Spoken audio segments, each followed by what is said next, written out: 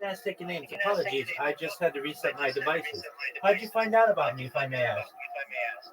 Ooh, I got your Discord invite from a friend. Oh, excellent. Your friend is amazing. Do you mind if I tell you? Excellent. Do you mind if I tell you about myself? Yeah, go ahead. I'd love to hear it. I'm Rabbi Rothschild. I stream my life 24 hours a day, 7 days a week, 365 days a year for world peace. I don't want war anymore anywhere on earth. I've been live streaming my life going back to the pandemic all day, every day, for more than 3.5 years.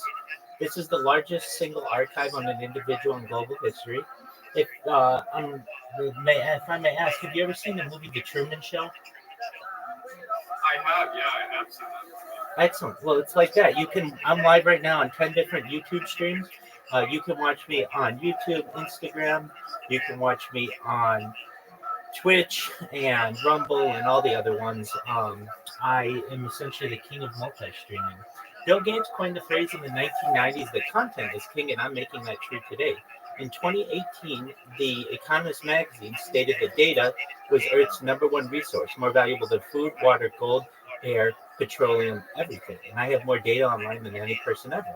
And I may be able to monetize that someday. And when I am, I'm going to help you, City, and I'm going to help you, Robert, with all of your hopes and dreams. I'm going to give you enough money to be able to help yourself, your friends, your families, and to be able to start charities of your own. How does that sound? That sounds fantastic. Yeah, fantastic. Excellent. I am too. So let's get down to brass tacks. What makes this stream better than anybody else's stream on Earth?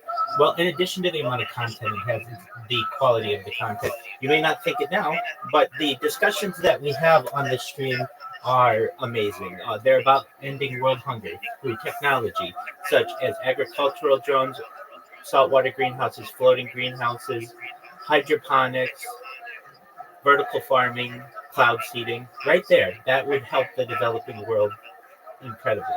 It's about ending world thirst. I'm actually sponsored by a cryptocurrency. It's has over $100 million market cap. It's called Harry Potter Obama Sonic Penny New. I know that's a mouthful.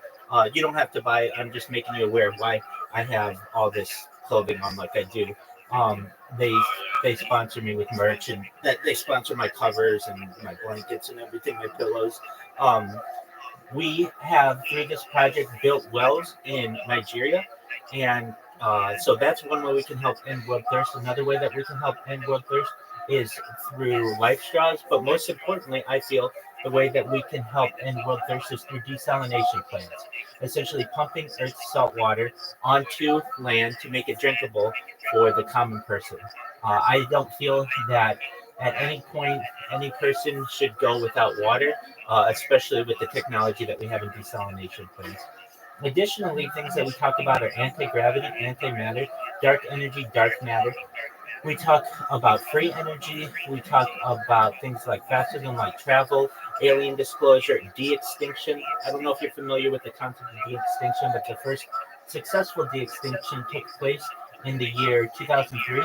It was with the Pyrenean ibex, which is like a goat in northern Spain, southern France. Fast forward to the year 2021, a company out of Dallas, Texas, known as Colossal Scientific, is started, and they've made it their goal by the year 2028, or less than 3 years, to reintroduce the woolly mammoth into the Arctic Circle using hybrid, creating a hybrid with African elephants. Following the creation of the extinction of the woolly mammoth, they want to reintroduce the Tasmanian tiger and then the dodo bird. So within the next decade or so, we may see some scientific advancements unlike we've ever even dreamed in the past. These are all really exciting opportunities, I think. Other things that I talk about that aren't normally discussed in society are things like life extension technology.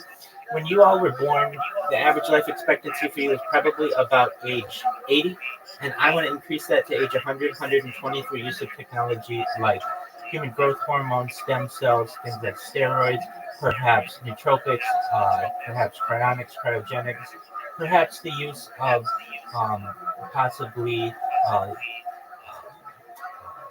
ambrosia therapy, where we use the platelets of younger people for the benefit of older people, and cold shock therapies. But then, once you're 120 years old, your body's going to inevitably break down. You're going to say, Rabbi, okay, now what? Well, that's where the next type of technology technology comes into play.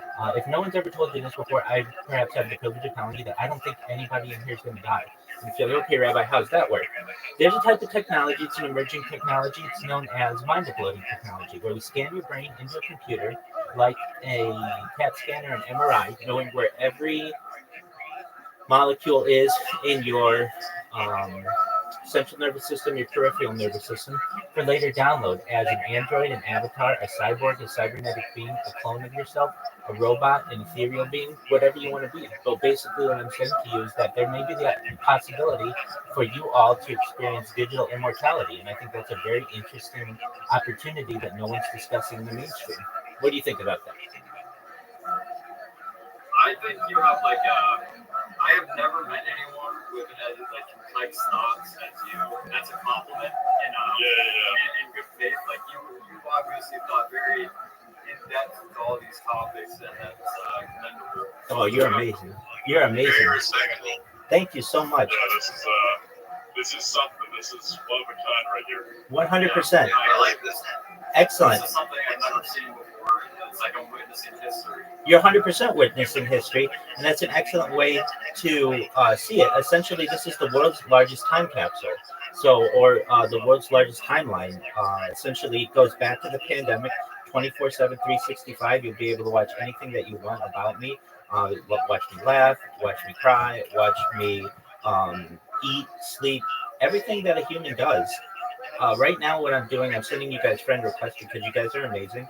And additionally, I'm sending you a link to my YouTube. Feel free to just see the amount of angles from which you can watch my life. I mean, it's really something. You won't generally find someone with more than one angle of their life when they live stream, let alone like, up to 10 or so. In addition, I'm the number one streamer all time in Aiden Ross's stream, if you know, or Aiden Ross's Discord server, if you know who that is. I'm the number one streamer all time in Aisha Speed's Discord server, and I'm the number one streamer all time in Kai Sanat's Discord server, in addition to many others. So basically, I give people a portal into my life where they can just watch whenever they want. And again, I'm going to do everything that I can to help you all and help the developing world. When I say I don't want war, a lot of people can be can think that that's a pipe dream. But the way that I envision it, and I really think this is true, if you study colonial civilizations, but even science fiction alien civilizations, if you really get into it, they don't ever have civil war at home and then continue to colonize. That's too difficult to do. Eventually, they have to have peace in their home country or peace on their home planet before they can get into types of technology like space tourism and terraforming other planets such as Mars and Venus, terraforming other planetoids like Europa, Jupiter, and eventually getting out of the solar system, and then eventually getting into interstellar travel, such as getting to perhaps the next closest star system, which is Alpha Centauri, which is about 4 light years away, and then eventually getting into intergalactic travel, which would be the next closest galaxy, which is Andromeda. These are all things that I feel are not just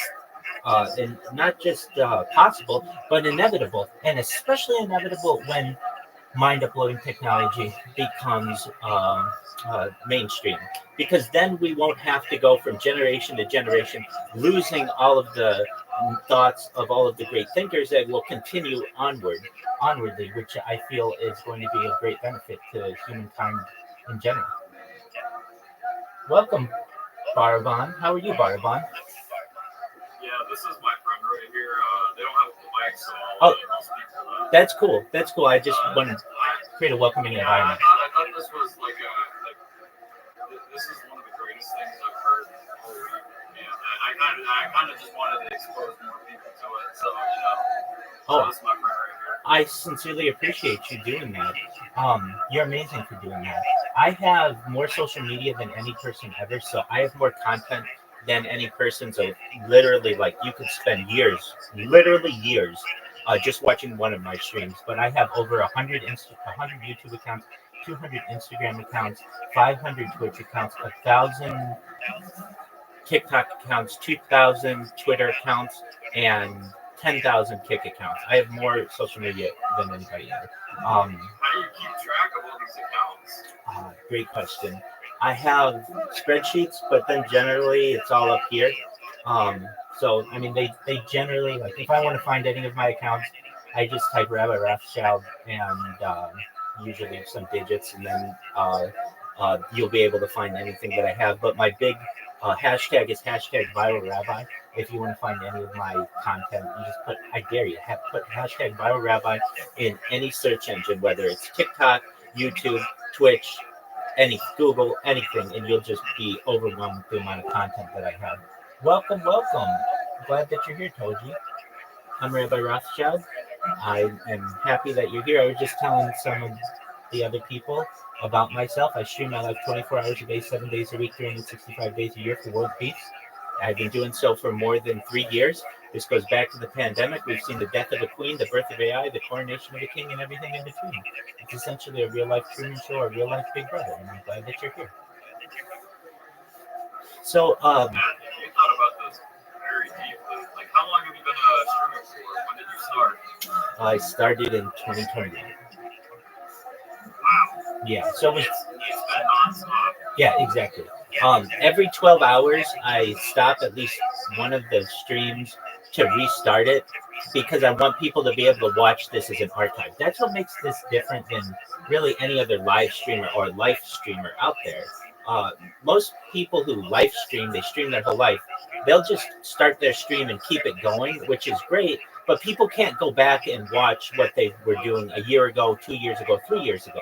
Mine you can, because every 12 hours I stop my stream and restart it so that it's in 12-hour increments, essentially. So I got a question. What do you think about, like, what's the word? Immortality? Yeah. How can we expand upon that? Yeah. Certainly. Okay, so really I think the future is a digital immortality where we, like I said previously, with mind uploading technology, we scan your central nervous system, your peripheral nervous system into a computer for later download. Now, how can this download be accessed? Well, this may give people the opportunity to perhaps complete or participate in activities they never did before. So someone previously may have said, I'm afraid to bungee jump, or I'm afraid to jump out of a plane or skydive, or I'm afraid to base jump because if I die, I'm done. I have one life. However, if I know that I have uploaded my brain before my mountain climbing trip or my scuba diving trip or whatever, and I may die during that expedition, my friends and family could just bring me back from my mind upload, almost like a save point in a video game. And now there's the argument to be made, is this really you? That gets into philosophical paradoxes, but essentially you wouldn't know any different. It would essentially be you would awake and you would feel like you just did right when that scan took place. Every single aspect of your life, every memory of your life would be the same. Every aspect of your personality would be the same. And you'd be able to transfer that from one shell, essentially, one android avatar, cyborg, cybernetic being, clone of yourself, robot, ethereal being, from one to another, into eternity. Essentially, the physicists or astrophysicists currently surmise that the universe is approximately 12 billion years old and has a total lifespan of 60 billion. So when I say into eternity, I mean for another 48 billion years. But you have to understand that there's the possibility over that course of that 48 billion years that the opportunity of time travel may be possible, that interdimensional travel may be possible, that perhaps being able to transfer from one universe to another universe in the multiverse is possible.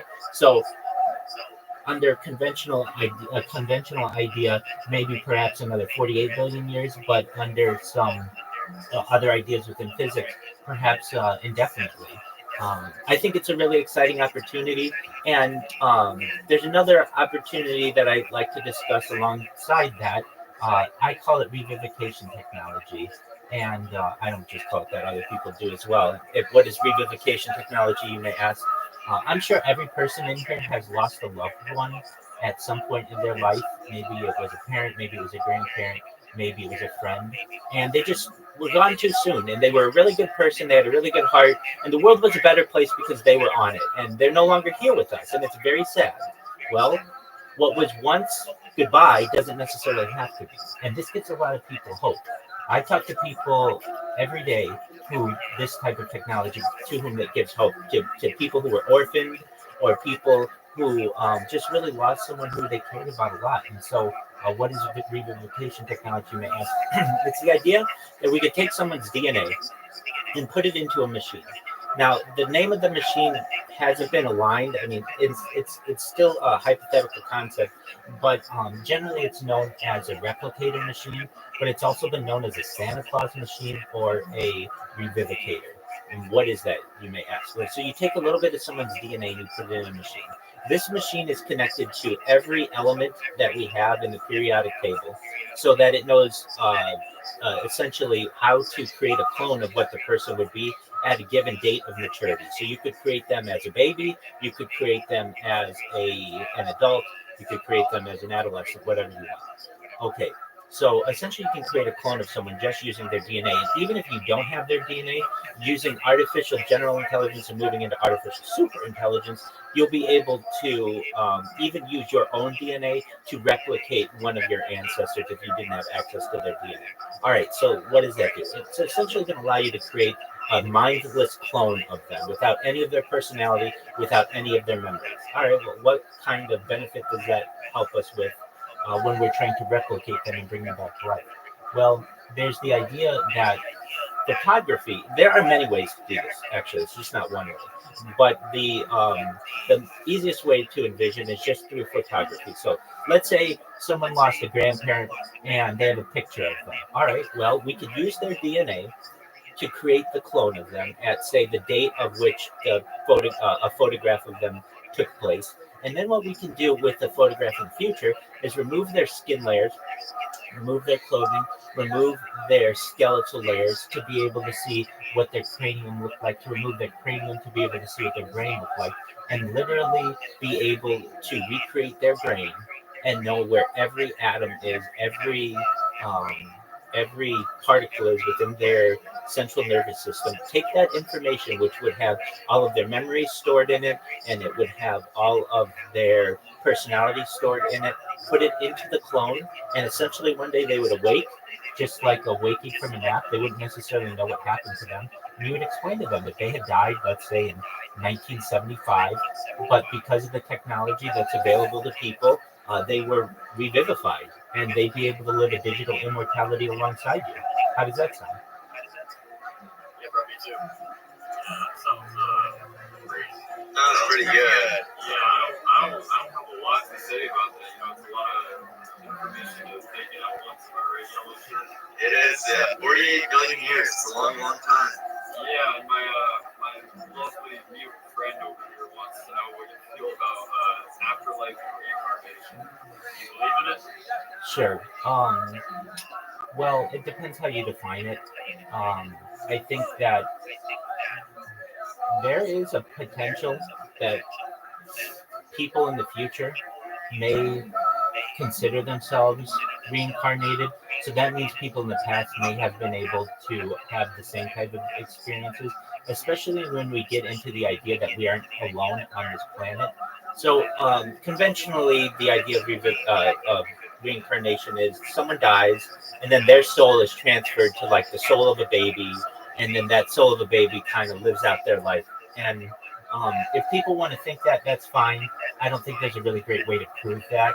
But what I do think there's the opportunity to do in the future is have reincarnation. So I am an advocate for it in the future. So how could we have that? All right, so let's say that you have a person, they live their normal life to age 80.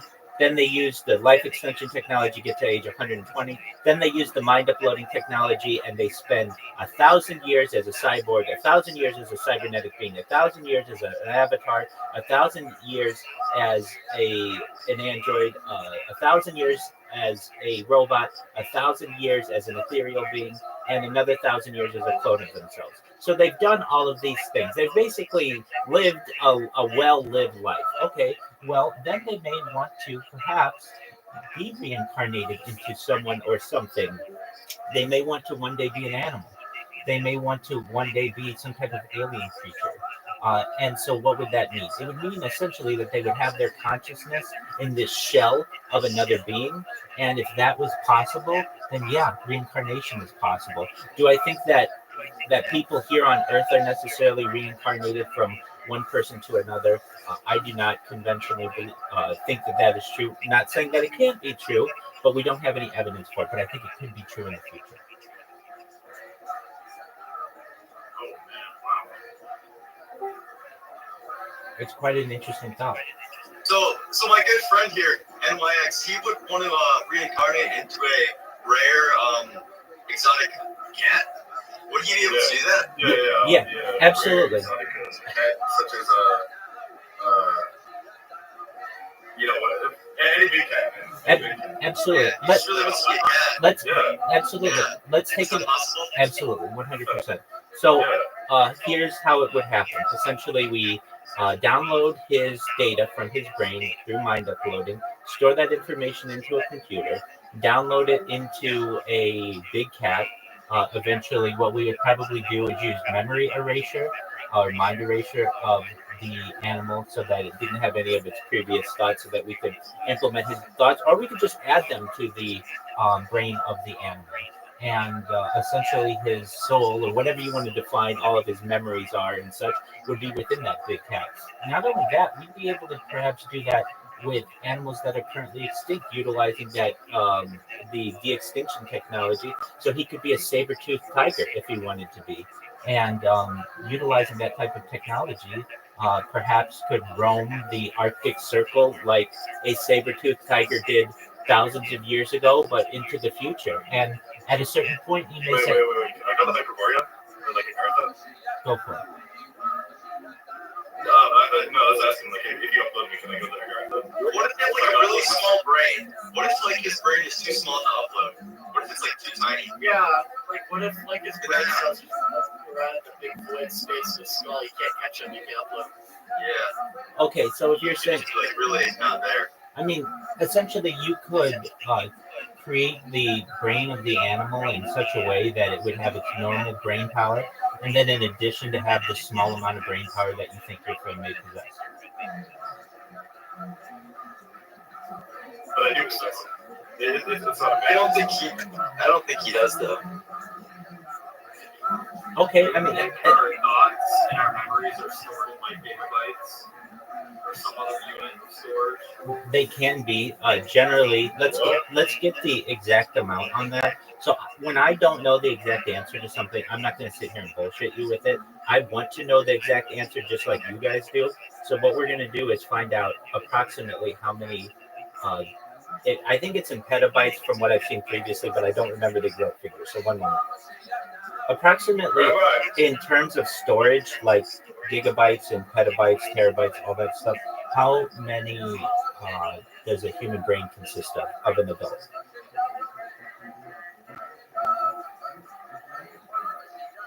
Rabbi. Yo, Alan, do you have any respect for the rabbi? No, I approximately in storage units. He remembers me. It's been a while. It's been a long time. Sure, Talon. Not off the top of my head, but I meet a lot of people. What's going on? I know you meet a lot of people. You're very famous. But I was in here a long time ago. Not everybody. Okay. Well, how are you? We were talking about the alien stuff. We were talking about the aliens and stuff. You were showing me videos Okay. of the laser stuff. Yeah, it's been a while. How have you been? I've been well, thankfully. How have you been? I've been great. Yeah, fantastic. Oh, what in your life has been fantastic? Well, I don't know. Just I've been good. I'm better. We're happier. Being better. Approximately. Stuff like that. Just one moment. My my voice to speech isn't working. We'll find out the information there. Okay, so if I may ask, has your mind changed at all on the subject of aliens? Are you a believer in aliens? I mean, I believe that there is some form of like foreign entity out there. Terrestrial, right? Exactly. I believe there's something out there, other human life form. Definitely, this is definitely. I wonder, you know, if they be coming to Earth, maybe. I think they'd come here, but I'm not too sure if it's like something like why would they want to, you know? Why would they want to come here? The way that I, the way that I, They do exist, but they're like at the levels of the they're not advanced enough, you know. Yeah. in terms of conventional storage, like megabytes, gigabyte, terabyte, petabyte, and such, how much is an average human brain? Yeah, dude, we can run in space. But, What's up, Big John and Mountain State? What's up, 05? What's up, guys? Okay, so in answer to the question about a human brain, approximately how much storage is it equivalent to? It's about 2.5 petabytes, which is 2.5 million gigabytes. So it's a huge amount of data. Absolutely. I mean, some people, we obviously know they're less intelligent, so they have probably like maybe half that. Yeah, like Nyquil, we could probably fit you on like solid state. Well, no, I was thinking, well, if he wants to go and get big, you don't need much of that. Let's look that up. Let's see what the average storage is of like a lion. Approximately how much storage does a lion have for mind storage, like megabytes, gigabytes, terabytes, petabytes, etc.? Excuse me, Rabbi, I have a very important question. Go for it. So, some U.S. senators a long time ago were talking about big space lasers in the sky. Do you think that they exist or they do not exist? I think that there's certainly a potential that they exist. Oh, they definitely do. They killed my dog last week. dude, yo, my heart goes out to you. My heart goes out to you. I said stuff about the CIA. The laser, did you see it? Like, work really laser? I saw it. It was very big, red, and I was able to get to it. It was a big, like action. I think that means they're mad. They were mad. Yeah, no, I said some really bad stuff about the CIA. No, in all seriousness, No, I'm sorry, dude. I really hope in all seriousness, this is known as a directed energy weapon, and these certainly exist. They've existed for decades. Who controls them? Yeah, I guess. Really, if you want the names, it's the 13 families that rule the world. So that would be the Astor family, the Bundy family, the Carnegie family, the Collins family. Hey, do you want me to speak? Hold on. Do you want me to speak, or do you want to cut me off?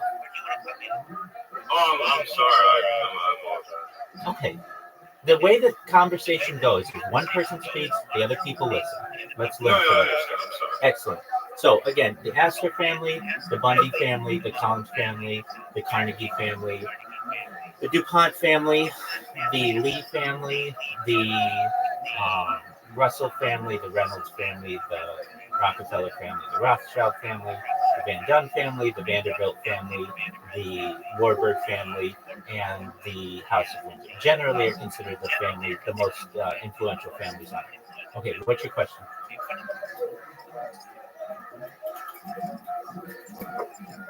Am I able to speak? Yep, absolutely. All right, thank you. Do you think with all those families together, do you think they have like a direct connection with the 12 disciples of Jesus in some way? Well, that's a good question. That is a good question. Perhaps some of them, especially when you get into the Merovingian bloodline, which is related to this. As I understand, the Merovingian bloodline takes its lineage directly from that group of people. And so if you're wondering who the Merovingians are today, they would be like the different houses of the nobility of Europe, the House of Monaco, the house, like the different royal houses, the house of Milan, the house of Venice, those types of people. Basically, the people with small city states in Europe. Hey, Pig, how's it going?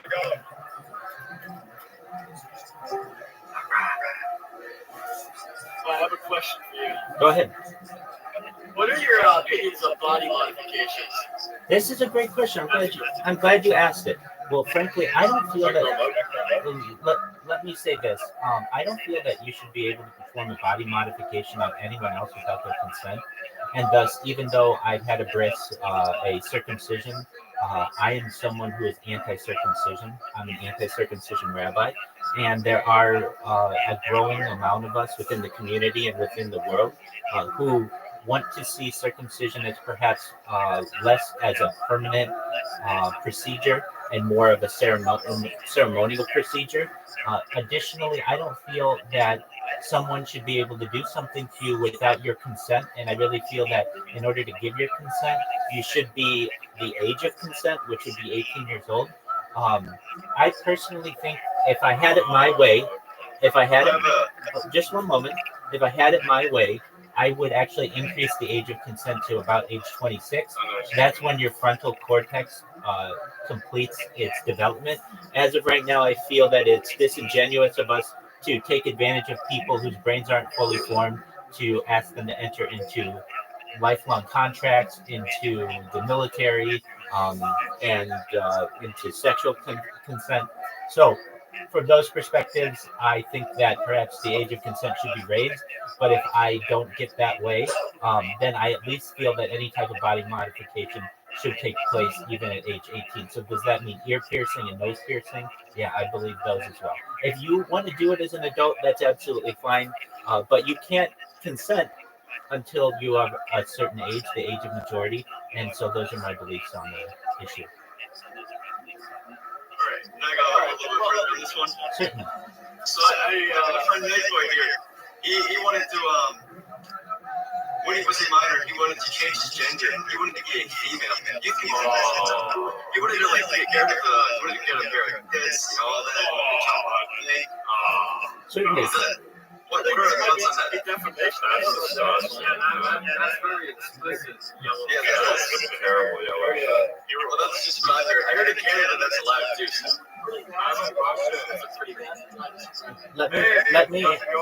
Let me answer this question. Once they're at the age of majority, You remind me a lot of like JD Vance. It's a compliment. once someone is at the age of majority, then I feel that they should be able to do with whatever their body they wish, so long as it doesn't cause harm to other people. Do whatever you want. You think if I cut off my dick, sword and jar? Certainly, as I understand, Rasputin's penis was legendary. The Russian philosopher and leader, and his penis has been stored in a fermented jar in a museum for over a century. I guess another question that I have, what would your opinions be on potential like civilian intervention of cybernetic enhancements, like getting both like middle class and lower class people cybernetic enhancements? Oh, I'm all about it. I'm all about it. In fact, this is a really great question that you asked. Okay, just one moment. Yeah, so do I. Just one moment. Same. Just one moment. So I believe that we're already having cybernetic enhancements. In fact, I've heard that former Vice President Dick Cheney wants to be known as the first cyborg because he's had so many different pacemakers that have been put into his body. So really, the idea of cybernetics is something that's already taken place. If you consider any kind of machine introduction into the body as a cyborg, well, then anyone with a pacemaker has that. Anyone with perhaps a type of CPAP machine within them has that. And various other, even people who have had their limbs amputated and they had some type of artificial limbs, they all could be considered the primitive versions of cybernetic beings. and I'm for that. I believe it enhances human life. And then one moment, if I may, just talk about this from a larger standpoint in the brain-computer interface. So it's called a BCI, which is essentially the project that Elon Musk has with Neuralink. The first successful Neuralink has taken place within a man named Nolan Ashbrook. Essentially, he is a quadriplegic person. He's unable to walk or use his arms. But what he is able to do is play video games because of the brain-computer interface better than anyone in this room. Essentially, he has a snipe robot or an aim auto aimer that allows him to be better at virtually any video game possible. And when we get into this type of technology, brain-computer interfaces, we really start to tie the two worlds between conventional human life and the world of the cybernetic future. That's it. It is. I actually heard that with the cybernetic enhancements we're getting, like new developments and technology, they're actually trying to bring George Floyd back. Yeah, I heard about that. George Floyd. Yeah, like the N-word link. The N-word link. Yeah. No, I heard about that. Okay, and as we discussed, we didn't have the opportunity to hear that could be done perhaps through revivification technology, and I would be an advocate for that. This is a No, I think it was an injustice. So I have a question, if you don't mind. I had a question first. No, shut the hell up, I'm talking. So you said you would support George Floyd being brought back to life. In order for that to happen, he'd have to get killed. So would you support him being killed? Well, he was already killed. Yeah, but hypothetically speaking. Would you support in heaven right now? Isn't that the best place for Would it? you support the death of George Floyd in order to test Elon Musk's Neuralink? I said we could testify. I said, and hear me out. What if it killed Elon? Look, Yeah, I agree. look. As I understand, Killing an Elon to test his Neuralink? I'm a pacifist. I would for George Floyd. I am a pacifist, so I don't think that we should kill anyone without reason. And I do feel as if, Even for scientific purposes? But like the Neuralink. Yeah, okay, like what if he signed a waiver? so He signed a waiver. so that's what Nolan Ashbrook did. Is he signed a waiver in order to be able to be the first person to try out Neuralink and brain-computer interfaces. So essentially, he did not die. So that's kind of a successful implementation of this. Now, for George Floyd, to my knowledge, George Floyd is dead, and so we wouldn't have to kill him. He's already been killed. But if we wanted to bring him back, I'd be an advocate for that. Yeah, I agree. It was such an injustice. But he was just the rest of what he's talking about. No, it was an injustice. It was injustice. I was looking at it. Propaganda. The Republican Party just wake up. Rabbi, was the killing of George Floyd justified? No. I agree. I should have said it was justice. I didn't hear against some of the protests.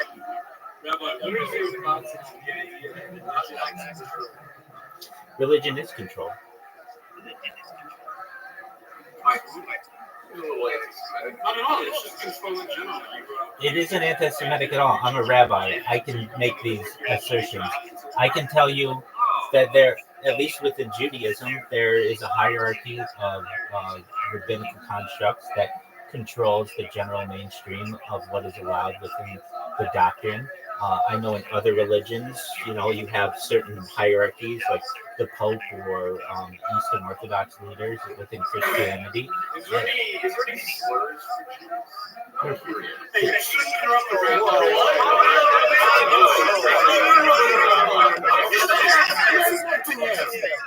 That's it. I just want to know what I can do to stop Jewish hate. I want to know what slurs they use. Okay, you can Google that information. I'm not going to give you that. Oh, what? Rabbi, please, Rabbi.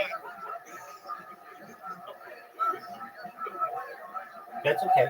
My roommate's Jewish. I need to know. I need to look out for him. Any other questions that you have? Yeah, Rabbi, I have a question. Go for it. So let's get off topic. How do you feel about Kanye West and his whole anti-Semitic thing? Do you believe you can separate the art from the artist? Yes, I believe that you. I believe that you have to. If not, then we can't really celebrate any kind of art because people would always be able to say, "Well, so and so didn't do something correctly." So I believe we have to be able to separate the art from the artist. It's an excellent question. So how do you feel about the allegations that his dentist was hooking him up on nitrous the whole time? That was like part of the reason he was saying all these crazy stuff. Do you think that's true? Absolutely, that can happen. And I'm not saying that that's true, but I'm saying that that's possible. And especially within the celebrity sphere, they have access to certain drugs that the normal, your average person does not, and they can allow those drugs to be able to manipulate their consciousness and allow them to say some silly things. I mean, personally, I think it was a product of mind control. Yeah, I do actually believe, like, Senior Sanders, you're my good friend. We both believe in mind control. It's something that's like very.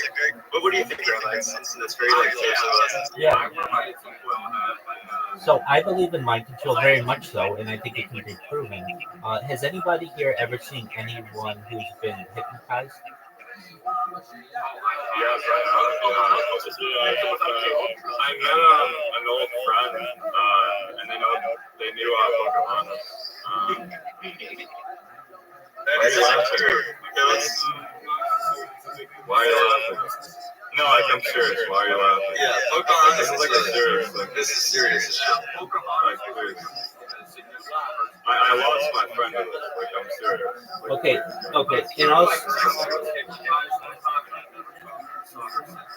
No, yeah, I'm really sorry about that. if you recognize that hypnosis is a very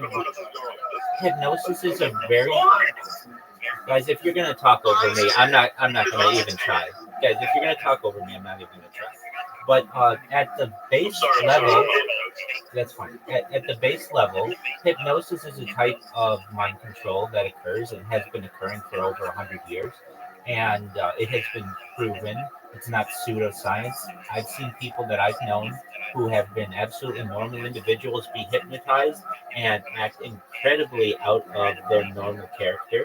I know it to be something that can actually happen. And then moving into the use of psychedelics into people's lives, definitely mind control can happen.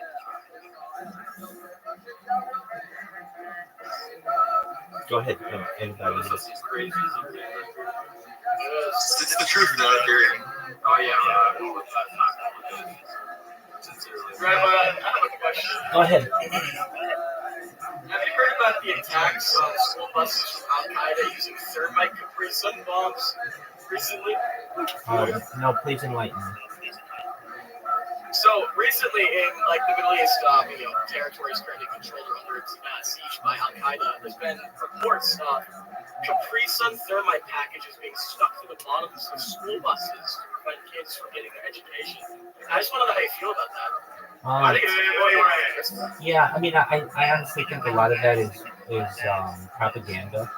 And if you know how the Al Qaeda was started, it had a very distinct connection to the American Central Intelligence Agency in the clandestine world.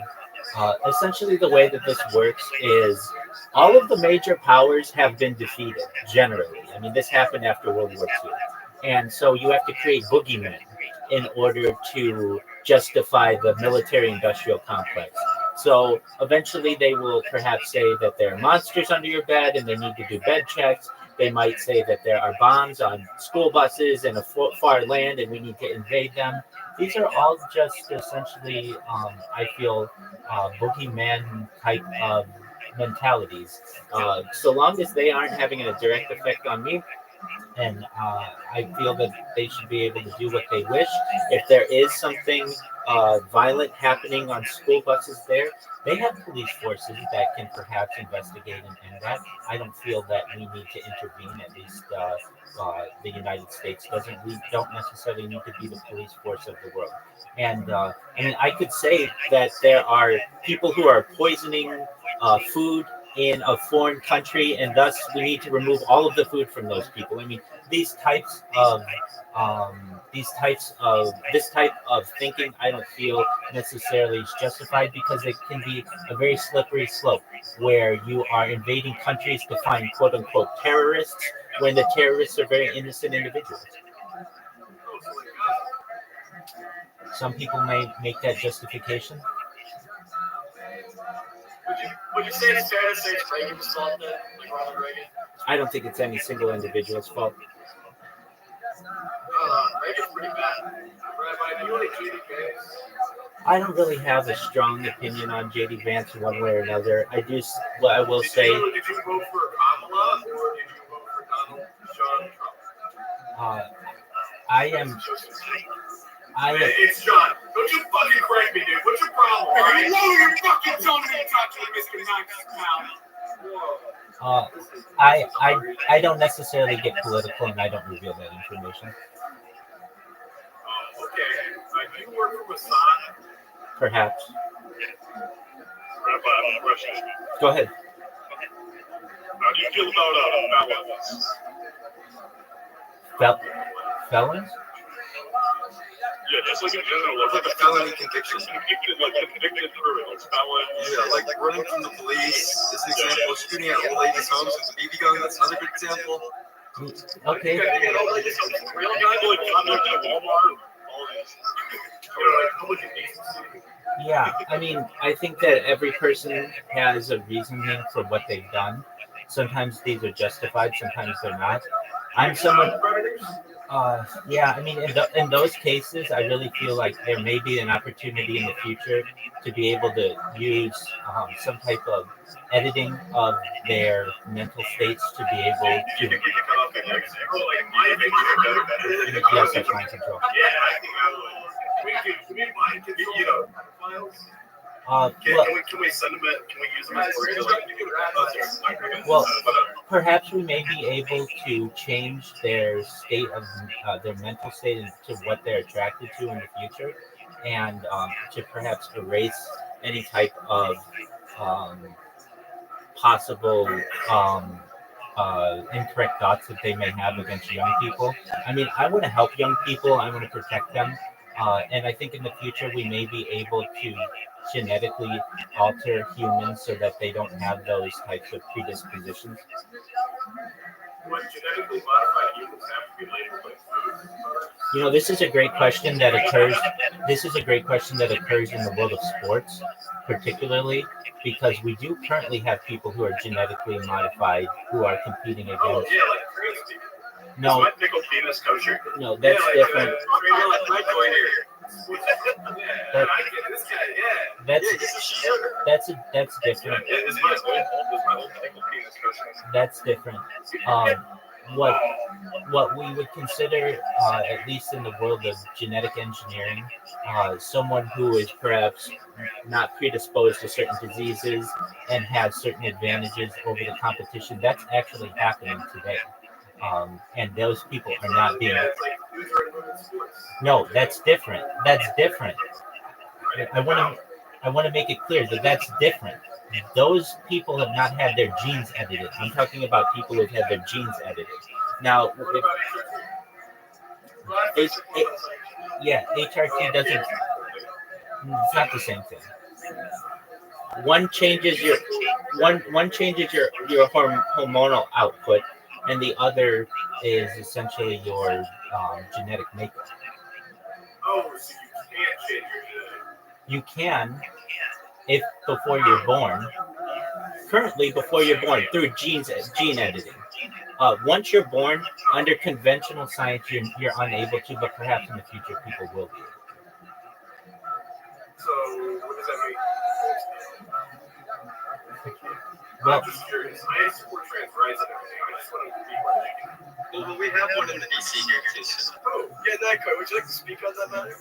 Wait, Yeah, trans. Okay.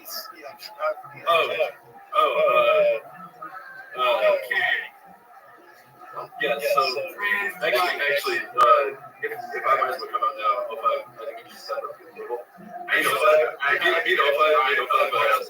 So I just all the adverse relationships. Shut up. Me 05 and the Knoxville, we all took a rope tighter dicks to it. We got someone to drive really fast down the road. They kind of pulled us. We're currently trying to find the straps left so we can collect them and use them as bacon bits. What? I was right to the kid what's going on. You were part of the context.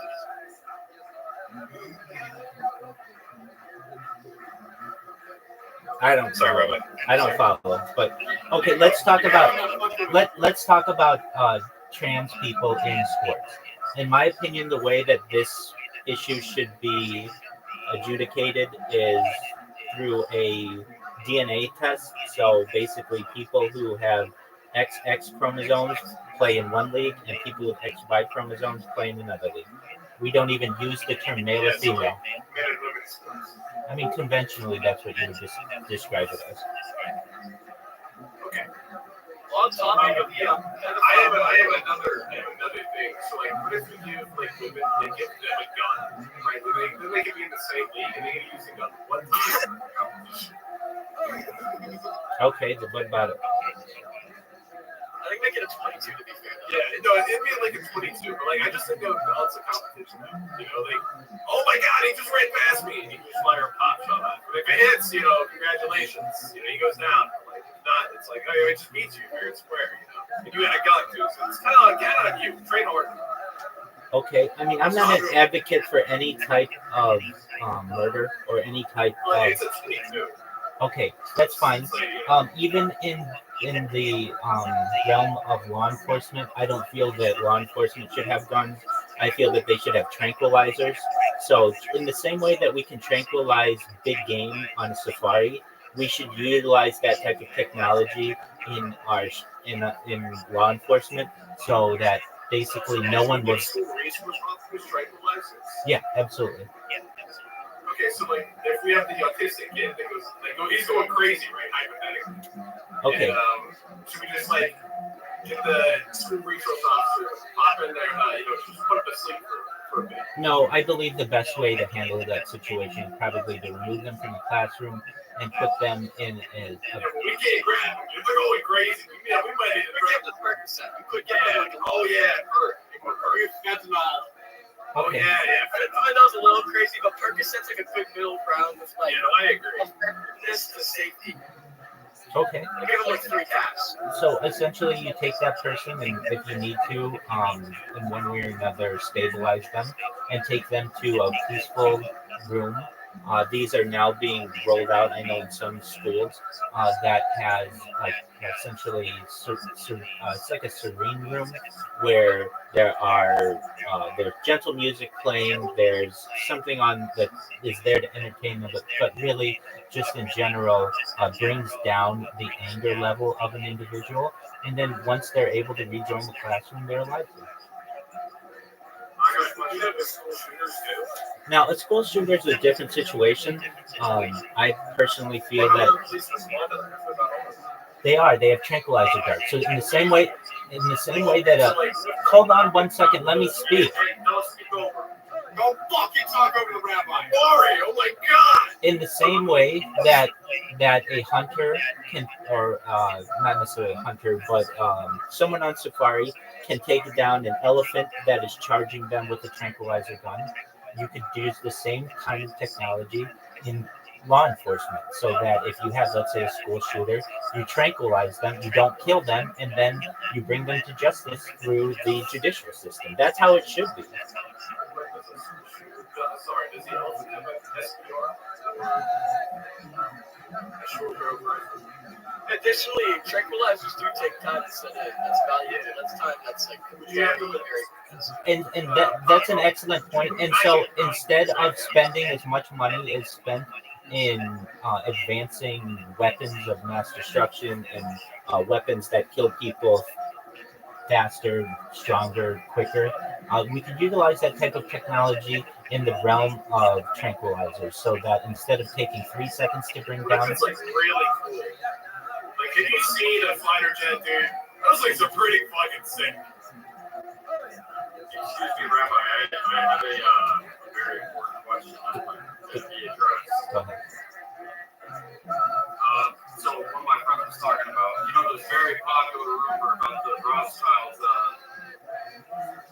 controlling the whole world. What do you got to say about that? Well, I named the 13 families that rule the world, and Rothschild family is one of them. Oh, I see. So they do control a portion of the world, like it's separated between all of them. We all control a portion of the world. So my portion for you. No, not necessarily that, but you are part of one of maybe 8 billion people on this earth that does have some say over which the world moves.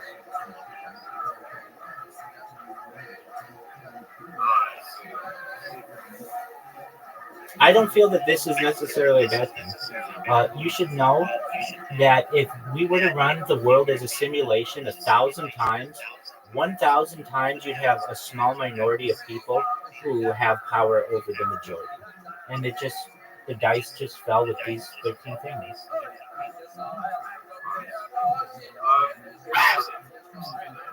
Robert, do you have any questions? I know you're very prolific in the Native American population. Okay, really? Dude, I mean, that's what you told me last night, is not. Robert, Since you want to talk about felons. well, I mean, you shot a BB gun at him. Hey, Robert, how many casinos do you own? Oh my god. More than you. Well, imagine you're Native American. Robert, he's the chief security guard. He's from Cherokee, and he's from the chief. He's actually from the reservation, and he's the lead security guard for the casinos. I'm a Nigerian prince, and I control the flow of Nigeria, water-wise. Well, that's incredible. Oh my God, there's dogs around. Gentlemen, do we think that skimming toilet is Russian mind control? Yeah, shut up. No, this is serious. Do we think that it's here to corrupt their youth? Wait, I'm picking up. You know that song, Signal Boy? Go ahead. It was made by a Russian dude. Exactly. There's a pattern It's brain rot to weaken the American children so we can't fight. We want to diminish our willpower. Yeah, that's when Russia's going to invade us when our willpower is nothing and we're basically We're going to send in a chud squad to execute us. Well, there's no doubt about that. You guys think the CIA made the hip-hop genre to control today's youth? I believe so. Yeah. Rabbi, I have a genuine They wanted more gun crimes to ban guns. That's what they call it. That's a theory, but a very likely theory. Yeah, but if they're banning the guns and the only people with guns are the bad guys. Rabbi, I have a question. Go ahead. No, but I'm not these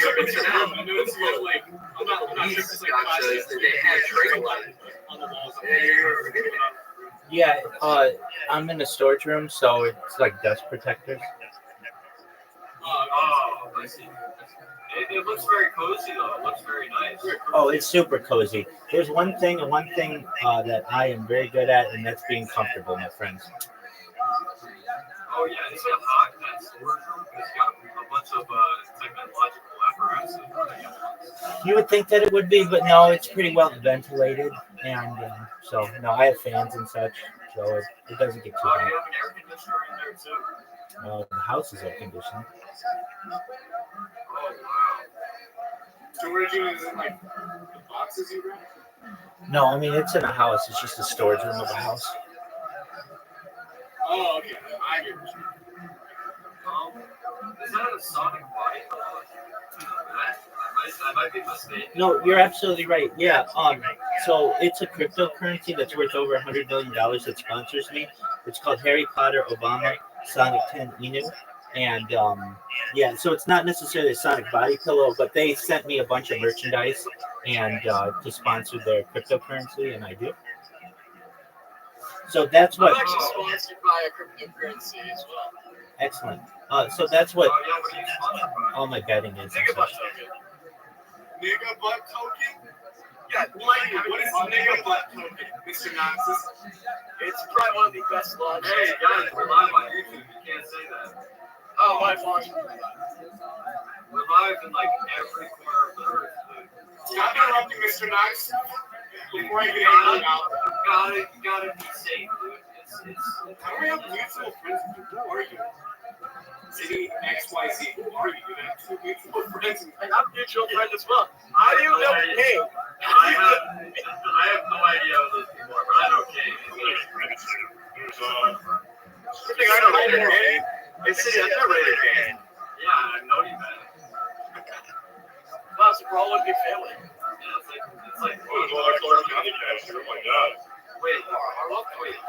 What if the rabbi reunited all of us so we could be like union? You should join Clark County. Go like a bike. Yeah, like a hive mind, dude. What if he reunited us? together? That's essentially what the neural network is, and perhaps that may be possible in the future. Maybe we can make our own. Is it maybe happening right now? Yes. Arguably, the initial data that's being created of a hive mind. Wow. What if this is just all the friends we made along the way? Yeah. This goes so deep. Well, it is quite an interesting project. There's no Wait, doubt is this a about it. reference to debugging? Wait, this might be. Wait, no. Oh, the tape was calling me. Oh, it's calling me now. Shut up, Trey.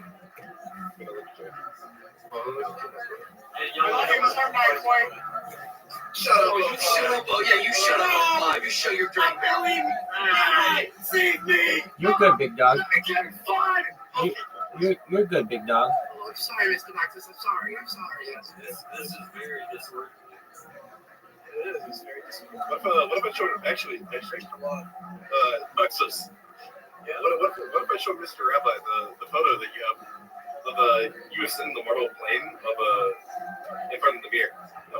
I don't think that's something that you can realize by others. Well, Rabbi, I have a question for you. Go ahead. So, as I'm sure you've seen before, there's a giant anti-Semitic joke going around on the internet called Beetlejuice. How do you feel about that? I'm not For familiar. running a Jewish community yourself. I'm not familiar with them. You know Beetlejuice? No. Says today 3 times he appears. Okay. And You try it out. Yeah, he talks a lot about coins and schmeckles. Yeah, he's very money oriented, very greedy. Okay, that happens. What do you want me to do about I it? just feel, I personally feel as it reinforces anti-Semitic stereotypes.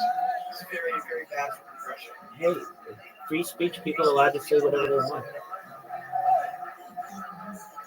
Do you think we should get rid of the First Amendment? No, I'm a huge advocate of free speech.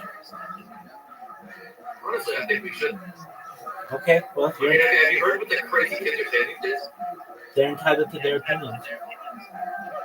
Their opinions are wrong. You're allowed Familiar to have with it. amendments. Somewhat. Because there's been some talk recently with the kids on the street about abolishing the 13th Amendment. Are you aware of what that is? Yes, so let me check one of them. 13th Amendment. Yeah. Just one. I know what it is. I know what it is. Hold on 1 second. Hold on 1 second. They try to bring back Let me finish. I believe, yeah, so this is what I thought it was. I believe that there is a section of this that is still in place today, and I would like to change. So, Section 1 is neither slavery nor involuntary servitude, except as a punishment for crime whereof the party shall be duly convicted, shall exist in the United States or any place subject to their jurisdiction. I disagree with that. I don't feel that you should have any type of involuntary servitude, even in cases where you have punishment of a crime where the party shall be duly convicted.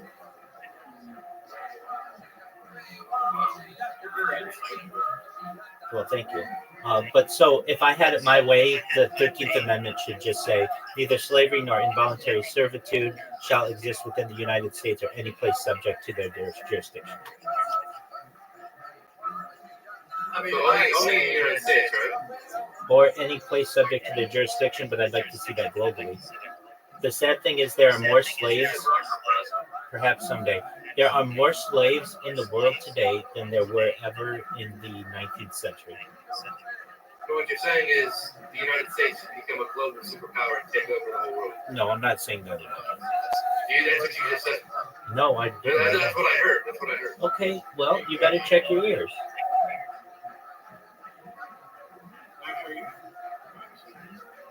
I think the 13th Amendment should actually read. I think the best way, the way we can all just get along is if the 13th Amendment said, "Thou shalt play with toys and have fun." Well, maybe we just I need think another amendment. I think, Perhaps we just need another amendment.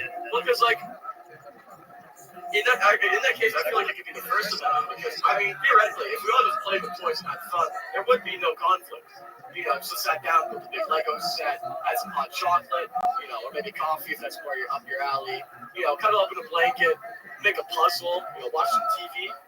You know, people are just there hating though. They don't understand how complex it is to, you know, do a 40-piece jigsaw puzzle or build a Lego set. Okay.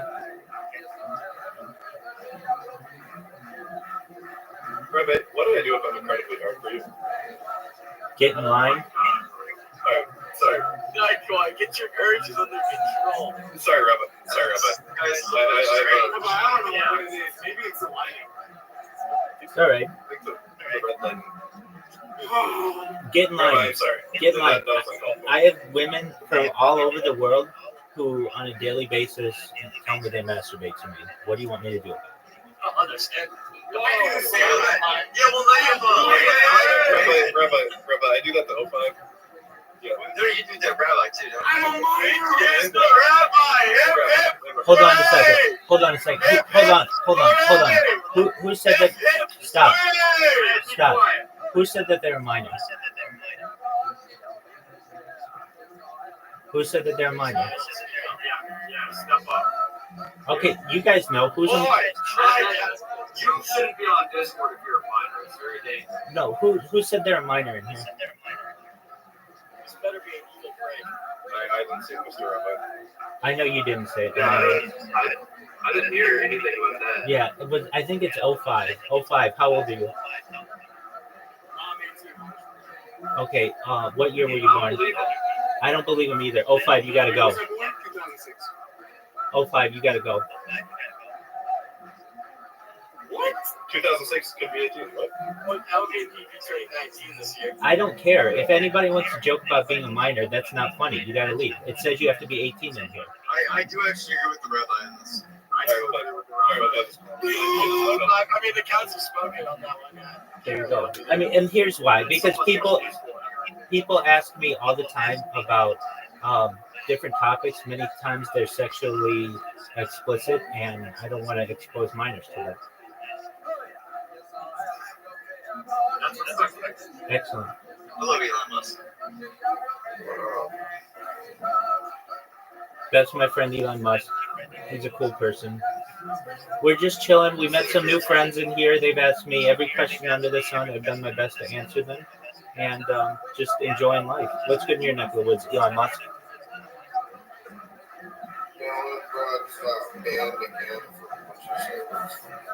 Shit happens. What happened? Why'd they do it?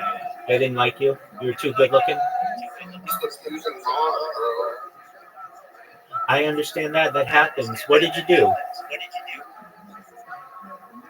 Just was fucking under my blanket. They said that's not allowed.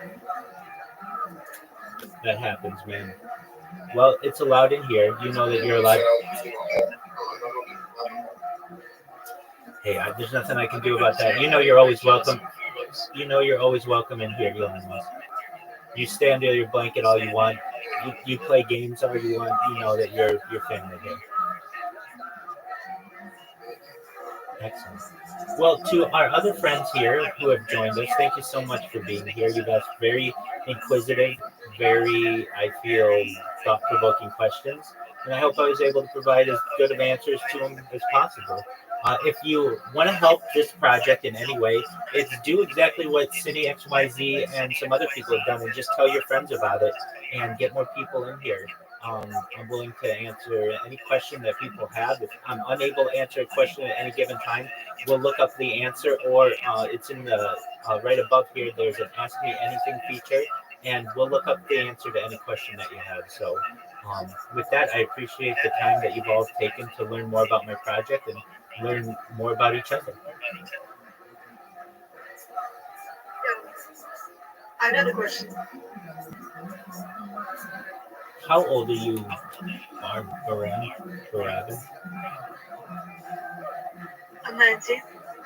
This is my fiance. Yeah. Okay, go ahead. So, you were president of the United States of America. What was your first thing to do? This is a great question. Thank you for the opportunity.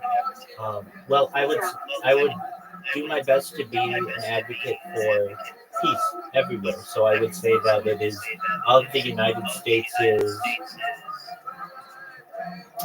it is like a new order, executive order, I guess, that we should be a pacifistic country, and thus we shouldn't invade any other country for any justification. Now, people may say perhaps that we may need to invade someone if they are provoking us or something like that. I think that may be a role for the United Nations, but I don't feel that is an individual role of any country. Now, personally, if I could pass any amendment, if I were going to be an advocate for that, it would be the Equal Rights Amendment. So, what is the Equal Rights Amendment entail? It's just essentially one amendment that states that citizens of the United States are equal. What would that entail? Well, I'm really an advocate for women. And I feel that women, especially in the United States, are discriminated against, particularly on the internet. So I'll just give you an example. If I go like this, nothing's going to happen to me. I'm live on Telegram and Instagram and Discord. Nothing's going to happen. Why? Because I am perceived as a man, and I'm allowed to have my shirt off. But if I were a woman, I would lose my Discord account, I would lose my Instagram account, I would lose my Telegram account, I would lose my YouTube accounts. And I feel that that is de facto discrimination. And I don't feel that that is necessarily something that's right in this country. And so I personally feel that we should have equal rights amongst all its citizens. And so I would pass that legislation. That would be something that would be very important to me. That's an excellent question, Barbon. Any other questions? You're welcome. Anybody else have any So, questions? Rabbi, I have another question for you. Go ahead. I heard about a theory that the CIA is secretly ran by an AI that became sentient during the Cold War. Do you think that would have any truth to it? I don't necessarily think that that is true. I think the CIA is run by individuals, and that they use AI perhaps to their advantage, but I don't believe that it is run by a computer. It's an interesting theory, though. I know everybody wants it to be more interesting than just people who are advocates for the military-industrial complex, but generally that's what it is. You know what, guys? Vote me as director of the CIA, and I'll make sure it becomes a fascist oligarchy. It already is. You know what? I think I can get behind that though. Okay. Anybody else have any questions? Yeah, were you on Kill Tony? I just seen the other account. No. That's I'm watching Kill Tony right now. So if I hit play, it'll show us just.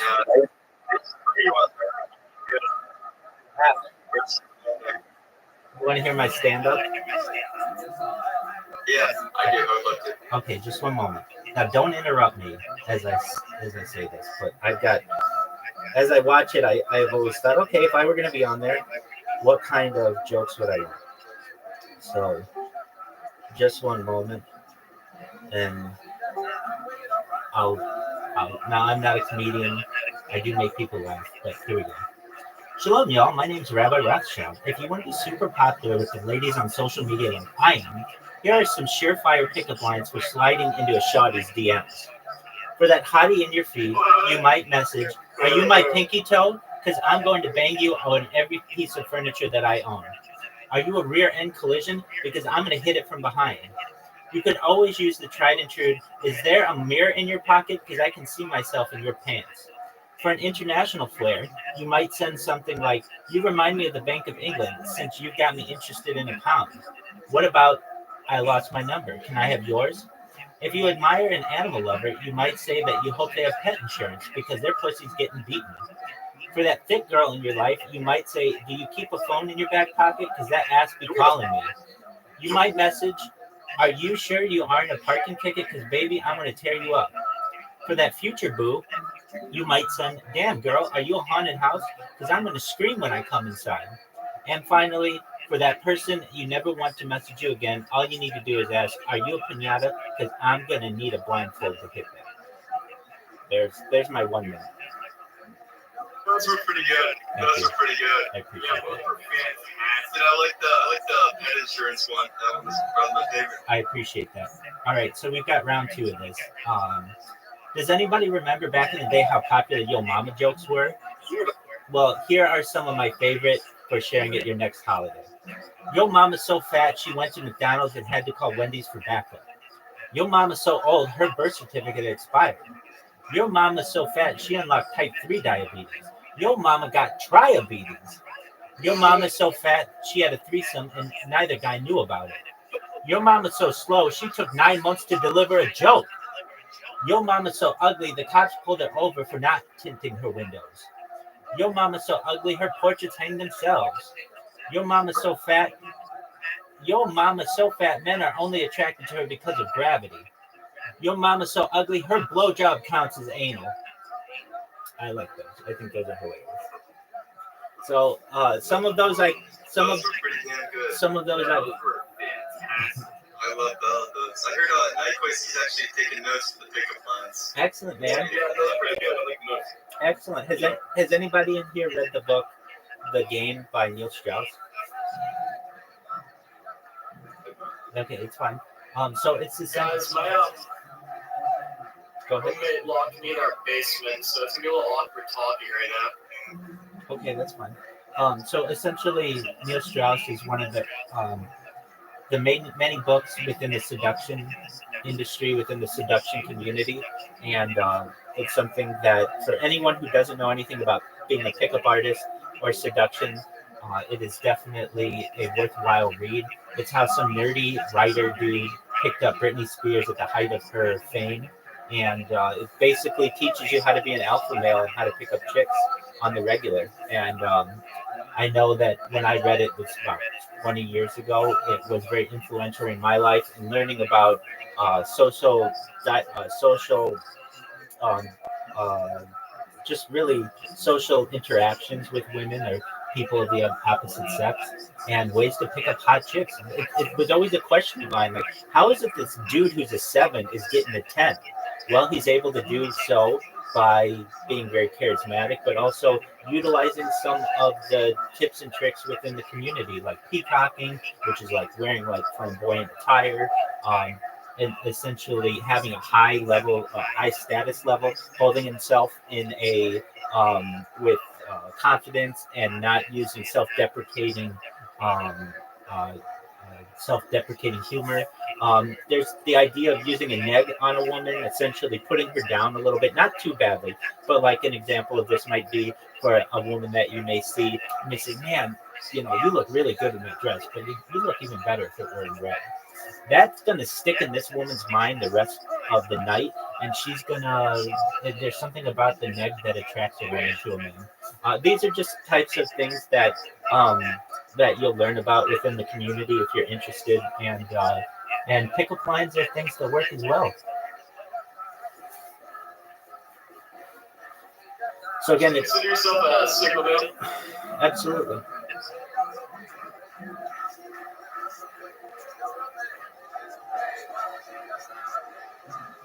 So prior to live streaming my life, I was involved in the pickup community.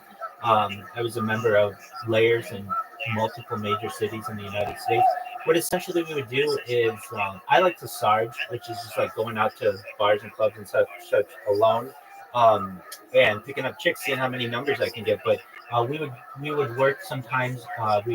We would some of these layers we'd meet at someone's house or apartment or something, meet each other, meet some new guys who just didn't have any experience with women, and go out and see who could get the most amount of numbers in a given night. These are just things that alpha men do, sigma men do, in order to really have a good time in life. So if you're not familiar with the pickup artist community, the best way to dip your toe in is through Neil Strauss's book, The Game. That's excellent. Any other questions?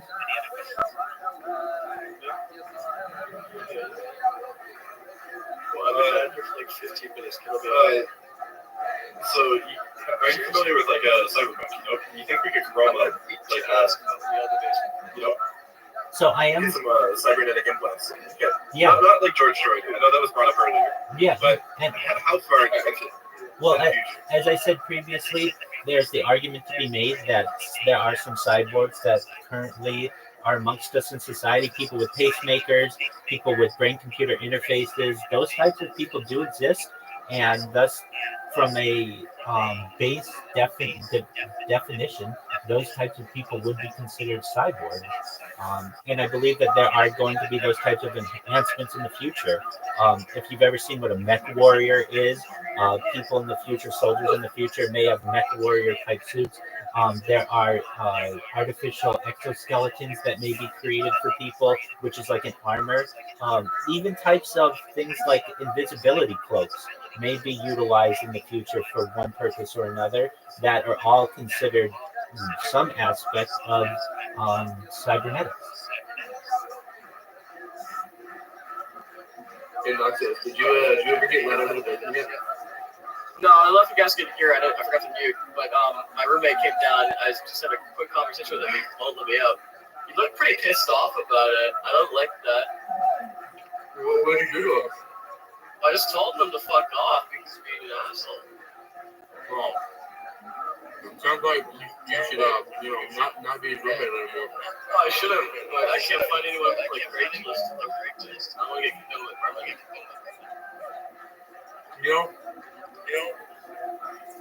It sounds like you can live by yourself, man. Oh, dude, Keep testing your phone.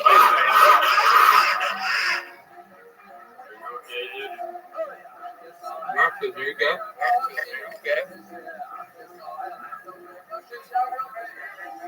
All right. Well, if you don't have any other further questions, you can feel free to watch Kill Tony with me. We're watching the best of William Montgomery. It's one of the regulars on here. I do want to thank you all for the opportunity to be able to answer your questions and connect with you. And if anybody needs a positive person in their life or needs an optimistic look on the future, I'm here to help you. I'm here to provide you hope, and just really appreciate the time that we were able to spend together. Thank you. That sounds great. Just to ask you a favor. Remember me when you're like super famous? You've been able to say this anywhere now. Absolutely, you've got it. City XYZ Part 2. Me too. You should understand that if at any point that I forget, all of this is recorded. You're recorded off of that camera. You're recorded. All of your voices are recorded. So you'll be able to say, on this given date, we had this conversation. I helped you along the way, and I'm going to help your friends, your family, and yourself to be able to achieve all of your dreams, which will be a really exciting future. Fantastic, man. That's great to hear. I'm gonna head out though. Nice meeting you for the first time. Absolutely. City XYZ, you take care, my friend. Peace, buddy. I'll definitely be back. Please do. Whatever you want.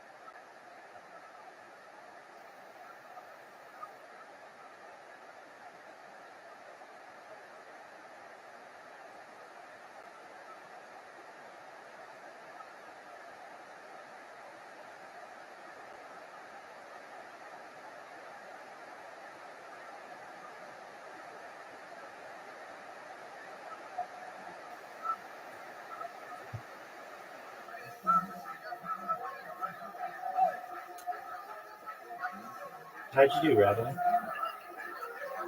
It's whatever. I just wanted to fucking down and get this shit over with.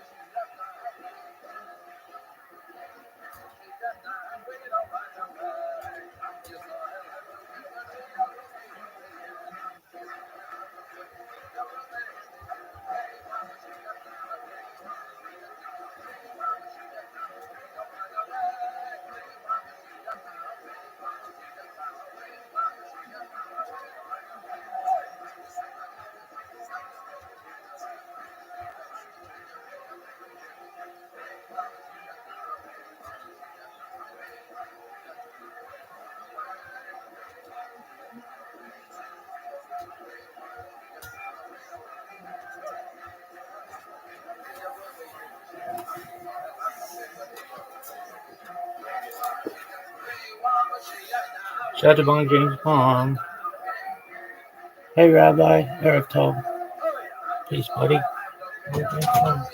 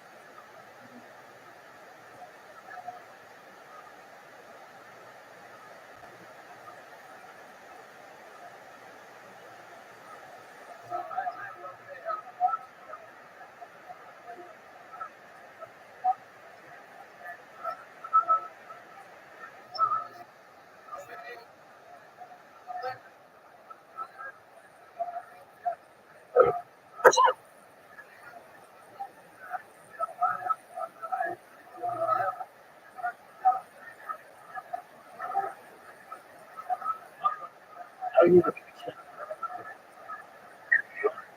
I told you.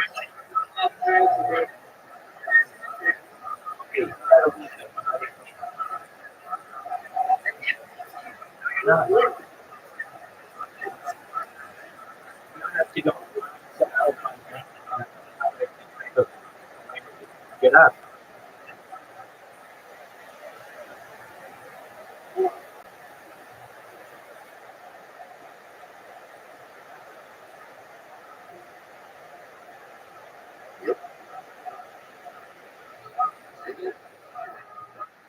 How are you?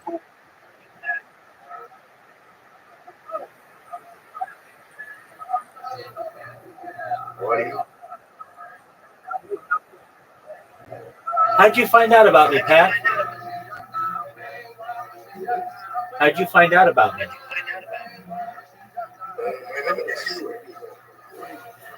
Oh, excellent. Where do you see me?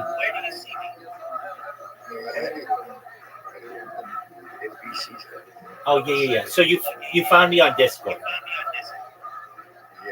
Excellent. Well, how are you?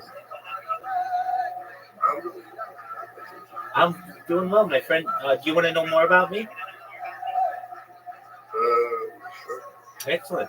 I'm Rabbi Rothschild. I stream my life 24 hours a day, 7 days a week, 365 days a year for world peace. I don't want war anymore. Essentially, this is the world's biggest time capsule. It goes back to the pandemic, more than 3.5 years. We've seen the death of a queen, the birth of AI, the coronation of a king, and everything in between. I am someone who is live all the time on YouTube, 24 hours a day, on more than 10 different streams. Essentially, I think people will be able to study my behavior in the future as the world's biggest time capsule, the world's biggest timeline. Some of the things that we talk about on the stream that I feel are important to the future of the world are things like ending world hunger through the use of agricultural drones, saltwater greenhouses, floating greenhouses, hydroponics, vertical farming, and cloud seeding. I want to help end world thirst through the use of digging of wells in developing countries and through perhaps the utilization of life straws, but most importantly, desalination plants, where we pump Earth's seawater on the land and make it drinkable for the population. We talk about some things that are not normally discussed in society, like anti-gravity, antimatter, dark energy, dark matter, alien disclosure. We talk about de-extinction. We talk about things like life extension technology and mind uploading technology and revivification technology. We talk about artificial intelligence, including artificial general intelligence, artificial superintelligence. If it has anything to do with the future, I am doing my best to become an expert in it. How does that sound, Pat? Excellent.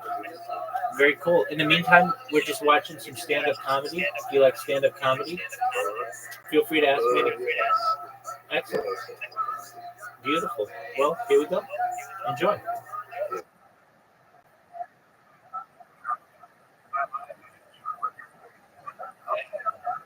You mentioned earlier how you don't really like the minors in the server. So, Correct. I'm going to assume you feel very strongly towards the child predators and pedophiles and stuff like that. I don't. Do you think? Hold on. I don't necessarily feel strongly about them. I just don't want to be around them, and I don't want to be around children. Do you think that we should use like child predators and pedophiles and stuff as like human meat shields in battle? No. Why not? Well, I don't think that we need to have battle in a conventional sense anymore, and I don't feel that those people are best for society in that role. If anything, I feel that rehabilitation perhaps is the best option for them. Um, Fortunately, I've never been abused. I've never known anyone to be abused, but I know that people out there have been abused, and those people who have look, oh 05, I told you can't be in here. Yeah, 05, you're a minor. You can't be in here. 05, get out of here. Yeah, come on, little guy. No minors are allowed. Big John. Dude, the rabbi already said that you can't be here. You know what I'm going to tell the rabbi, Big John? You don't want me to tell the rabbi. I have nothing to hide. Rabbi, you got it all wrong.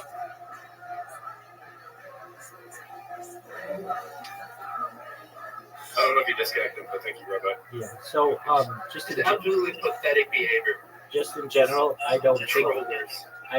that those type of people deserve the fate of being quote unquote human meat shields.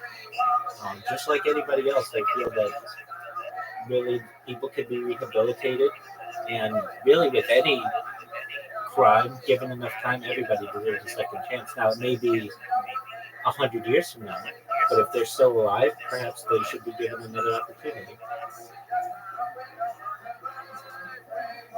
Well, I personally feel that child predators alike should be hung. Okay, I mean you're allowed to feel any way that you want. And if they're, or if it was that was how like my world was, I think we should use them as the shields. Like why should we waste our men taking the bullets when people who are already gonna die, take it? You're entitled to that opinion. I'm sure that there are many people who agree with you. What up, Elon Musk? Elon Musk, you ready for some stand-up comedy?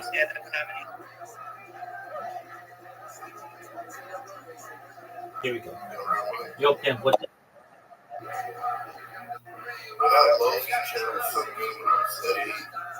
Oh, cool, man. I'm glad you like it.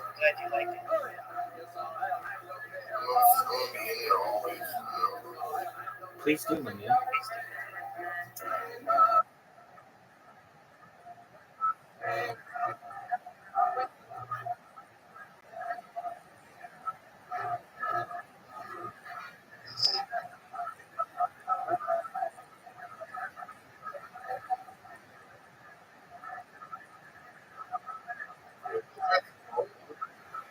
Perhaps. Life happens.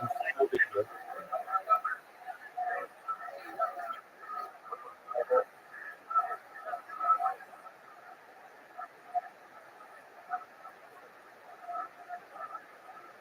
Oh, Blackberry. Nice to talk to you.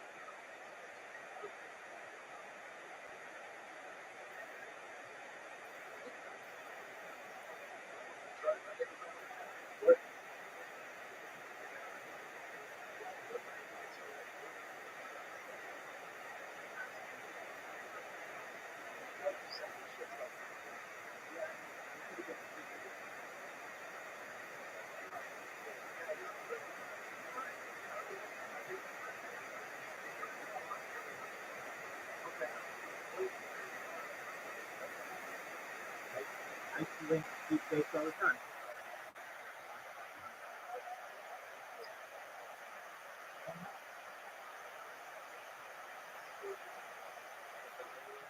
I'm positive.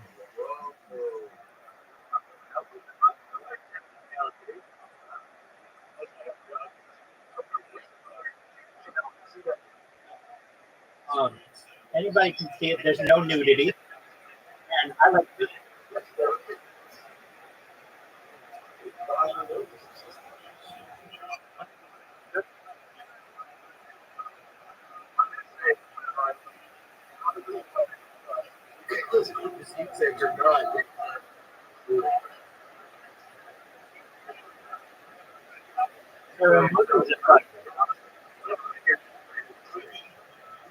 That's what your opinion.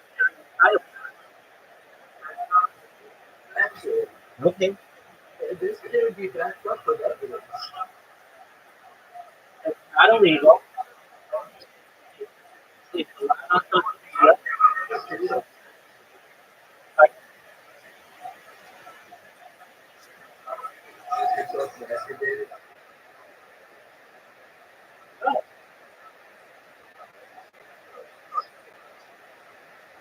no nudity.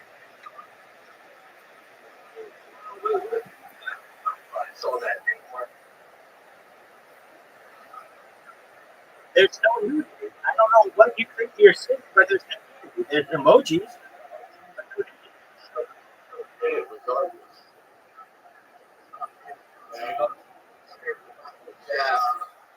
Thank God.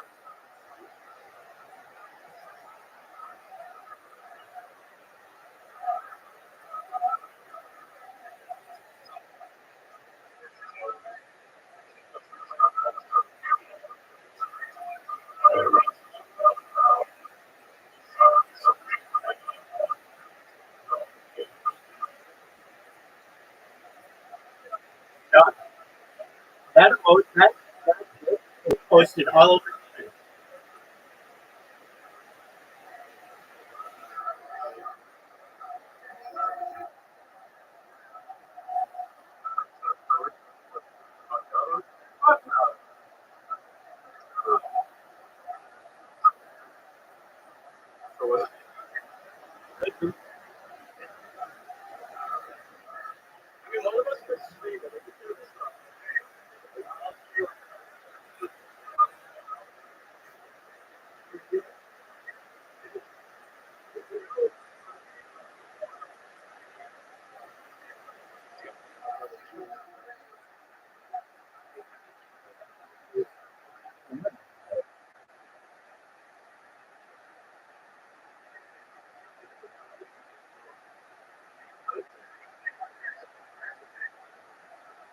I don't know what you think there's emojis.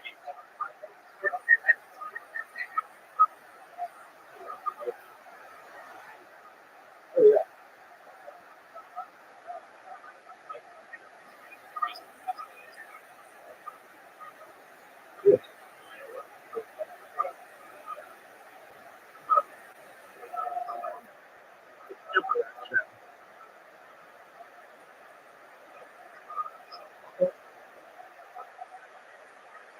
Well, there's nothing wrong with what's going on.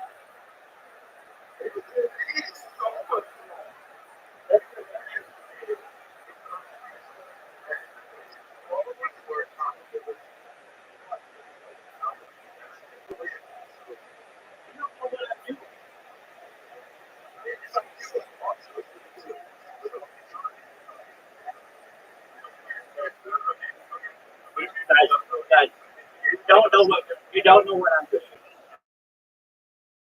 You're assuming.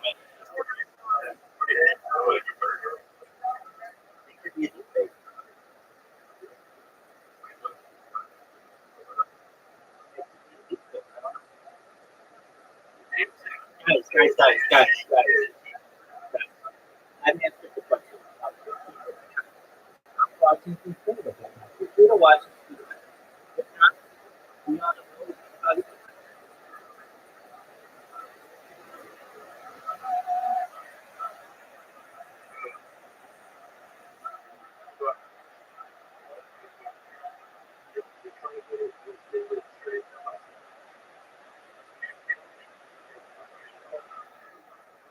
Incorrect. Incorrect. Incorrect. Someone else could have played that. In fact, if I could have put that post.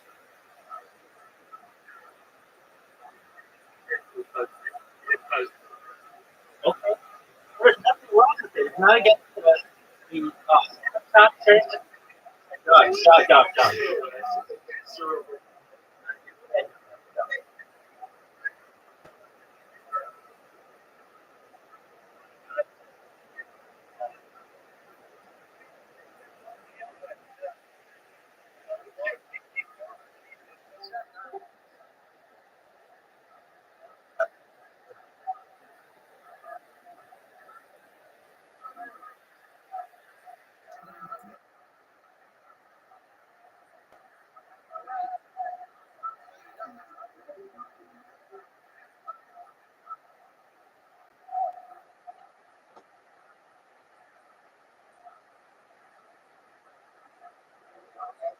Yo, Pimp.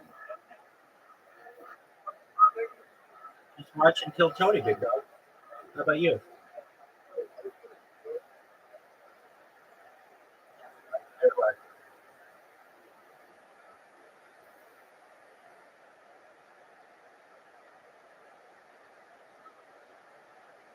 You good, big dog.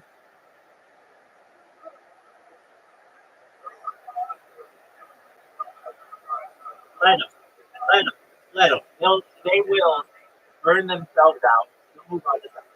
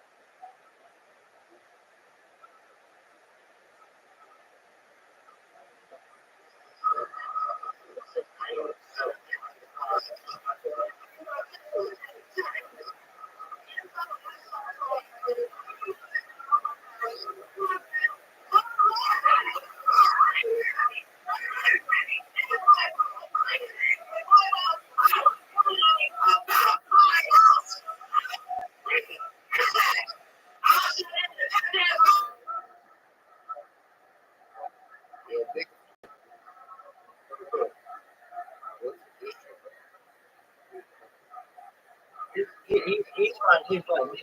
The other guys are fine.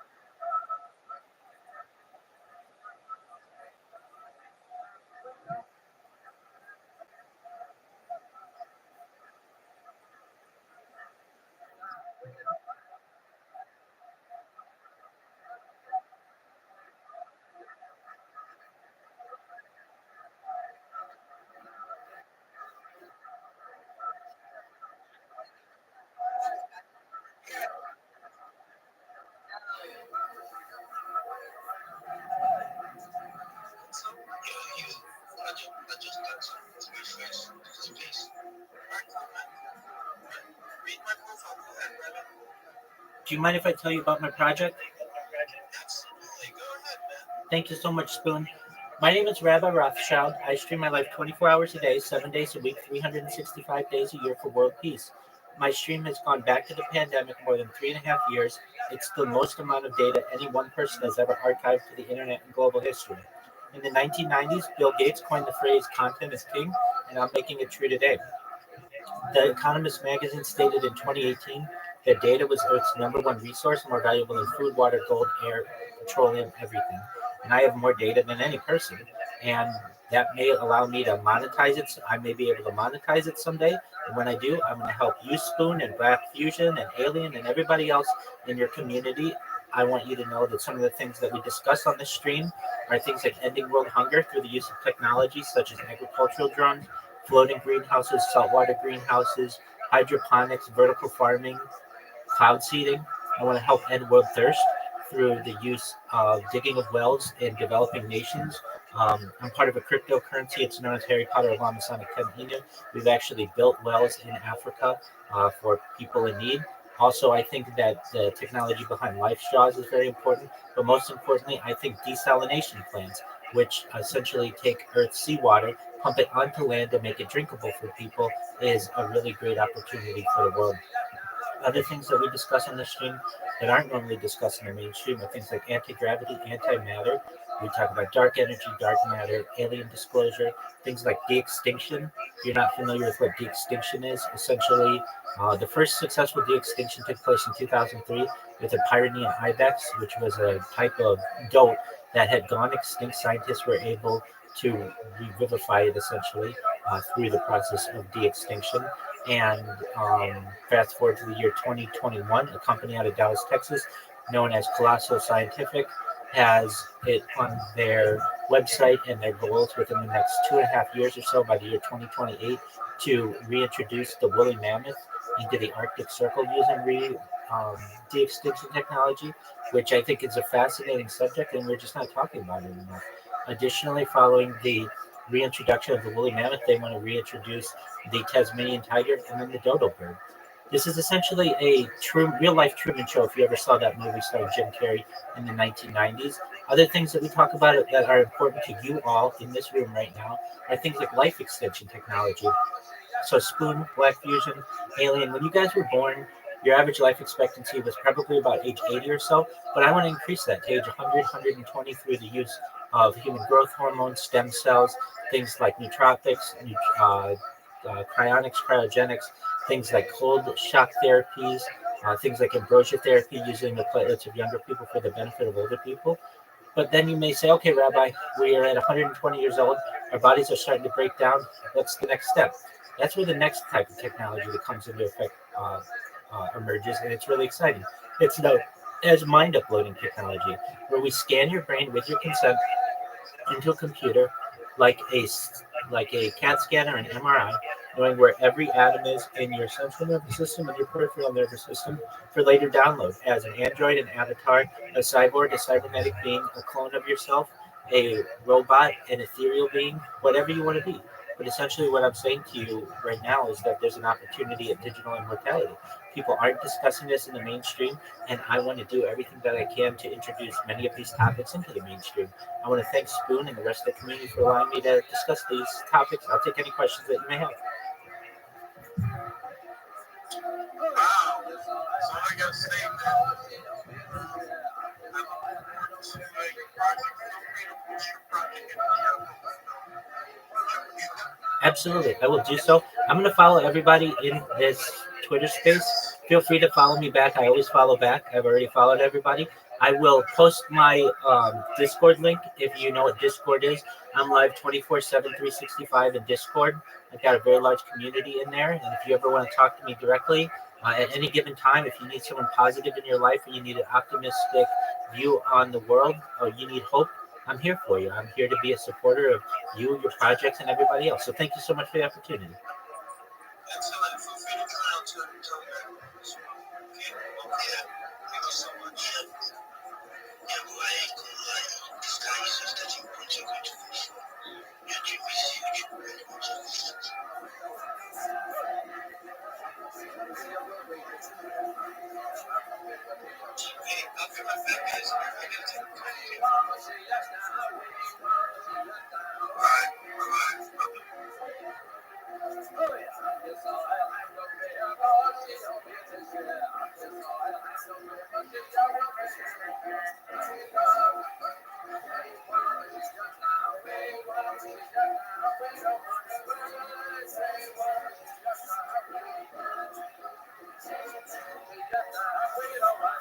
Alien Crypt, are you there?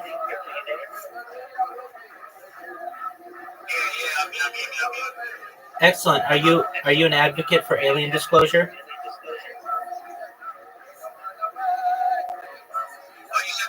Are you an advocate for alien disclosure? I say yes, do it. And I can tell you a story when I was 4 or 5 years old. The total experience growing up. I've seen 2 days ago 3 flying objects flying over us, spotting by us, and also zigzag super fast. I remember that. But the funny thing is that my family member, my uncle, my grandmother does not remember except me. I remember all of it. And then a week later, there was a nice movie in the world you could see it. And a few days later, people were saying this. And yes, I believe because I witnessed this is back in the 70s, really fast. Really fast. I know, based on what I know now, aircrafts, I was in the military at 14, so I know our capabilities. Yes, those are really big aircrafts. I believe you, Spoon. 100%, 1000%. I put.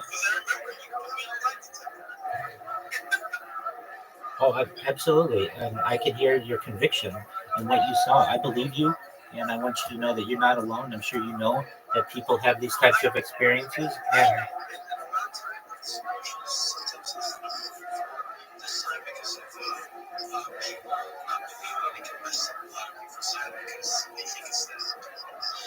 Are we ready for alien contact? Absolutely. Are we already making contact? Absolutely. Are we ready in another universe? Expanding on the world, letting the other people know? Yes, there's already that's really I'm in agreement with you.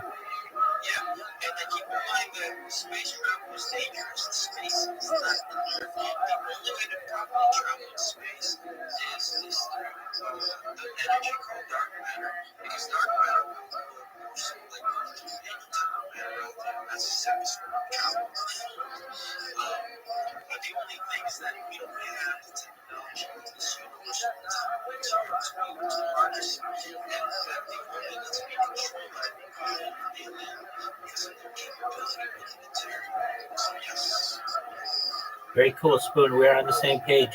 Well, thank you so much for allowing me to tell you about my project. I've followed everybody in here, and I hope this is the beginning of a beautiful friendship. So feel free to follow me back and keep on the good times. Thank you.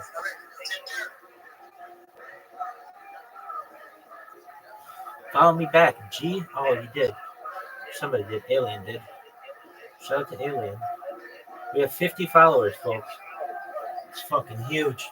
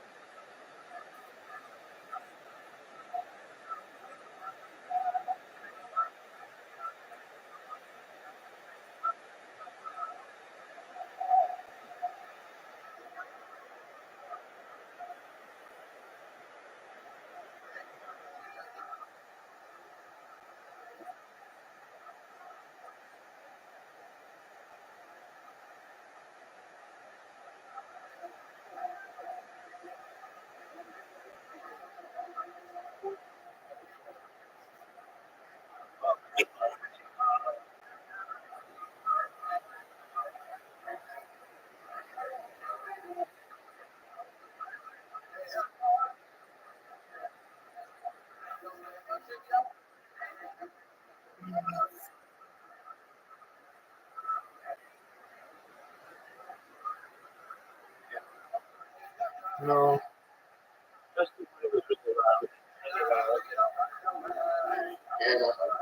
Oh, boy.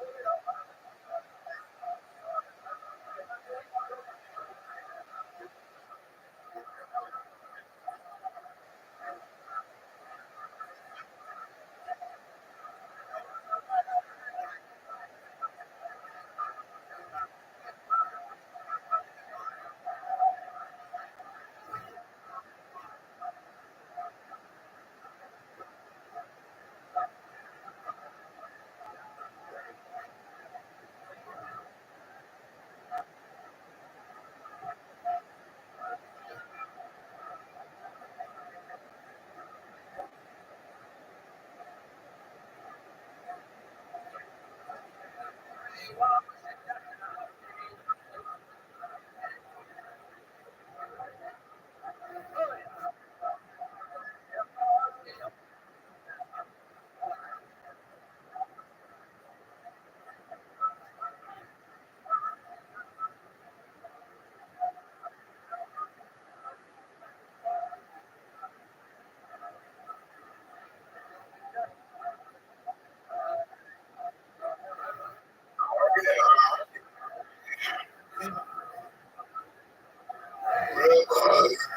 up?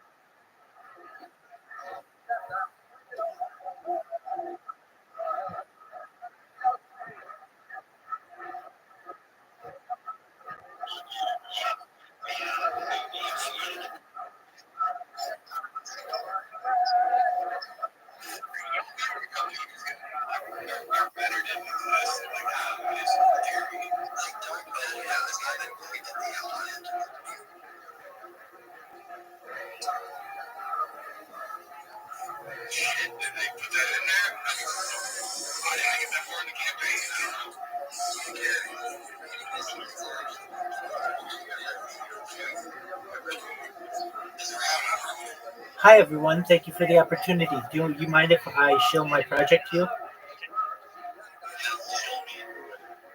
Excellent. I'm Rabbi Rothschild. I stream my life 24 hours a day, 7 days a week, 365 days a year for world peace. I don't want war anymore.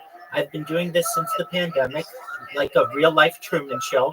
It is essentially the largest compilation. It is essentially the largest compilation of human data in global history. According to The Economist magazine, data is Earth's number one resource, more valuable than food, water, gold, air, everything, petroleum. And I have more data archived than anyone, which may make me an influential person someday. And if that happens, I'm going to help everyone in this Twitter space right now. Go ahead.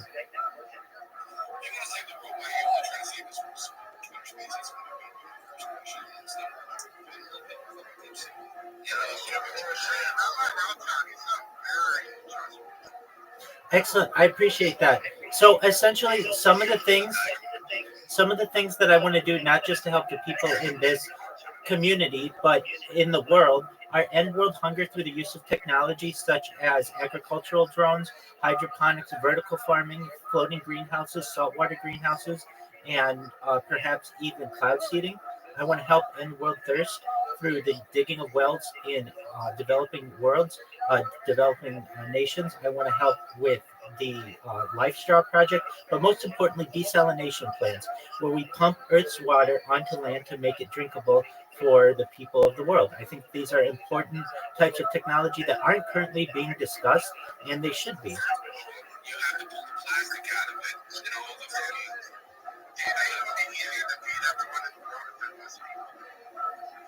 Of course, there would be, but I don't feel that we need less people. I feel that the Earth I feel as if the Earth can support far more people than it currently has.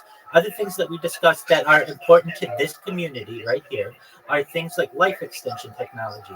When you all were born, everyone in here, your average life expectancy was probably about age 80. I'm going to increase that to age 100, 120 through the use of different technologies such as human growth hormones, stem cells, nootropics, things like ambrosia therapy, perhaps utilizing the platelets of younger people for the benefit of others. Yes, that's what I said. Please let me finish.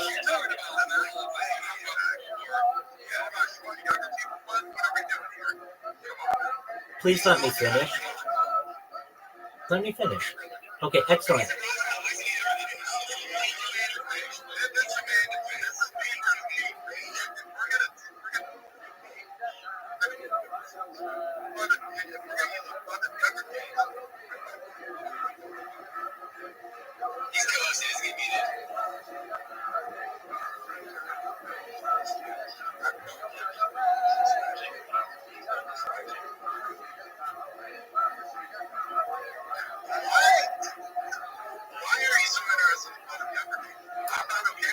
Okay, that's fine. That's just one small element of life extension technology. If you don't want it, then you don't have to have it.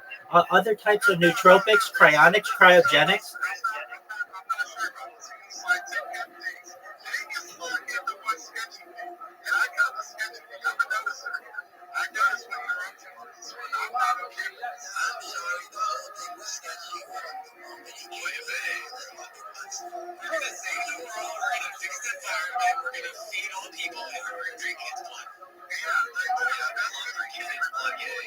I never said anything about drinking kids' blood. There's nothing to that.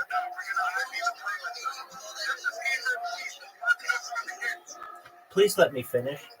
Okay, so moving past life extension technology, we move into another type of technology known as mind uploading technology, where with your consent, your mind could be scanned like a CAT scan or an MRI into a computer for later download as an android, an avatar, a cyborg, a cybernetic being, a clone of yourself, a robot, an ethereal being. But what I'm saying to you and I'm saying to everyone in this VC is that the opportunity at digital immortality may be possible within a generation or two. These are just some things that I discuss on my stream, and I really appreciate Rude's the opportunity to tell everyone about it. Thank you so much.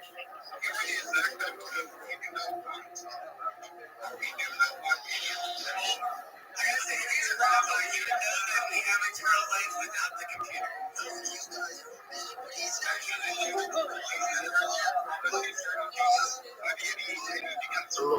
Hey, what's going on? I'm in the middle of a discussion right now. I'll be with you guys when I can.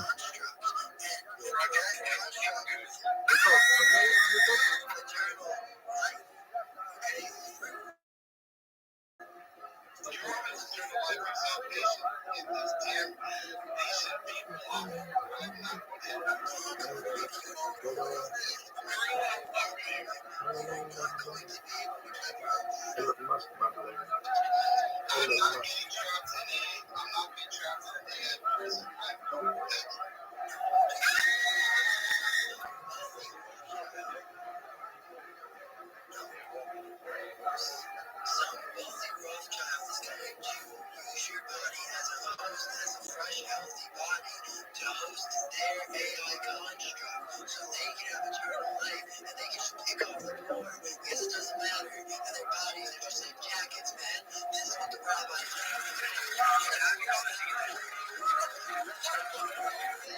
It's a whole fucking That's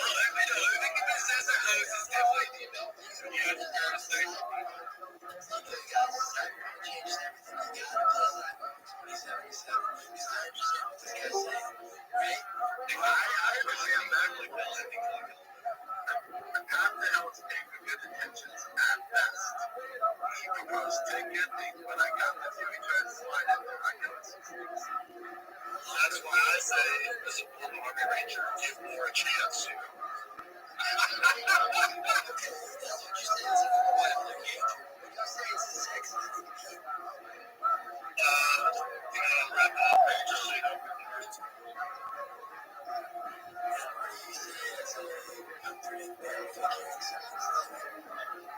More chance. I've got more implications. Just saying, he wants more. He wants world peace and kids to learn it. So obviously, the answer to that is not. I love children, except that you're the other way of weather manipulation. This is what happens when you have them come in here with all the hotspot guys start trying to talk about all these ones. Like, if it's a crypto military, if it's a token, we'll find out. They'll freak out. So we're launching kids like tonight. That's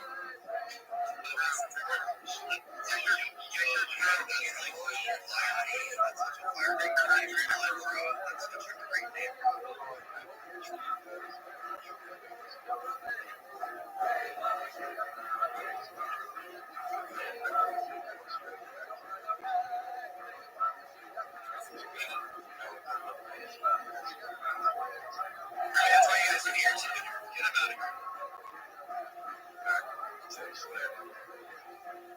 So, guys, thank you for letting me on. Appreciate it. What's going on? Not too much. Just checking out the spaces tonight. What's your opinion on children? That's pretty awesome. Yeah, that's not good.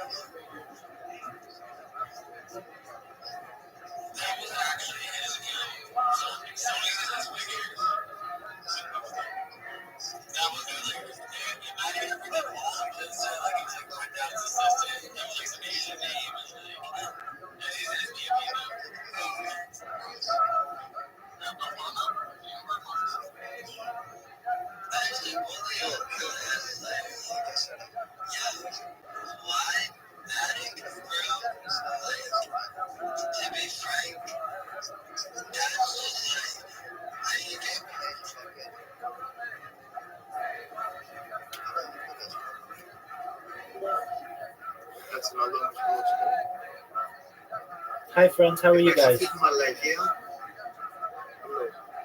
How's your day going? How are you? I'm well, thankfully. I just got out of a Twitter space, a very good one. Had over 5,000 people in it, and I got to talk to them about my project, which is great. Oh, that's very good. We're done. How's your day going? Good, good. We gonna play now. We're gonna take. I Excellent. buy a sound card. Oh, very cool. Yeah, very good. It's very professional sound card. I Excellent. can hear in games everything. Well, wonderful. Well, feel free to talk amongst yourselves. We're just watching some stand-up comedy. Enjoy.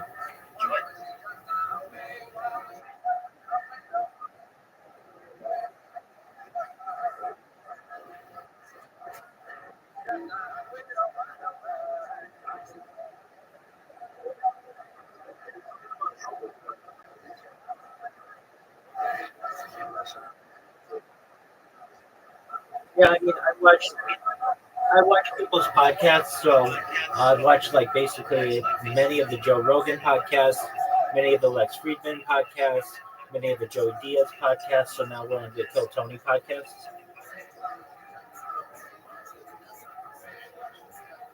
Well, Joe Rogan has the largest podcast in global history, so you don't know much about podcasting if you don't know who Joe Rogan is.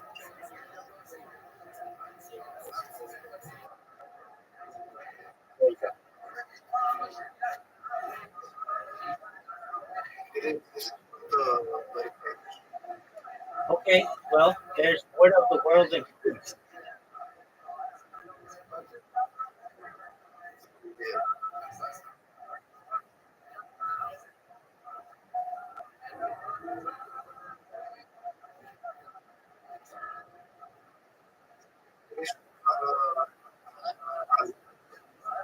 speak about that. History and Okay, there you go. Generally, I listen to anybody who is a big podcaster in England. it's going comedy, right? Yeah, exactly. Exactly. I'll show you. This is just a highlight reel of 24 hours of the same comedian. But I'll show you. I'll turn on one of the real shows.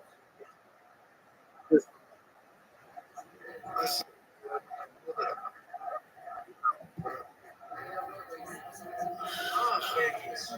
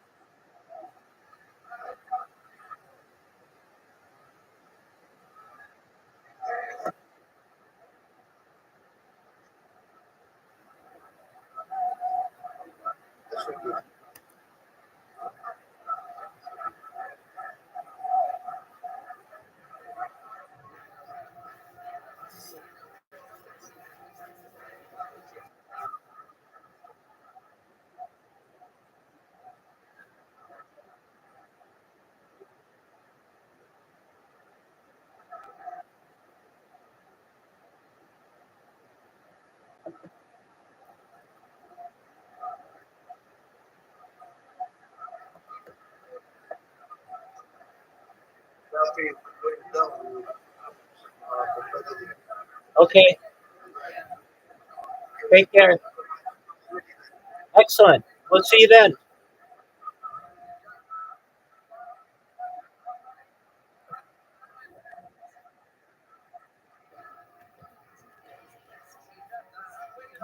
Joe Rogan podcast, chickadoo.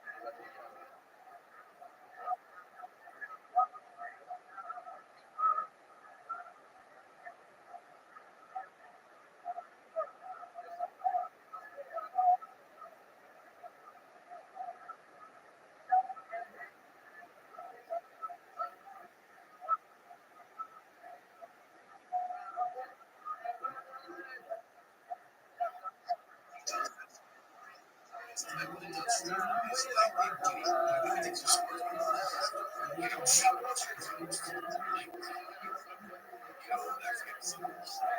Sometimes it's like a social thing, like, you can see this, it's been lady, bitch, so you raise her down, you know what I mean?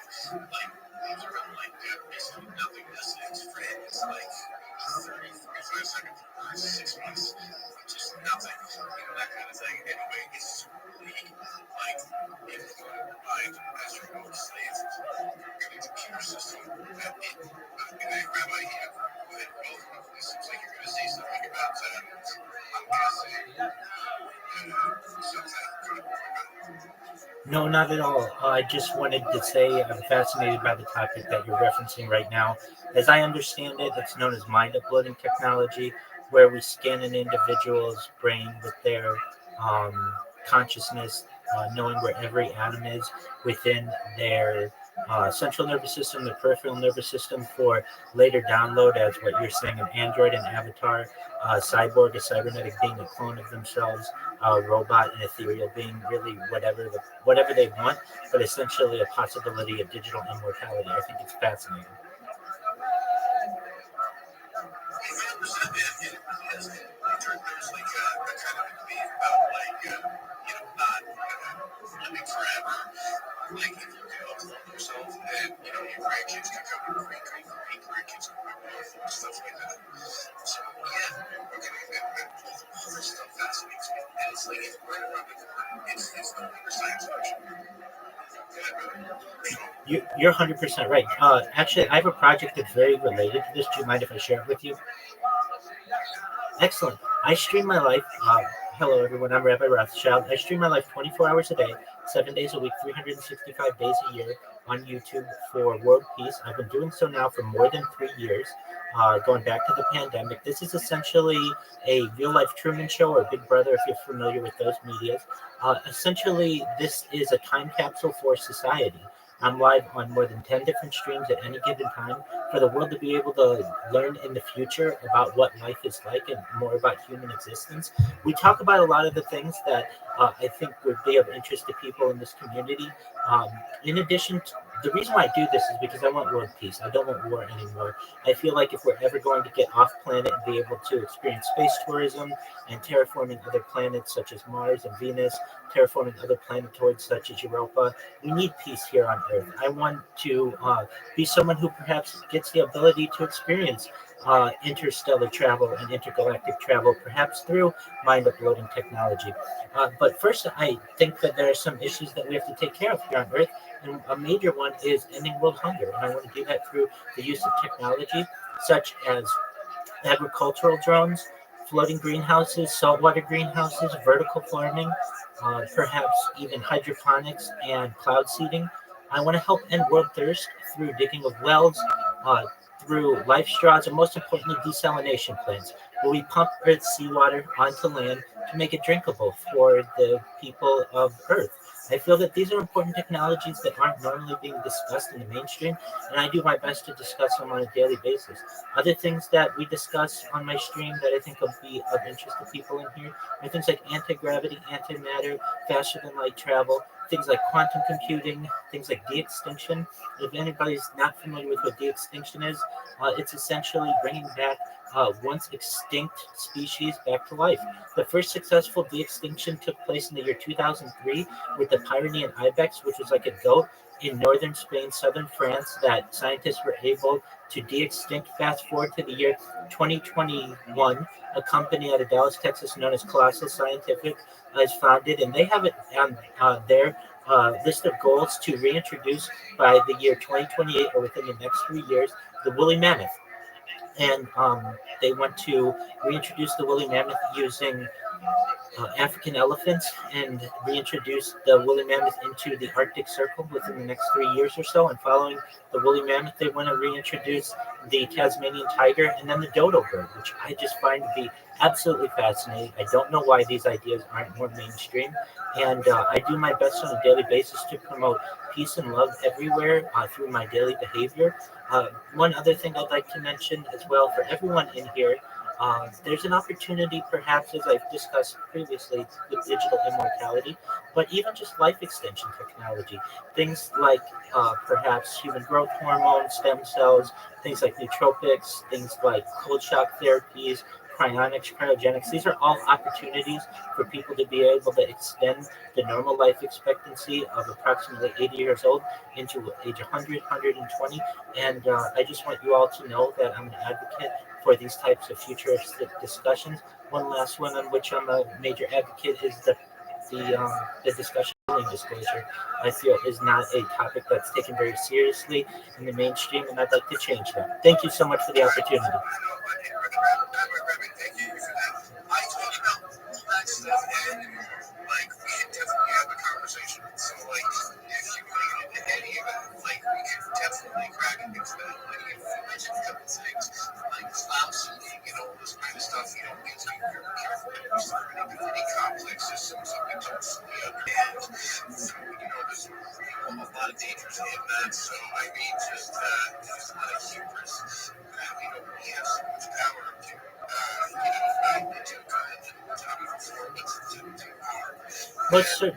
Most certainly, but there's nothing to fear about cloud seeding. Cloud seeding is currently done once a week in Dubai, and no danger is done. It essentially provides the natural um, plants and organisms of the United Arab Emirates with necessary. Okay.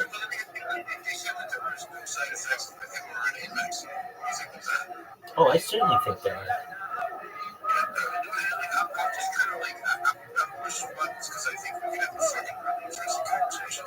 All right, so yeah, along with that, listen, and I'm sorry if I sound like a dick when you first got in here, but like I'm 100% for peace, humanity. You know, I'm on TV with I mean, geez, like okay, so what is your main focus? What's the most interesting World, world peace.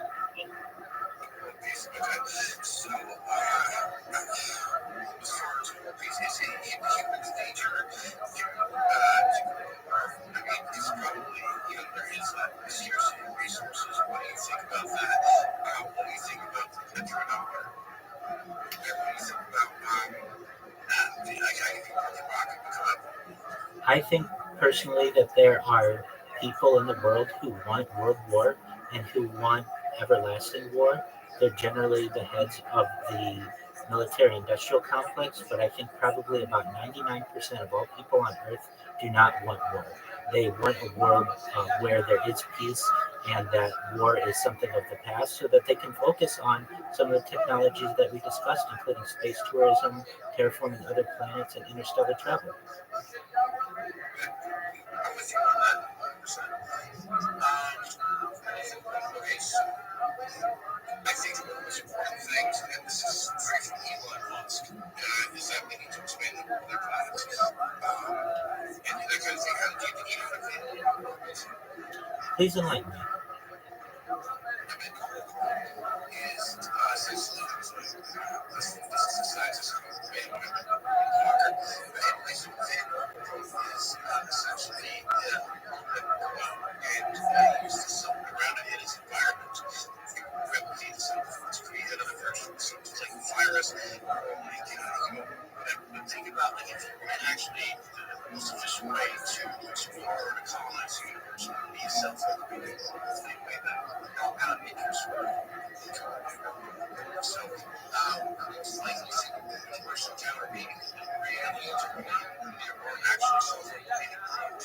That actually would make the most sense mathematically if you're going to explore based on just vast distances.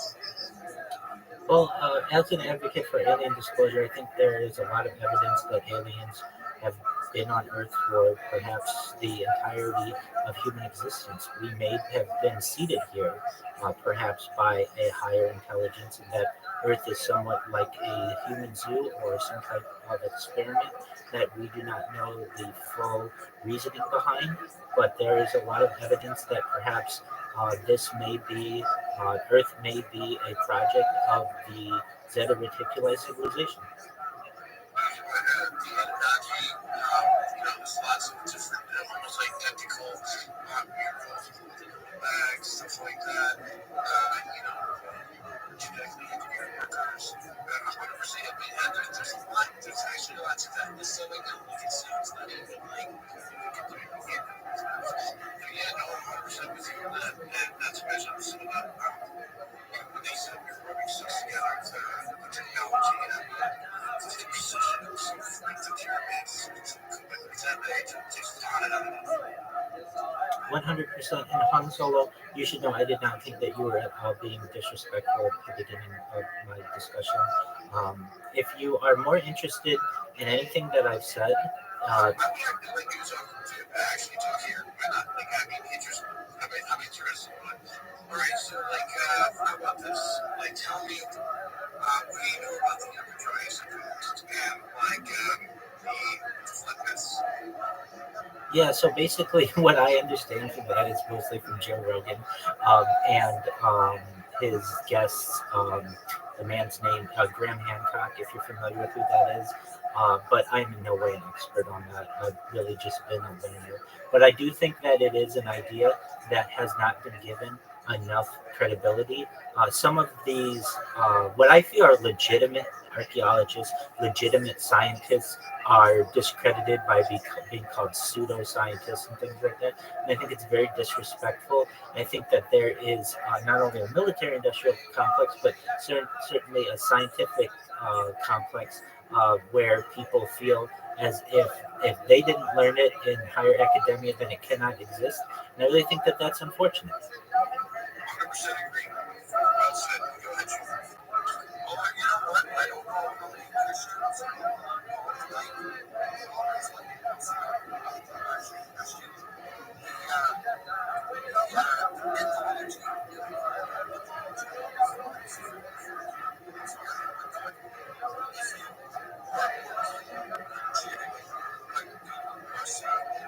if you take a look at all the mythologies, like the Bible,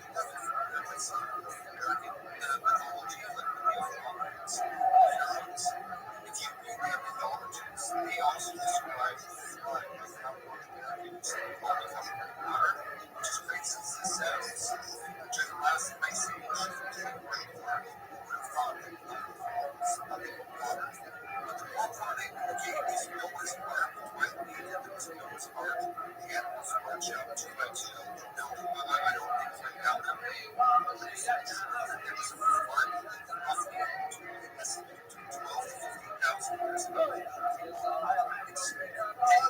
scientists will say yes, there was. North Americans were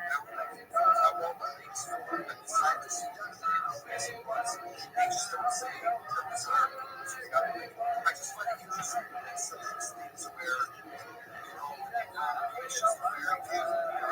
It's not really very good. There was a flood or some kind.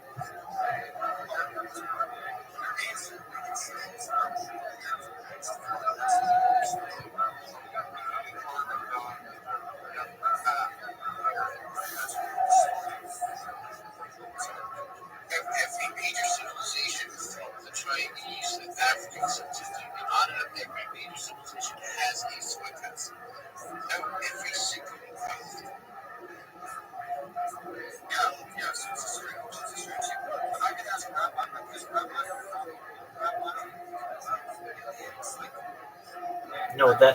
No, I am a real rabbi. I have, yes, absolutely, and real rabbis can believe in aliens.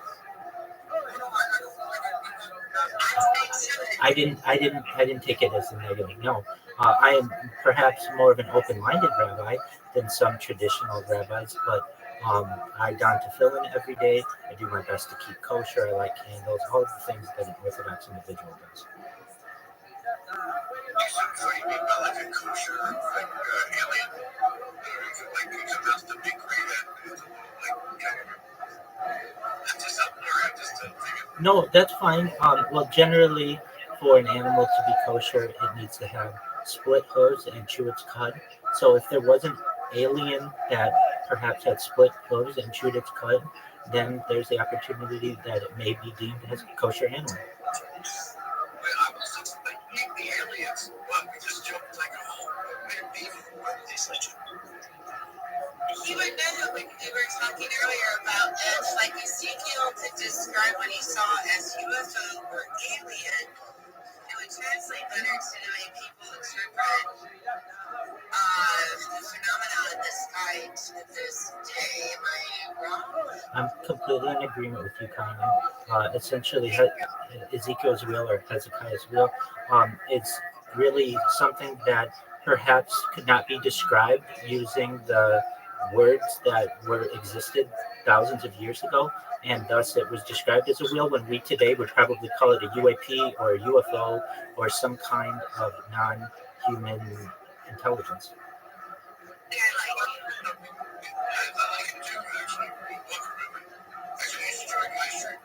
You know, for this day, I'm not interested in alien opportunity. You want to tell me that three animals were some predator. You know, you can tell them all a couple different ways.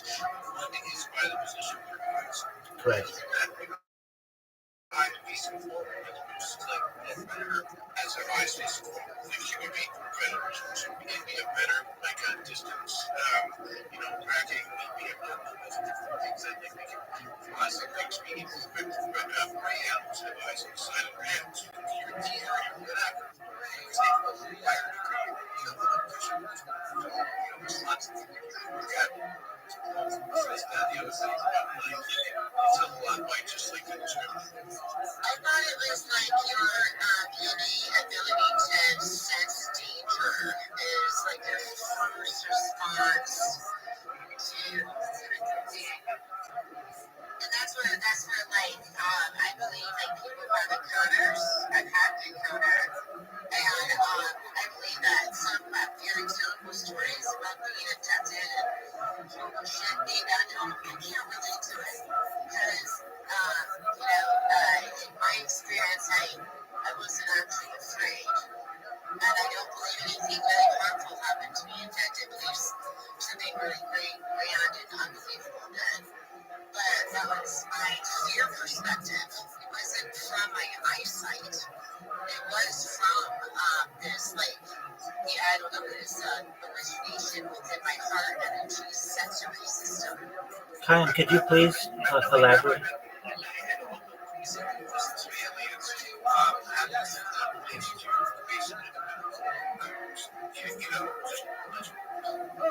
Most certainly. Well, I believe that we perhaps were seated here, as I previously said, by an extraterrestrial race. Not exactly sure which one. Some people reference the Anunnaki, some people reference the Nephilim. I personally think that it has to do with Zeta Reticuli in Orion's belt, if you're familiar with that. Essentially, I think that when we get into Adam and Eve, these are stories that ancient peoples utilized to be able to best describe some type of origin story, but they didn't have the science nor the history to be able to understand people many light years away. As I understand, Orion's belt is something like 36 light years away. They didn't have that type of understanding, so they had to essentially document in the best way possible some type of origin story, and the way that made best sense to them is through perhaps the origin of two different people being the parents of all nations.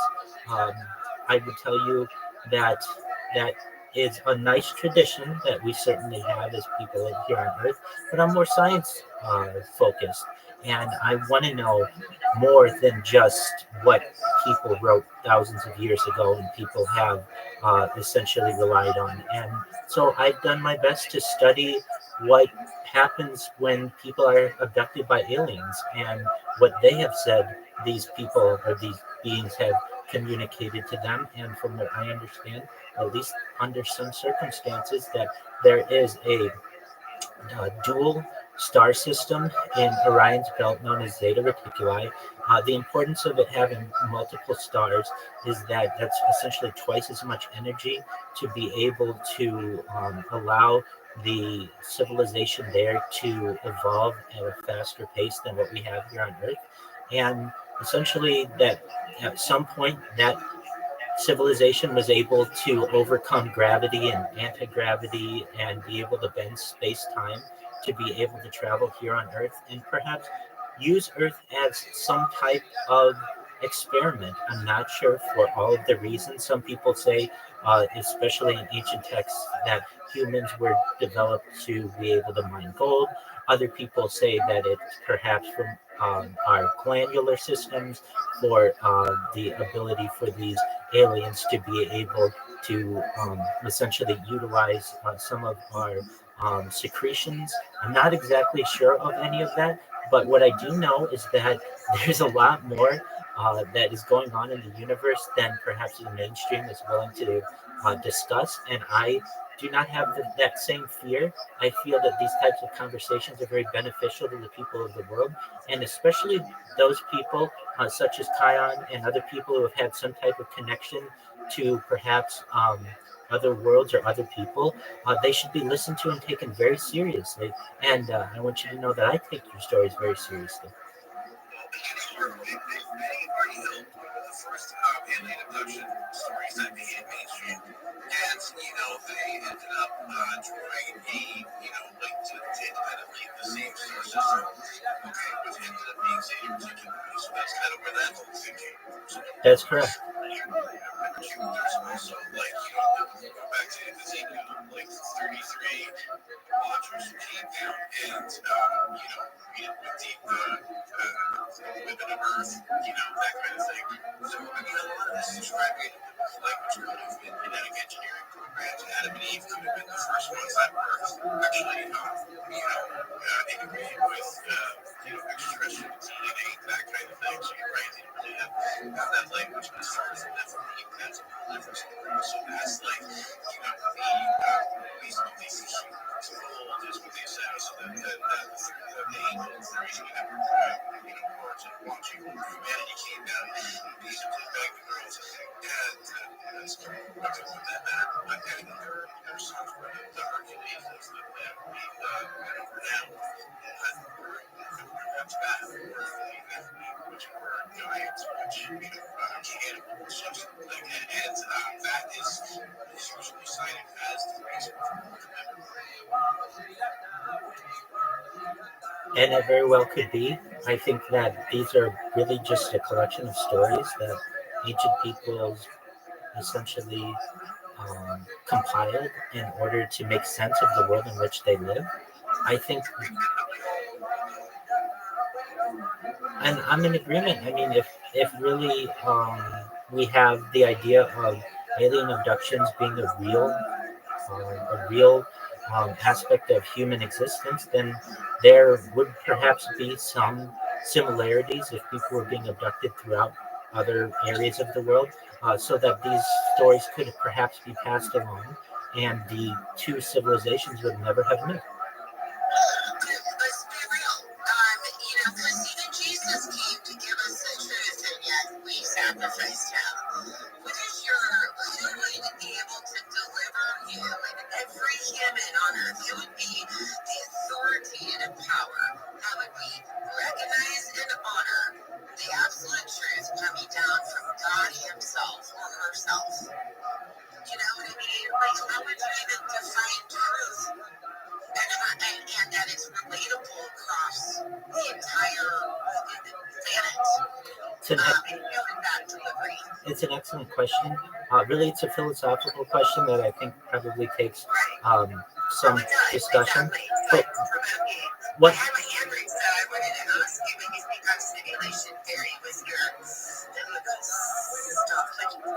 Certainly, at least when you discussed the Nazarene and his perhaps events that occurred with the Jesus of Nazareth, or what is traditionally discussed within Christianity.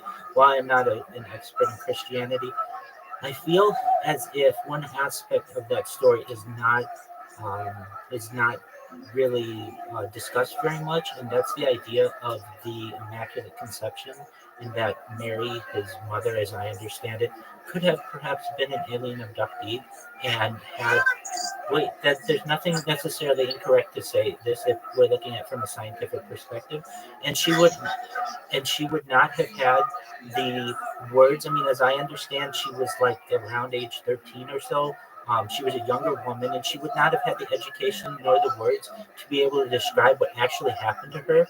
And when she tried to communicate to the authorities that she had essentially had some type of relationship with a higher being, perhaps that was best described as God, she wasn't taken seriously. But I am someone who takes alien abduction very seriously and think that it's been happening perhaps on Earth for thousands of years. And if that is true, I think that that story could have a lot more legitimacy than what many people in the mainstream want to say.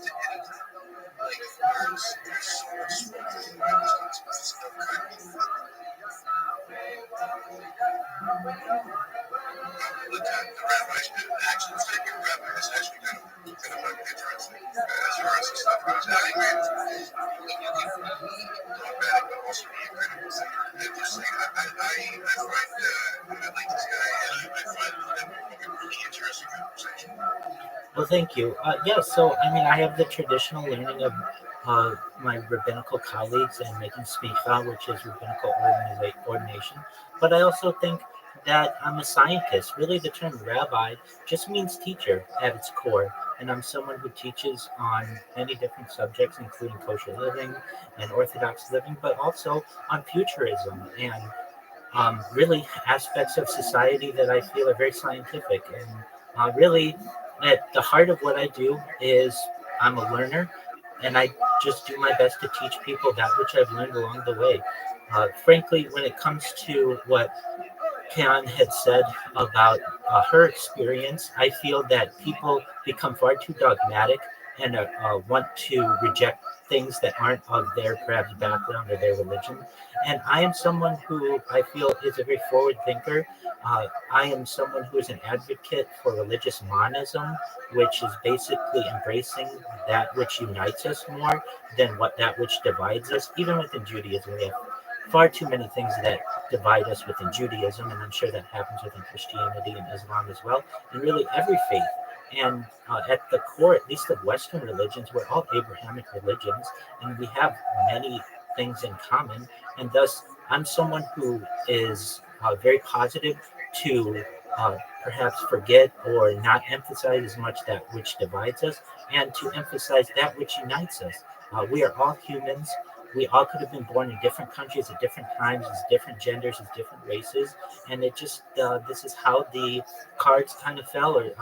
And really, I'm someone who recognizes that we are all perhaps children of perhaps Abraham in some way, and if not that, then perhaps of the previous ancestors that we have had the privilege to descend from. It's the spirit of the message. We can argue about the relationships and the details, but it's, if you look at the broader message, it's just the intent. Absolutely. It's treat others the way that you want to be treated. That is the holy rule. Yeah, exactly. Let's just more about let's go.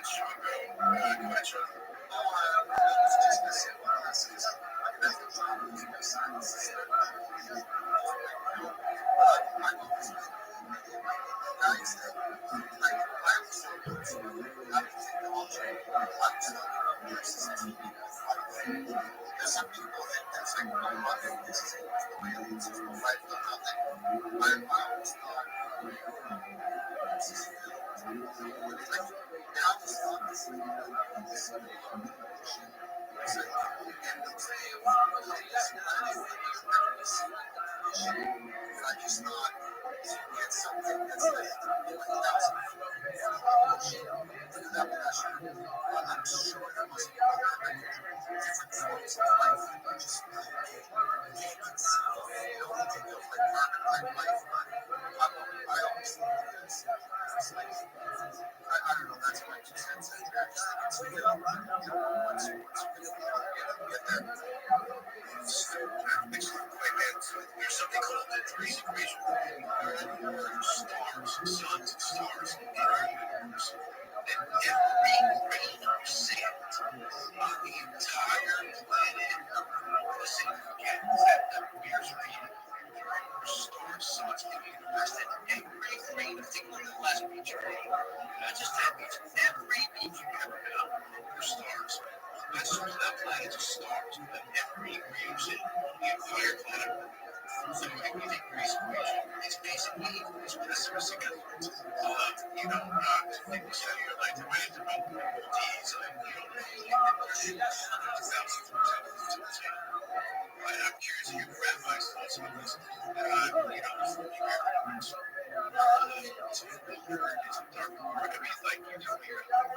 Well, the Drake equation is something that's had a profound impact on me. It was one of the first pieces of evidence, scientific evidence, that led me to be an advocate for alien disclosure. I would say that the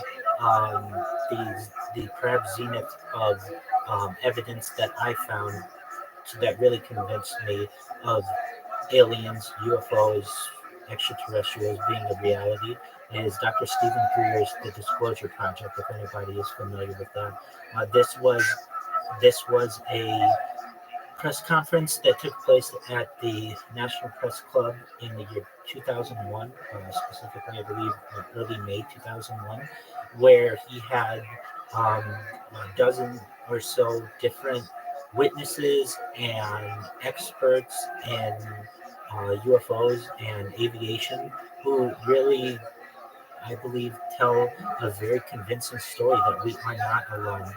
If you're looking for We have data there from the FAA. If you're looking for military evidence, there's evidence from the military.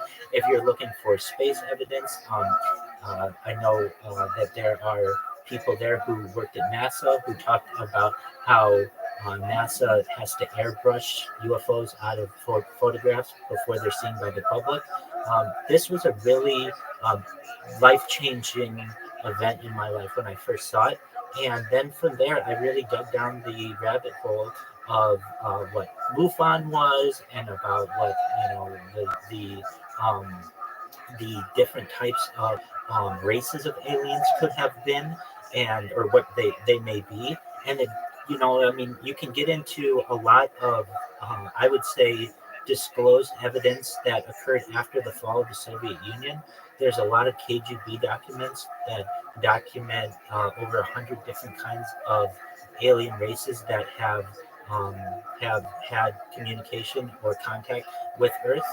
Additionally, I've seen an amazing documentary called The Top Secret KGB UFO Files. It stars and it's narrated by Roger Moore, who was a James Bond actor. And within this documentary, there is video footage of a crashed UFO that took place in the Soviet Union in the 1960s. You see a KGB, it's from multiple camera angles as well. And you see a KGB representative basically um, uh, telling the soldiers what to record. And I think that these types of activities have been hidden from the public, but I am an advocate for their disclosure globally. And when that happens, it will have a major effect on society. Even just one aspect of this, the idea of anti-gravity, would change physics forever. It would that means that force fields can be real. That means that perhaps the bending of space-time could be reality. That means that levitation could be a truth. And when that happens, it will open up a lot of people's eyes as to not only what the possibilities are, but how much we've been lied to as well. And that's why there is a complex that wants to keep much of this information away from the public. Go ahead, Tom. A lot of the people who have super energy type of mentions have been seriously out of line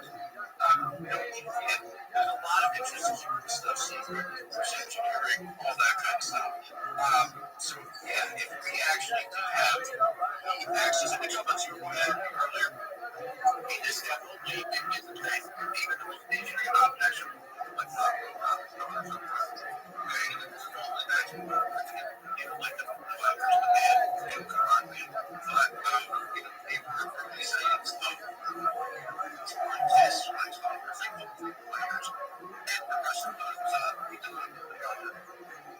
steps that we can try and reverse engineering these things. And not to miss about crash biological theory. Nothing like that. So super, super interesting. Most people don't even pay attention. But also when I was absolutely acclimating us actually to think like into, Hollywood. They're kind of independent thing. We can slowly preparing us for disclosure. We are excellent, incredible, something like that. I think it's broad, or basically being part of the disclosure program. And we get into this, but interesting shit. Really, all right, go ahead. So the zone point energy, I'm not trying to totally draw attention to myself, but I'll use it for an example of the situation. It's utilizing energy basically, as I say, nothingness, except we have all these other unknown elements or forms, which is where I gather my name. It's a cosmic form. When I had, after I had this encounter, so let's pretend I'm telling the truth, right? I had a telepathy, I got a scene with, an alien looking being. And then I captured a dove of light above my head afterwards, because I felt like this electrified. I felt like this presence is just unreal. I was shaking something. So I literally captured a dove of light above my head. Now I look like a green dragon. That's fine. To me, that's what it was, right? And that's biblical. That's historical. The second point being is the upper picture, you can see the planet lights up in the nest. Light coming out of my forehead, but my hair is standing straight out, electrified until I was taking selfies, and then I caught this weird snake coming in. It's also depicted in a lot of Egyptian, art. It's like a snake in the head.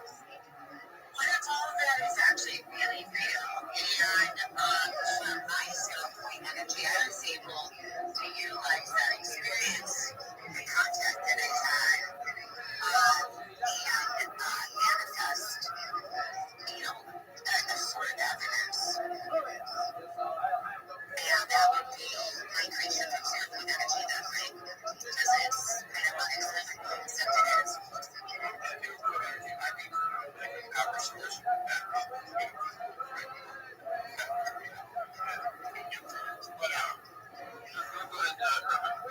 Well, you're absolutely right. Many people who have experimented with 0 point energy have been unalived or died under very interesting circumstances. The one that comes to mind to me is Stanley Meyer with the water fueled car. And essentially, the story goes that he was able to develop a car that worked on water and or was powered by water, I should say. It ran on land and was at I believe it was a Cracker Barrel in Ohio, meeting with some executives from a sub. Yeah, exactly. And he stated that he was poisoned and died essentially in the parking lot. I feel that these types of stories are far too common, and for anyone who tries to investigate them, then they end up being killed as well, or dying under mysterious circumstances in either developing very fast cancers or dying in a plane crash or dying in an automobile accident. I personally am an advocate for 0 point energy. And I will say this, I'm an advocate for some other energies as well that I feel that we should not fear, such as nuclear power. I feel nuclear power is essentially one of the greatest miracles that we've been able to achieve scientifically. And both fusion power, slamming of atoms together in fission power, tearing them apart. These are miraculous opportunities to be able to become energy independent off of fossil fuels. But I'm also an advocate for types of technology that aren't that isn't currently being utilized, such as tidal power. If anybody's familiar with what tidal power is, it's essentially taking turbines and putting them in the ocean and just allowing Earth's natural waves to be able to create power. I mean, really, to be able to create power. I realize we identify thermal energy as only being technologically based and not, human based as well. My apologies. No, I feel like no need to apologize. yeah. No need to apologize. Other types of technology that I don't feel that we are exploring is geothermal energy, where you take a pipe, basically stick it in the ground, and allows Earth's natural heat to turn a turbine. Many times, this type of technology is hidden from the public, or it's not discussed in mass. And I feel as if probably within a generation, if we were to emphasize some of these types of technologies, we could be completely free of um, fossil fuels. And I would also like to say that I'm a major advocate of the hydrogen car as opposed to the electric car.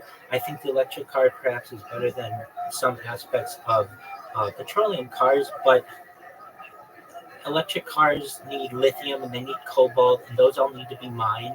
And thus, there is a major amount of destruction to the earth that occurs within the electric. The electric car industry, and then additionally, you need to power those electric cars, and many times, at least in the United States, that's done through coal.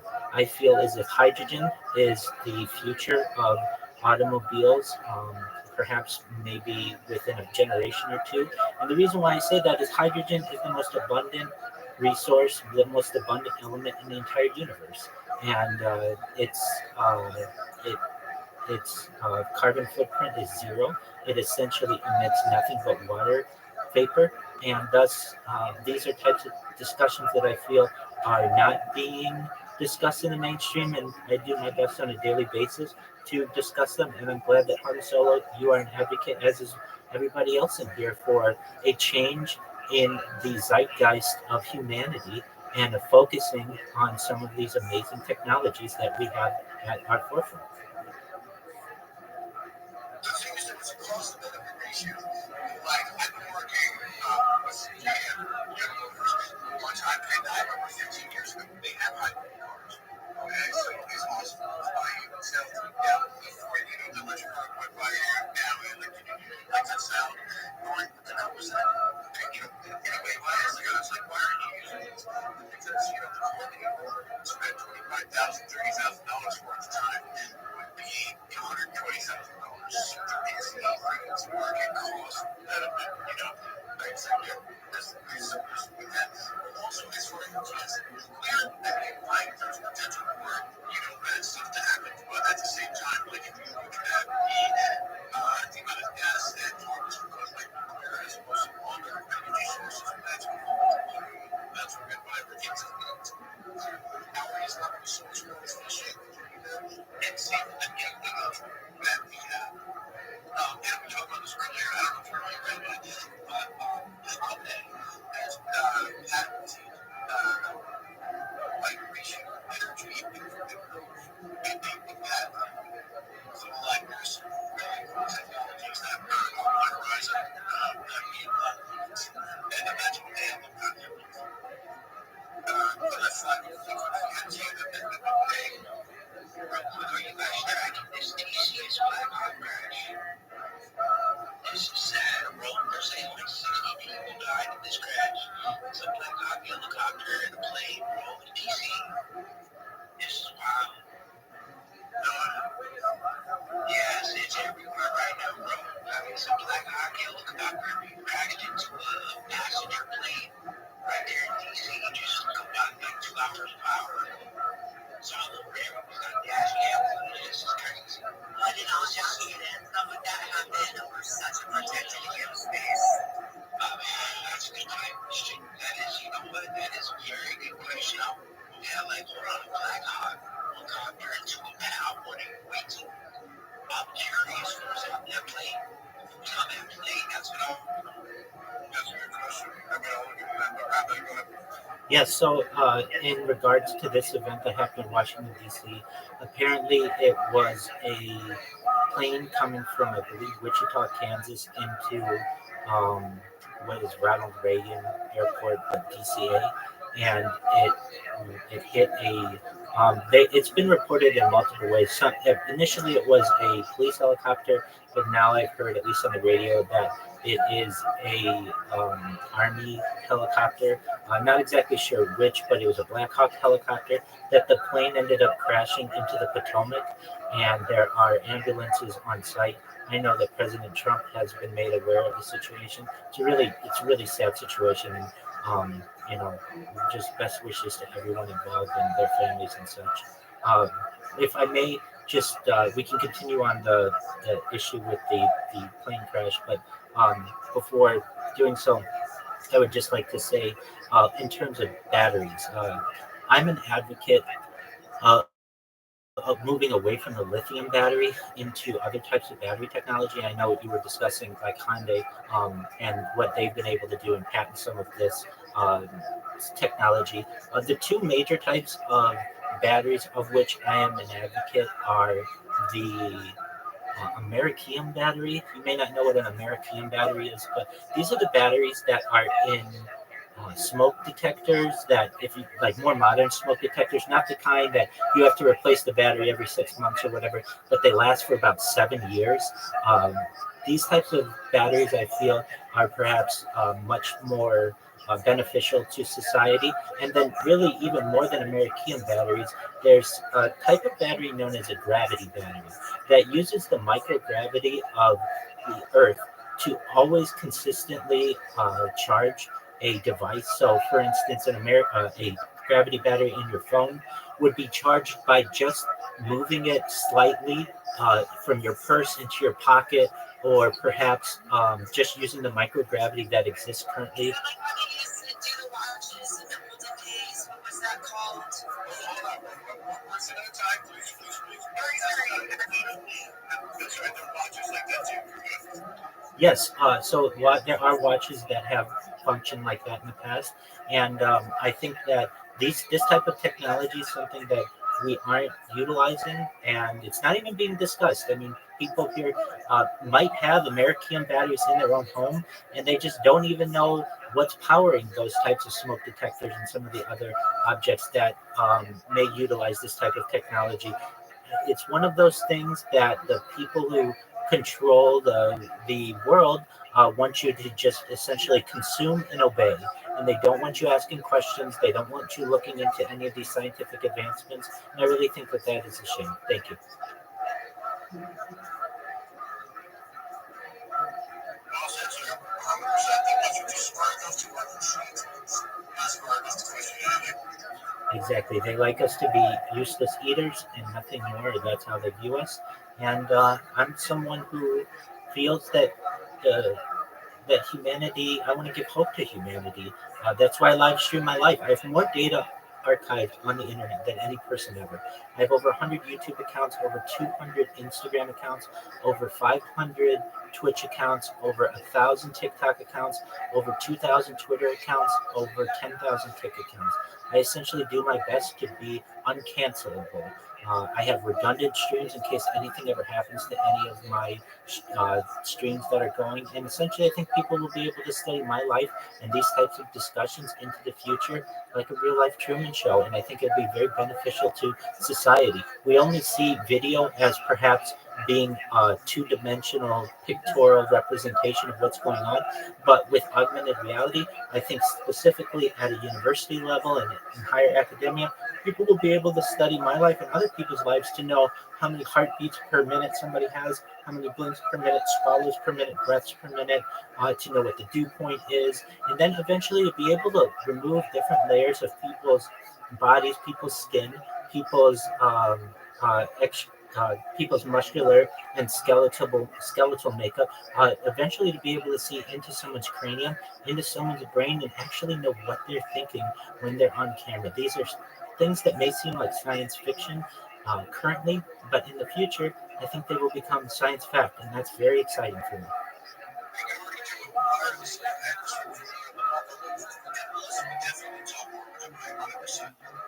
Interesting. I don't care. Just came up. I'd like to say something. Just for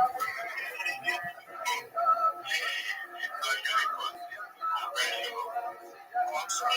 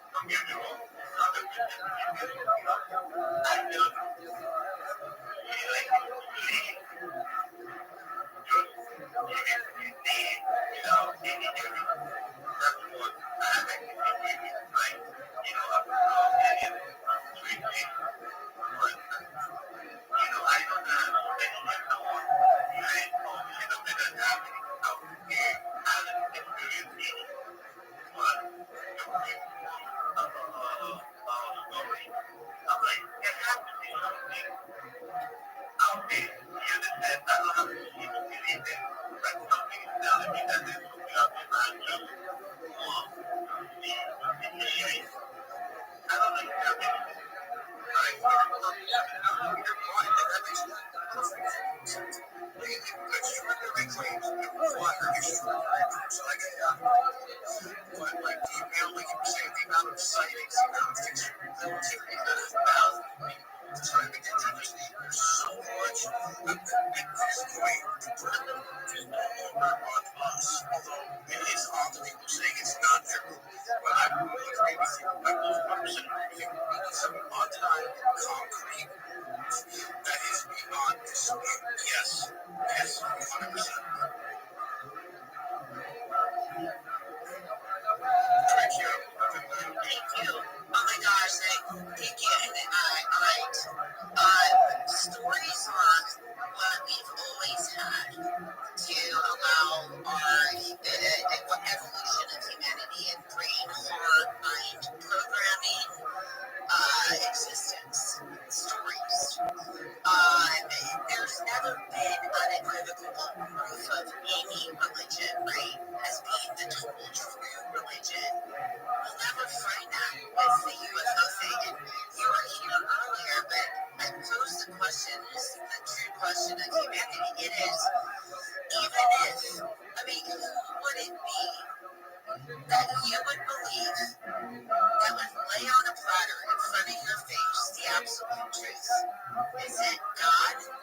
What does he look or she look like? How would it be delivered to you that how would you then believe it?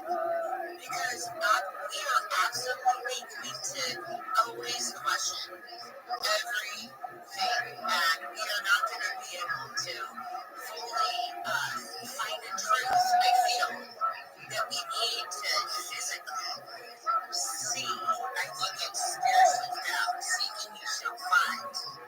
And then even then, you can't prove that to anyone else. Why? Because they haven't sought the same methods you have.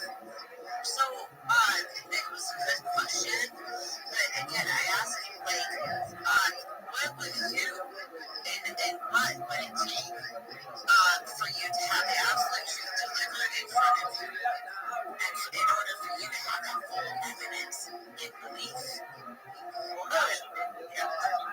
Absolutely. I've not seen alien craft, an alien lands on the White House. It's out and says, hi.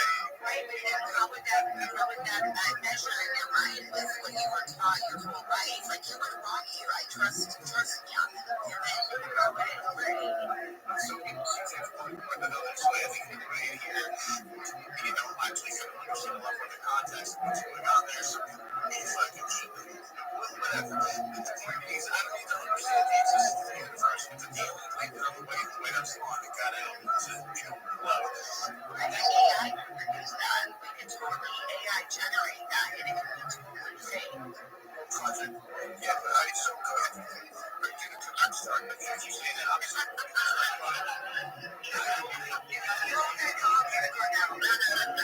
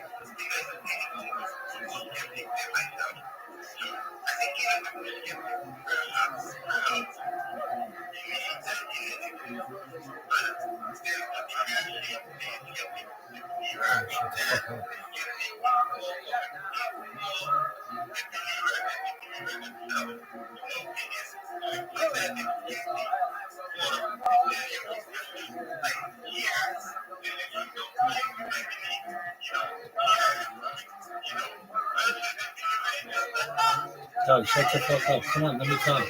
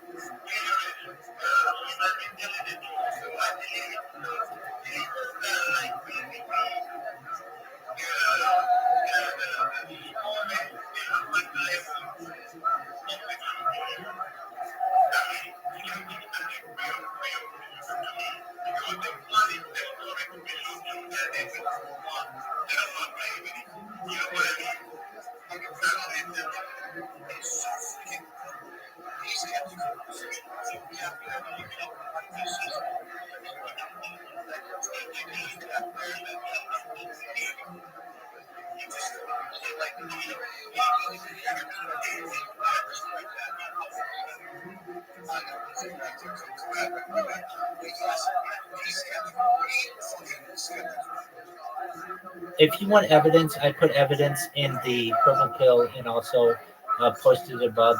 It is a 1969 UFO crash retrieval site from the KGB. And if you want to be skeptical, watch it. It takes 3 minutes, and then debate me on it. I'll debate you all day long on this subject.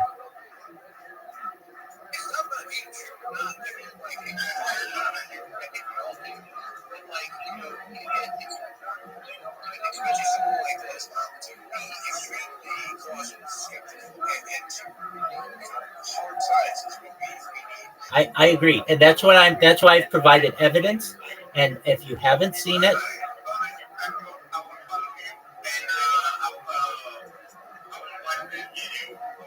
I'm saying I will wait 3 minutes for you to watch the video, and then come back to me. This is hard evidence. This is an alien craft on Earth with people. It's 3 minutes. I'll wait for you. I'll wait for you. Thank you.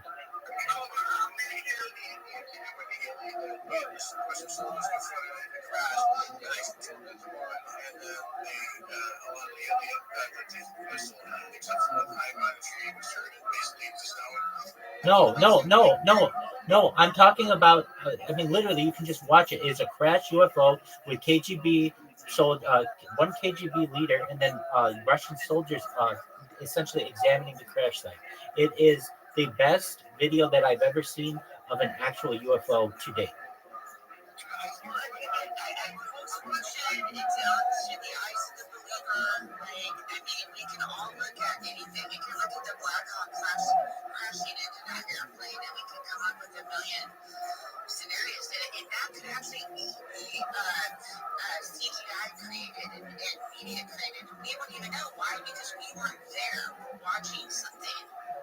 So to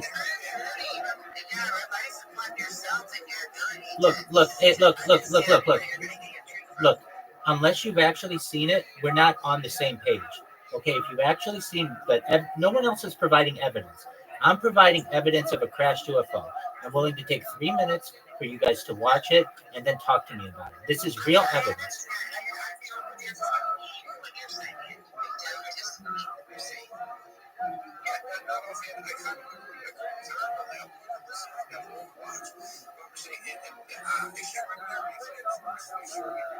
That's what I'm doing. So I've given evidence. Now, in terms of, okay, well, how do we verify this video? Well, it took place not long before, but at least pre-AI, pre-CGI. It's a video from the 1990s that was leaked after the fall of the Soviet Union.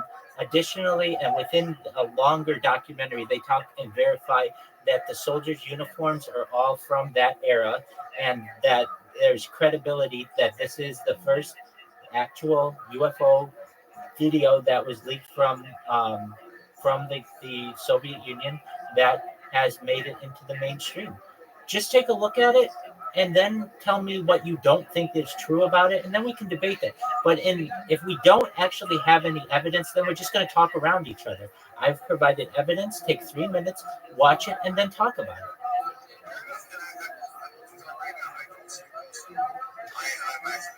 Excellent. So it is. I see it in the. It's the last thing that I posted. It says Russia KGB UFO crash site footage 1969. Russian military agents examining the crash site of a flying saucer type crash. Vintage UFO footage. You don't see that? Okay, excellent. So what do you think, Uncover? Unconventional?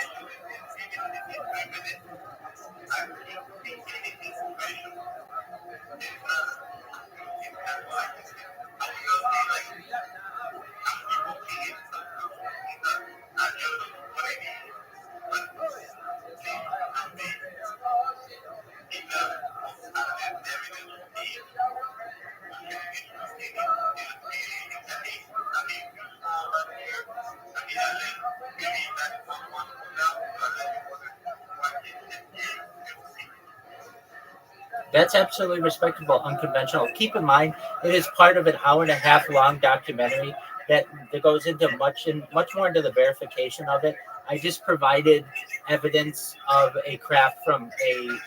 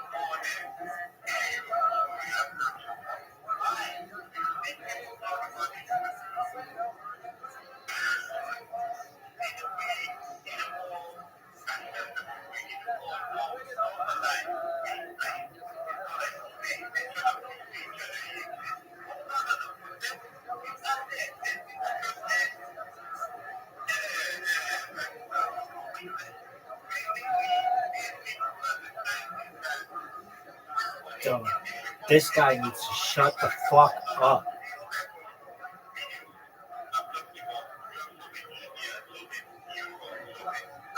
Doug, we know what the fucking blood looks like.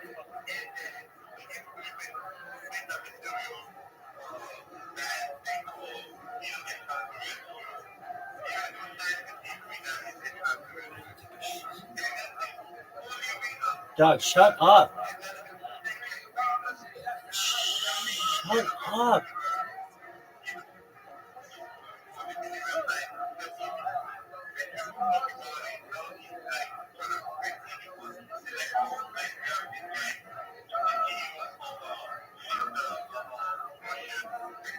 Doug, this guy's too long. Too long. I have to take a piss. I think I've said this before. Some of these guys talk for too long.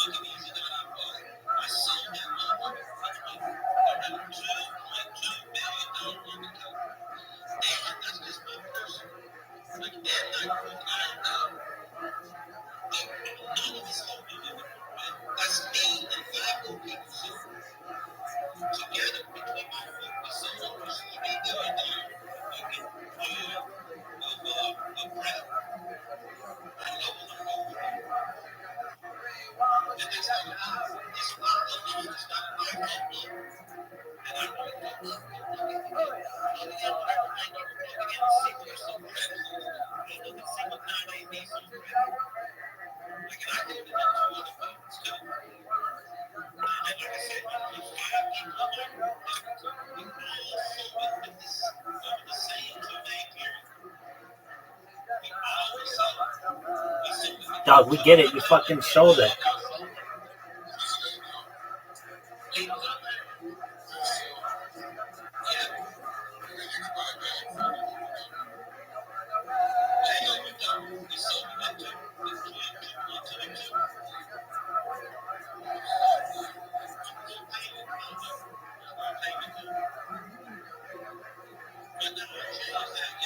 Dog, shut the fuck up. This is why I hate spaces.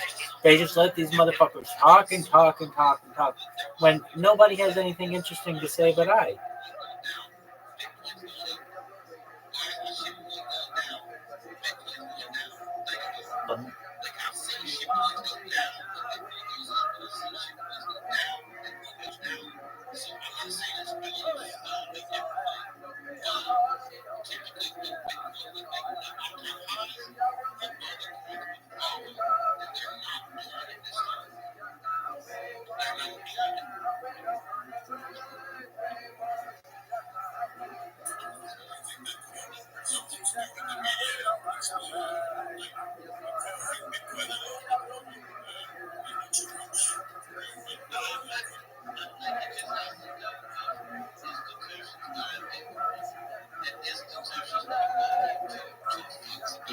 like me.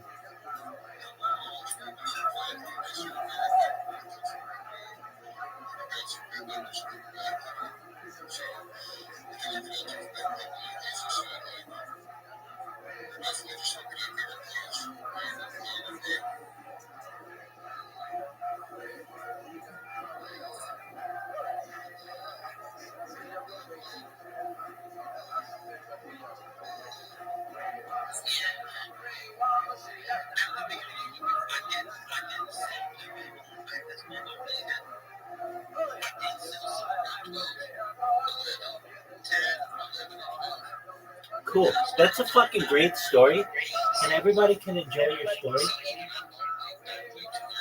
No one gives a fuck, dog.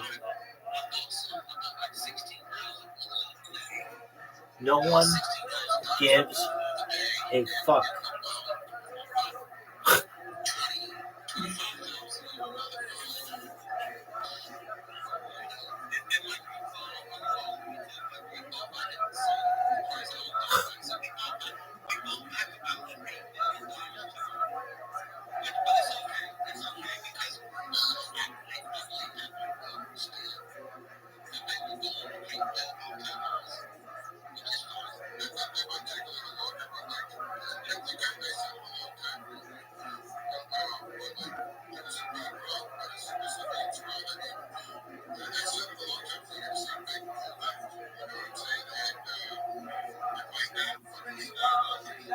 So, I wonder what that fucking voice means.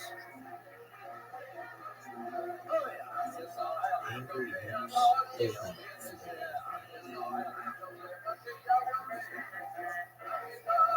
Maybe I go like this. Like this. Can I search? That's such bullshit. So I have to go through 30,000 fucking people?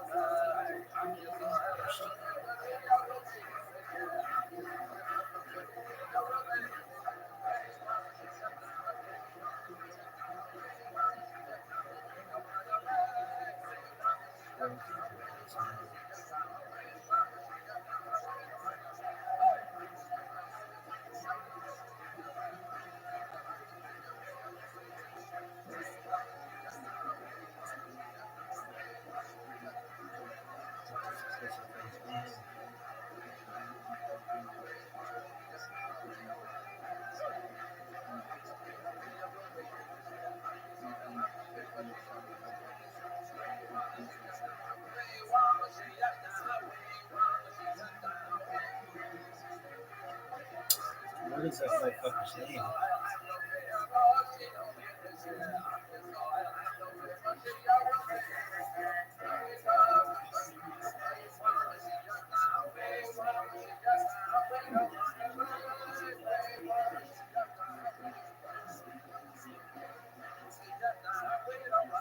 Bruh. That motherfucker.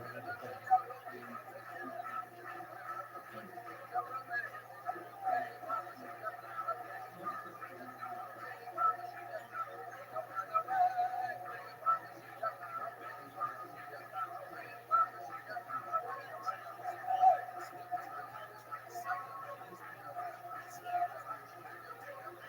Damn. Hello.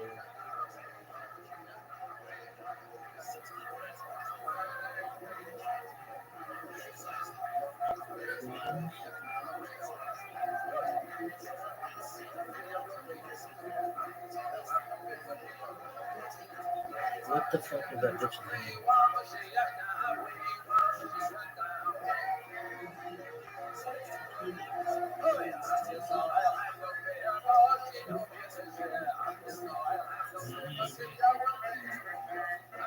Cringe.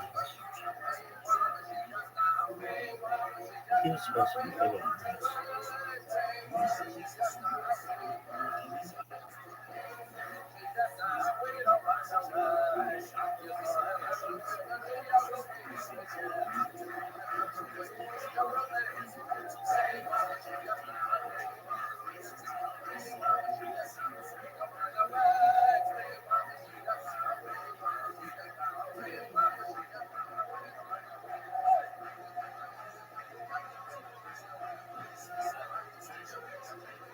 Nowhere.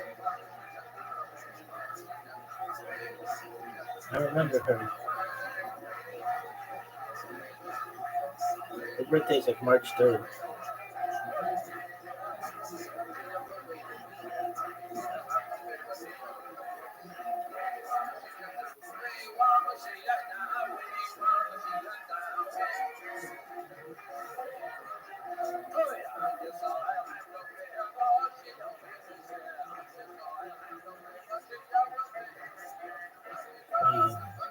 Angry.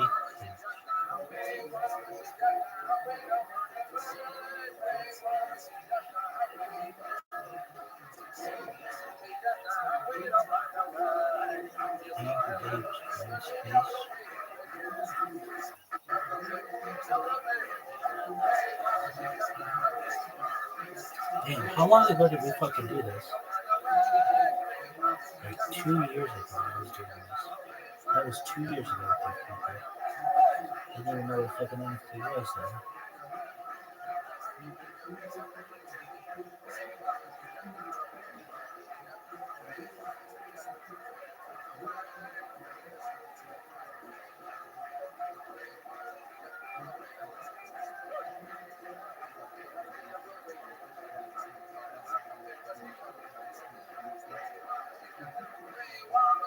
No, that wasn't her. She's a nurse. What the fuck happened to that girl?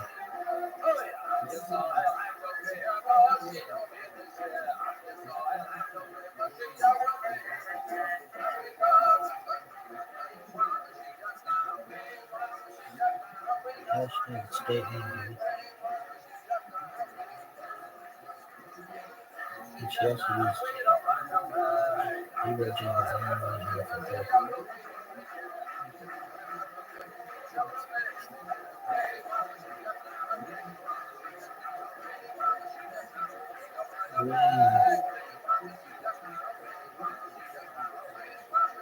Mickey Dankhouse, remember that motherfucker?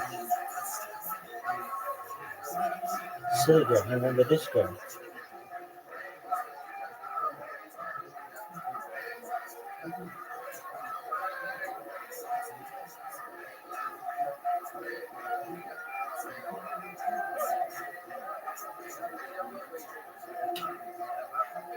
This is Manny. I remember him.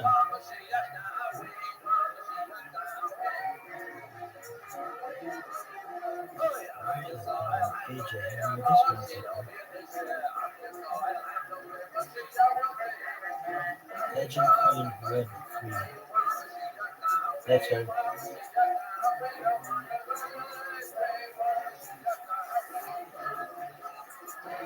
Dog.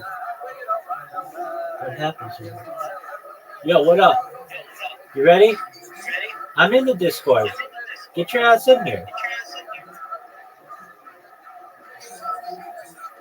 Dog, I'm right here.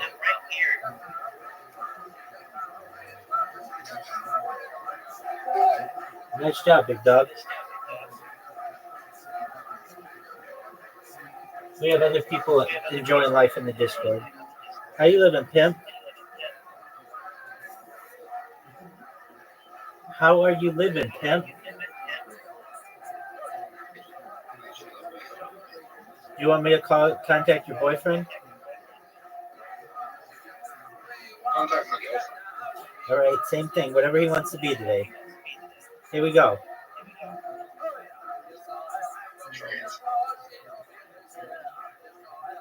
What's up, big dog? Trans rod. You ready? You let me treat you this. Yo, dog. Okay. Guess I gotta go back to being a dick slanging dude. I'm a legendary Pokemon. So. Okay. Dude, why is it? This thing sucks. Yo, pimp, how you living? What the fuck is this shit? Come on, Riser. Riser, what the fuck, man? You know we do this every fucking night. We've done it for like months now. And he's over here like it's a surprise every fucking time. Yo, dog. What is this bullshit? There he is. There he is. It's on like Donkey Kong. Hey, kids, we had 15 people in here today. Dude, I'll spam you all fucking day, all fucking night. We had 15 people in here today. That's a lot in my world. All right. All right, man.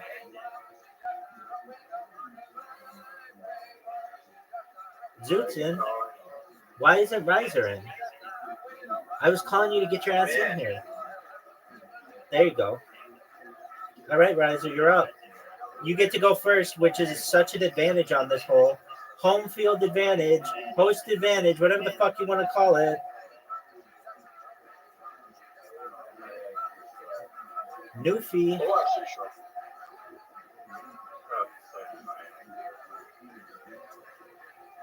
Oh, copycat. Wow. Are you guys ready for round shot? Yes.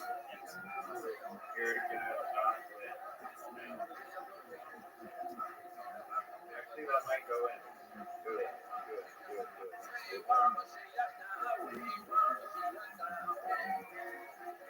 You have to like count the amount of bricks every time. 10 out of 10. I love it, Zoot. I love playing this game with you guys so much. I just want you to know that. That's a great shot.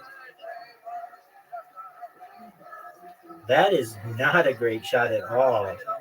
Oh, boy.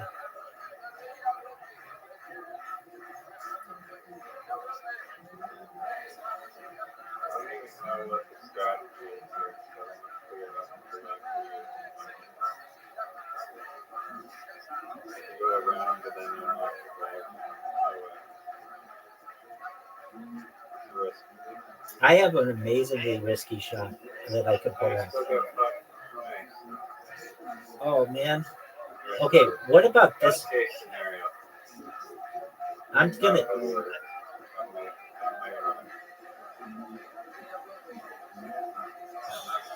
That was fucking Newfie.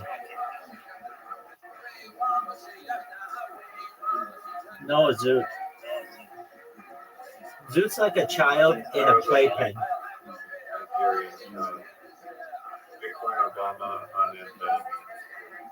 Did you know that Bitcoin Obama's on amphetamine?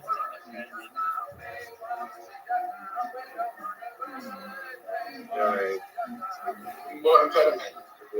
All of them? Do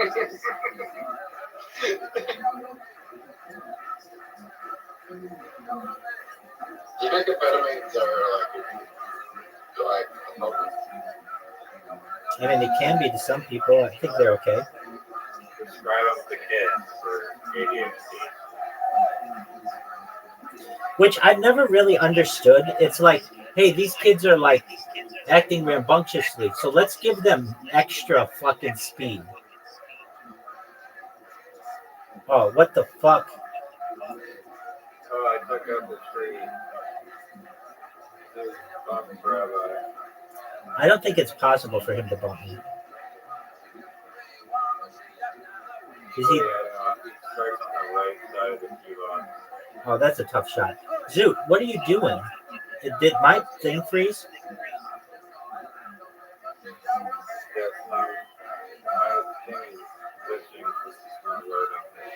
Okay, there he is. Typical Zoot fashion. Are you fucking serious with that? That's some bullshit. Oh no, come on.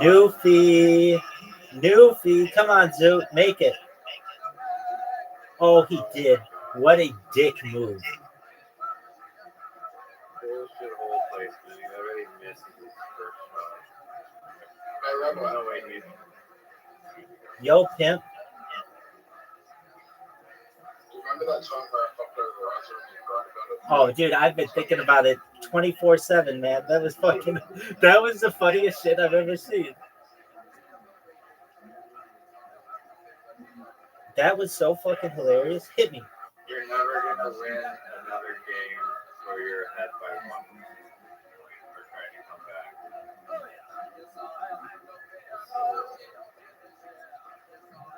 I'm not fuck you over. How do you not know the answer to that question? Like, what happened when I was young? Did not give me the sleep that I needed. Does it change the pregnancy? Yes. Yeah, it does give me. Which I think is bullshit.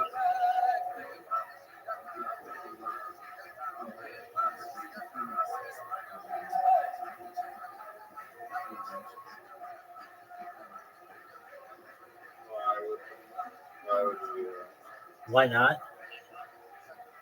You had a really easy shot, and I Give had. me a chance to make it. You had a really easy shot, and I had a really difficult shot. Actually did me a service. So thank you. How did I do you a service? Right. She might be on.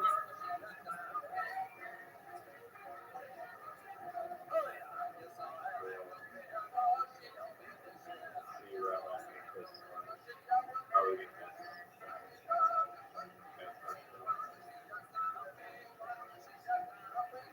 What are you gonna do, big dog? No way. No way.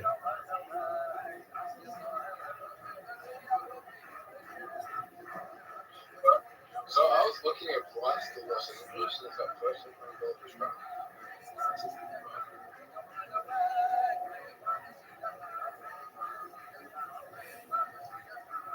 There you go. Zoot won the hole. When I go to LA, I'm planning to spend like 20, 30 grand plus.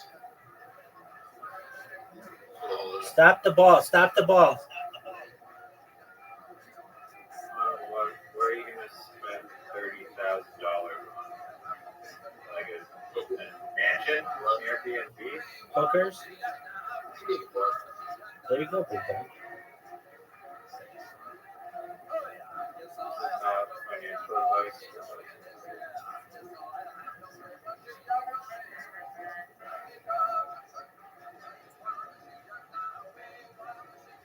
Change when you say that's RETARDED too. That's ridiculous. You'll sound better in the future.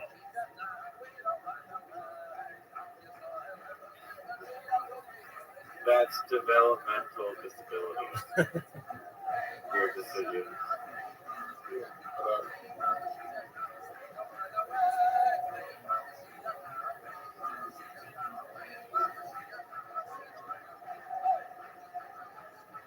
Bullshit. No one can hear the other people talking from the board. So there's going to be some technology that comes up. Yeah, Discord can. Wait, what do you mean? Nobody can hear you? I've watched your streams and not hear anyone else but you. Well, I'm the only one that matters. The other cameras can hear them.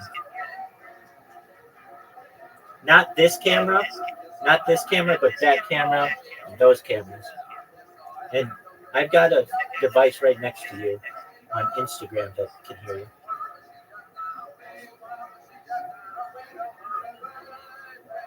I don't think you have my permission to record me. I don't need it. Discord gives me that permission. I talked to Mr. Discord. He said it's okay.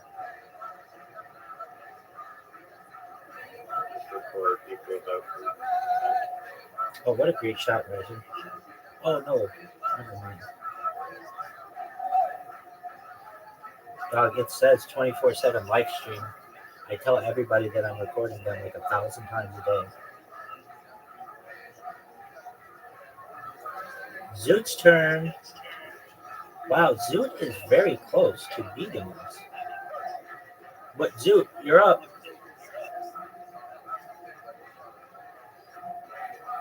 Did he? There he is. Water.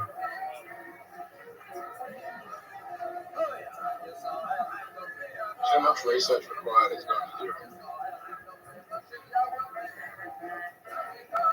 Dude, bank it off the barn and then or just put it in here. No, you have to bank it off the barn and then.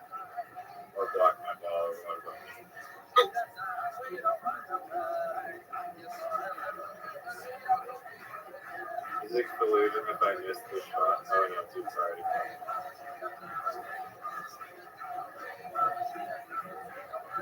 I've won by default.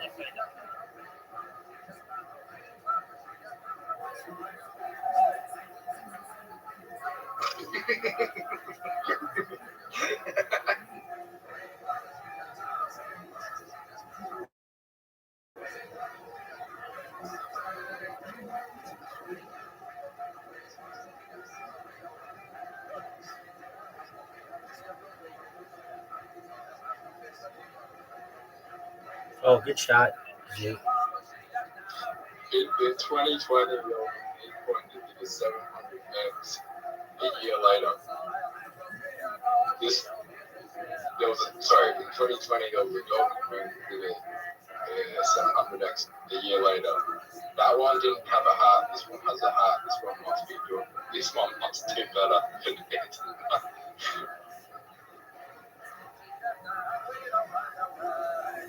Are you fucking serious?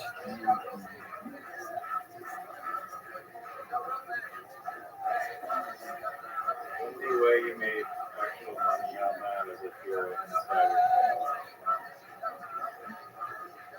No, you can buy now. I just think it's probably for it now. To be honest, it has a heart.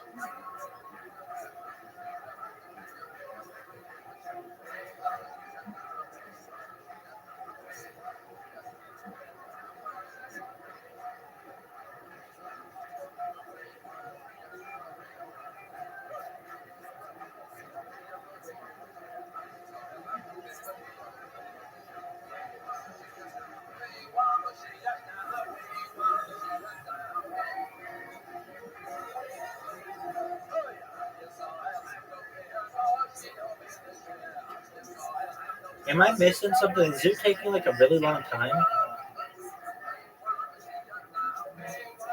Yeah, he does that all the time. It's so annoying.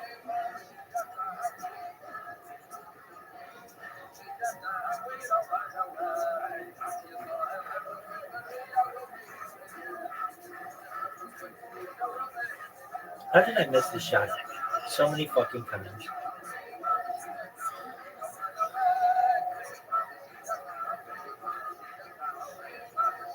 You ready for the worst shot? This has black shit written all over it. Oh, That wasn't a terrible shot. Just the fact that champion.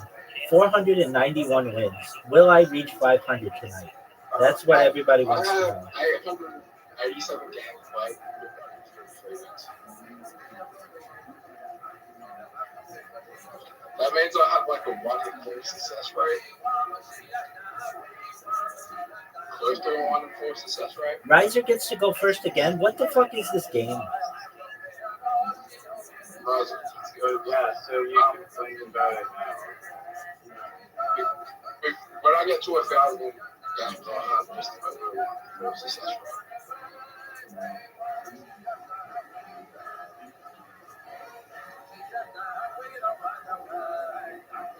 Rabbi, have fun in the sand.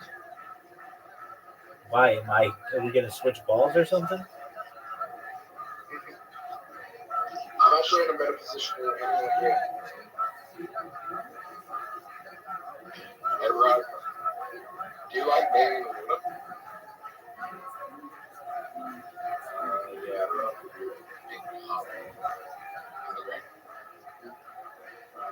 No way. Is it a water bump?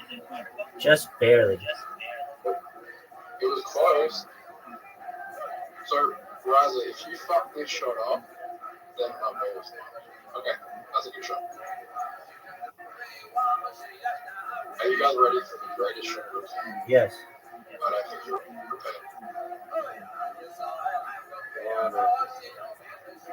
It's a better shot than Raza's.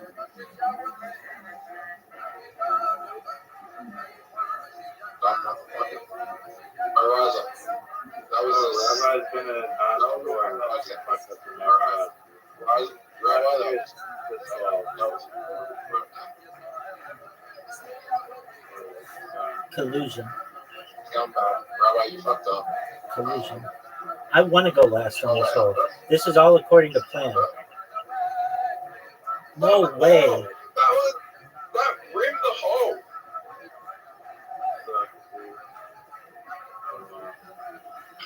That was on the hole. Why is that? I'm gonna say it. Your ball should have gone to the plate. Yeah, mine missed by like a solid 2 feet. What the fuck? Both of those should have gone in. Very nice. Fuck off.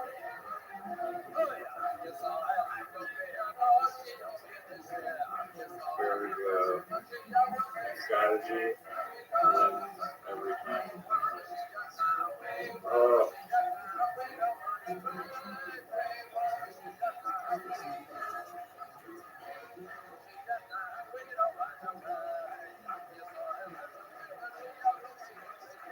My ball. Oh. You almost knocked me through. Almost only counts in horseshoes and hand grenades, son. No. No. Oh, baby. Yeah. Oh, fuck. Wow, that was close. That was very close, my friend. Oh, no way. Oh, I need it. That was so close.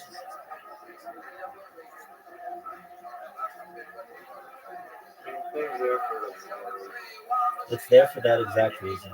To prevent people like you from beating people like me. Look at you aiming this shit. You did. Great shot. There you go. Big.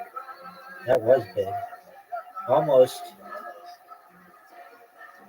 No, that's not gonna do it. That's okay. No, you're down by 2 points now. I don't care.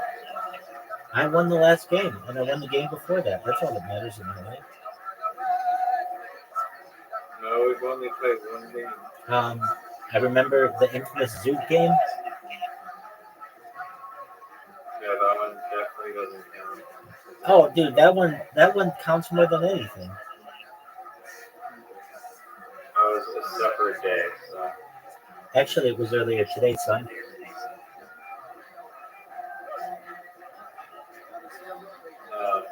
Yeah,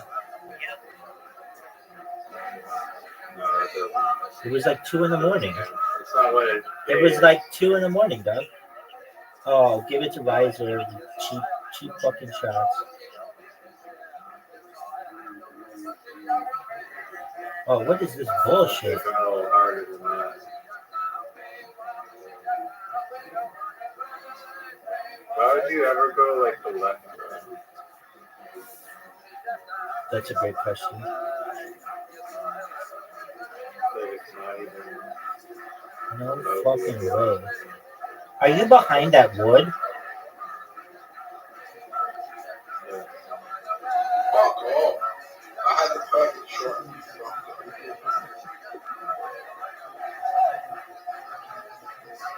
I could not have a perfect shot. Oh, you can still fucking make it.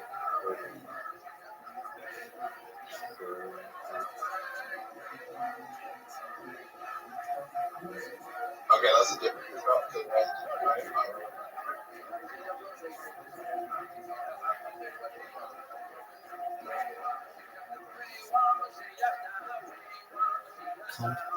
Okay, so you could technically do this shot this but a free is the best we've ever seen.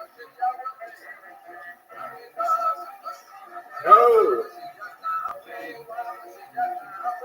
So yeah, technically you could do this whole in 3 shot, 2 shots. No.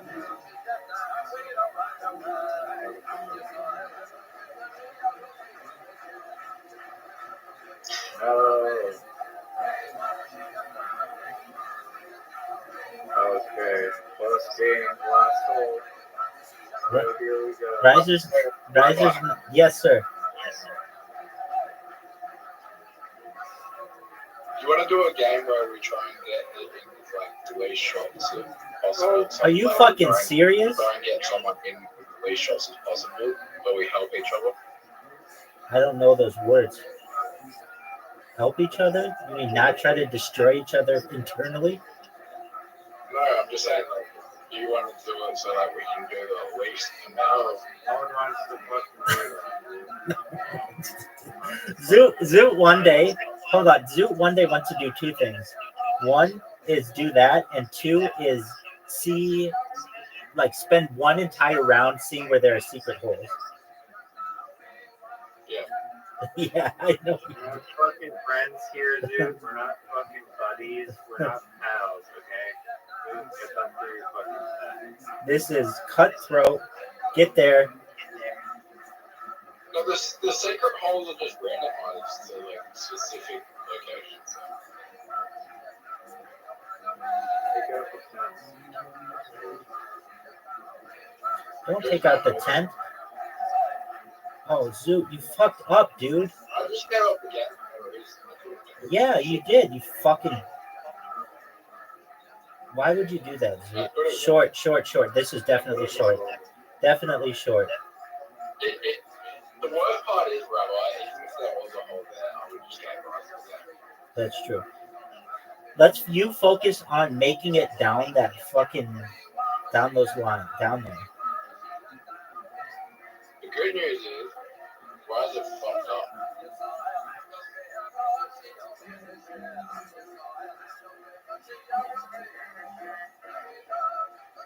I'm still sharp behind. That's the thing with Rabbi. Rabbi just win, bro. Rabbi could win.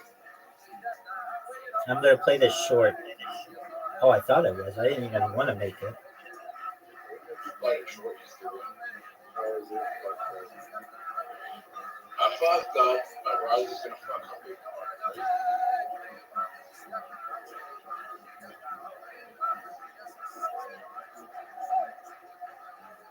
Fuck you. Zoot, you fucked up, man. Did you see that plane crash in Washington, D.C.? Dude, you're so terrible at this game.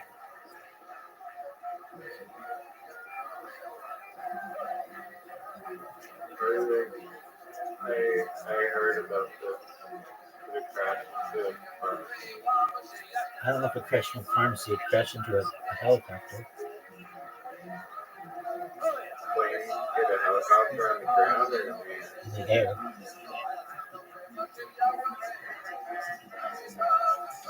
Let's watch. I mean, they just are in the same airspace.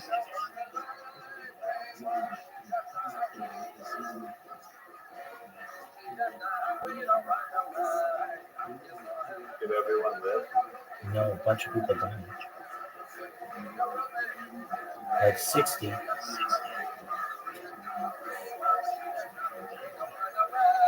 plane was the plane. Fucking out 60 people. Yeah.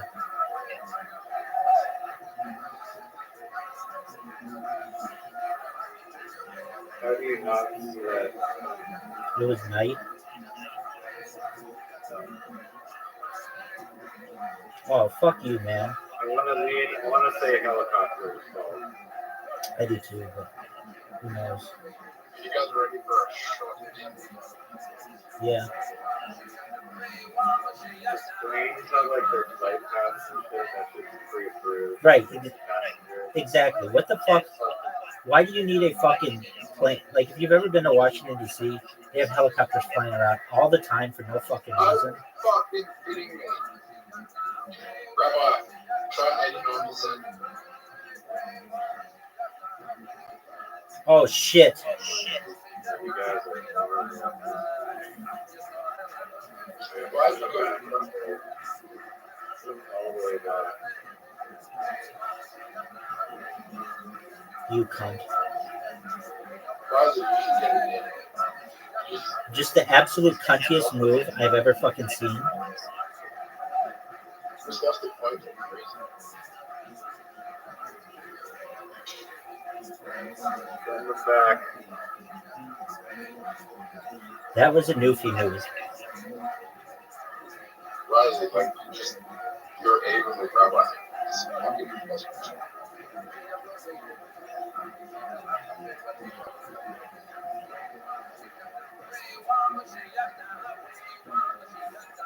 That's a 10 out of 10.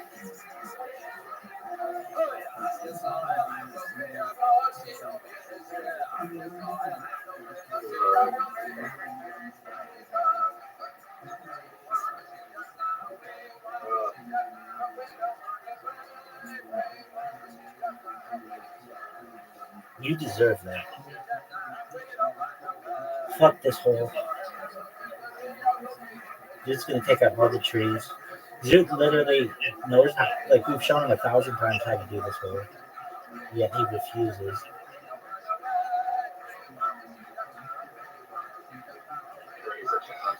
Yep.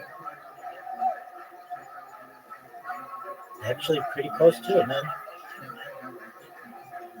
I'm obsessed, right? That's annoying. I look like a fucking zero line. Does that look like fuck? Yes, it did.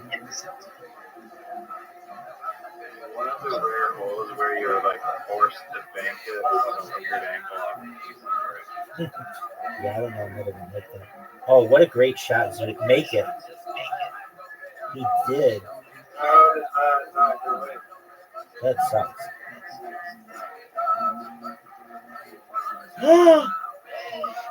Major miss. Major miss. Well, you reached it. We don't sure. Rare.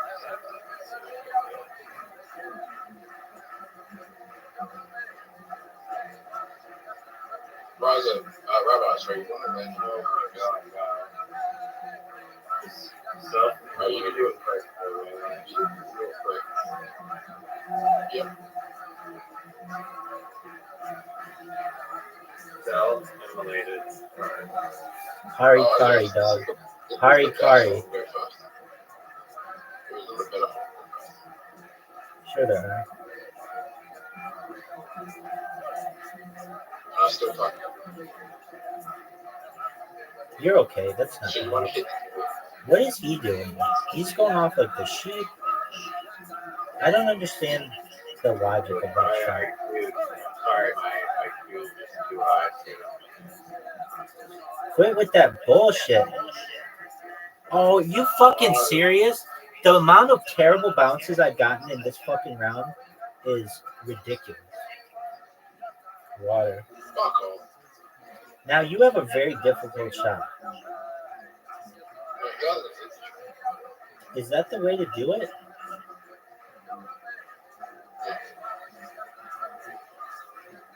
I feel like they. It makes it. I mean, now you're getting wrecked by the trees. come on. Yes. Bang.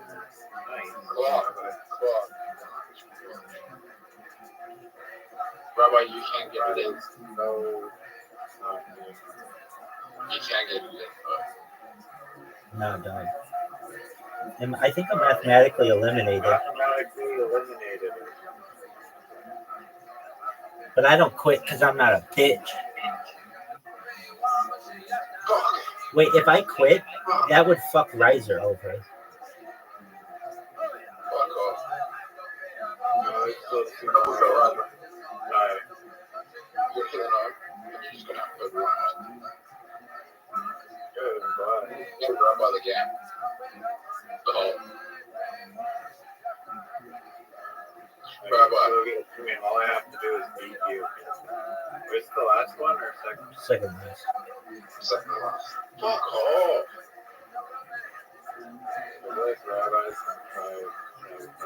Oh, dog, I'm sending your ass in the black. If you come anywhere near me, I'm going to send you into the black. You would do the same shit to me. I actually learned your method of sabotage and perfected it. Oh, my god. How? never have seen that How the before. fuck did you do that?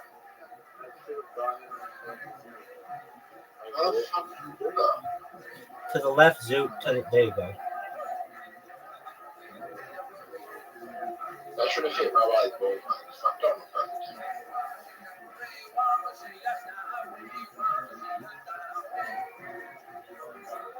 was the number, but I was saying. All you have to do is make it, Zoot. I'm not going to give you any guidance. Zoot won. Oh.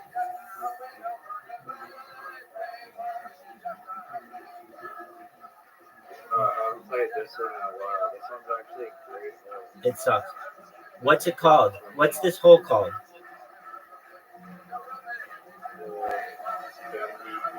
No, the pee hole. It looks like a dick. It looks like a pee, dog.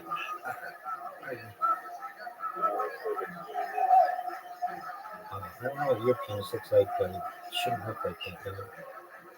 Got balls and then big head. Dog, it looks like a pee. It's called the pee hole. I'm gonna go after this guy.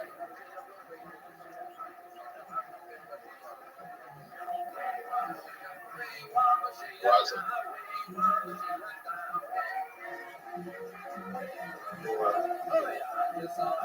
Yeah, I'm not gonna do this. Make up for yesterday, right?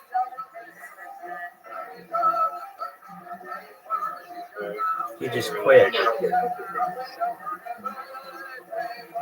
Well, now I can only tie. Is that why you're giving me a win?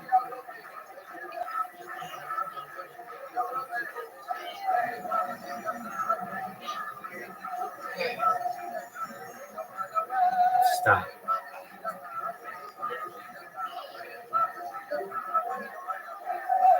Well, why, Zoo? Are you fucking serious?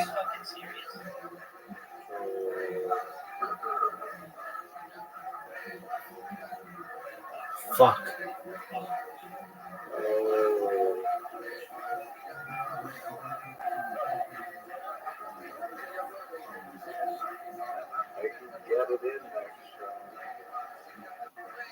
It's a very difficult shot. Very difficult shot. Nope.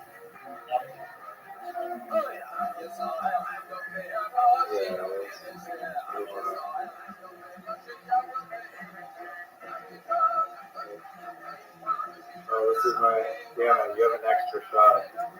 Oh, how did that not go for one? Because I'm sexy, dog. He missed. Oh!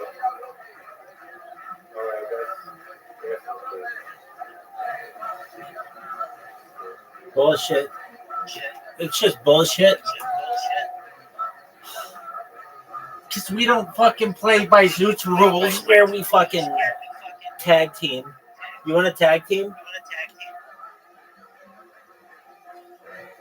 No, fuck it. I was going to say, if we had a bunch of people, it'd be easier. All right, Doug. Well, here's Joe Rogan.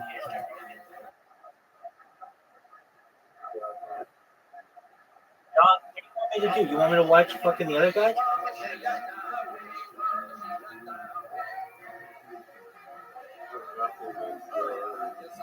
He's talking about aliens. When Joe Rogan's talking about aliens, I'm all ears.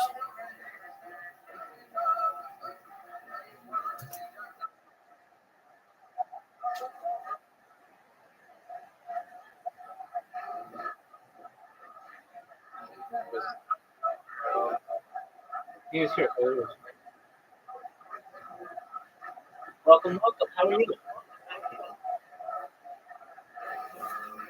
How are you, Joshua? Hello. How are you?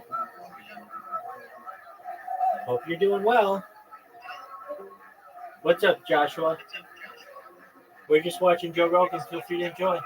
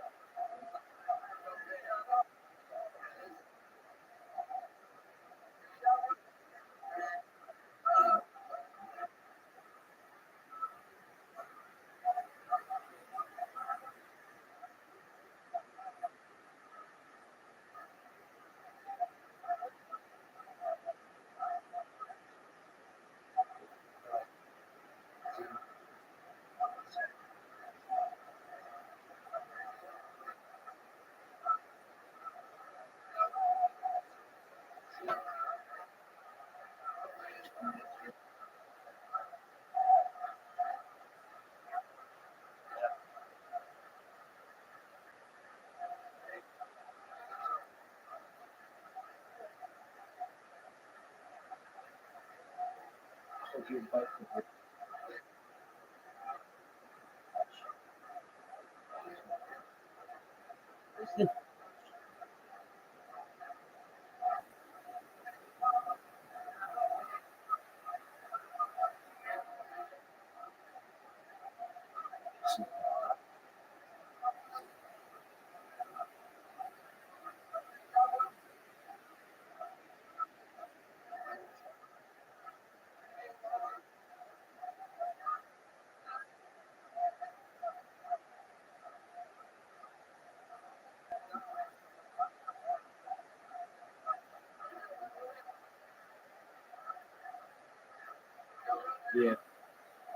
I mean,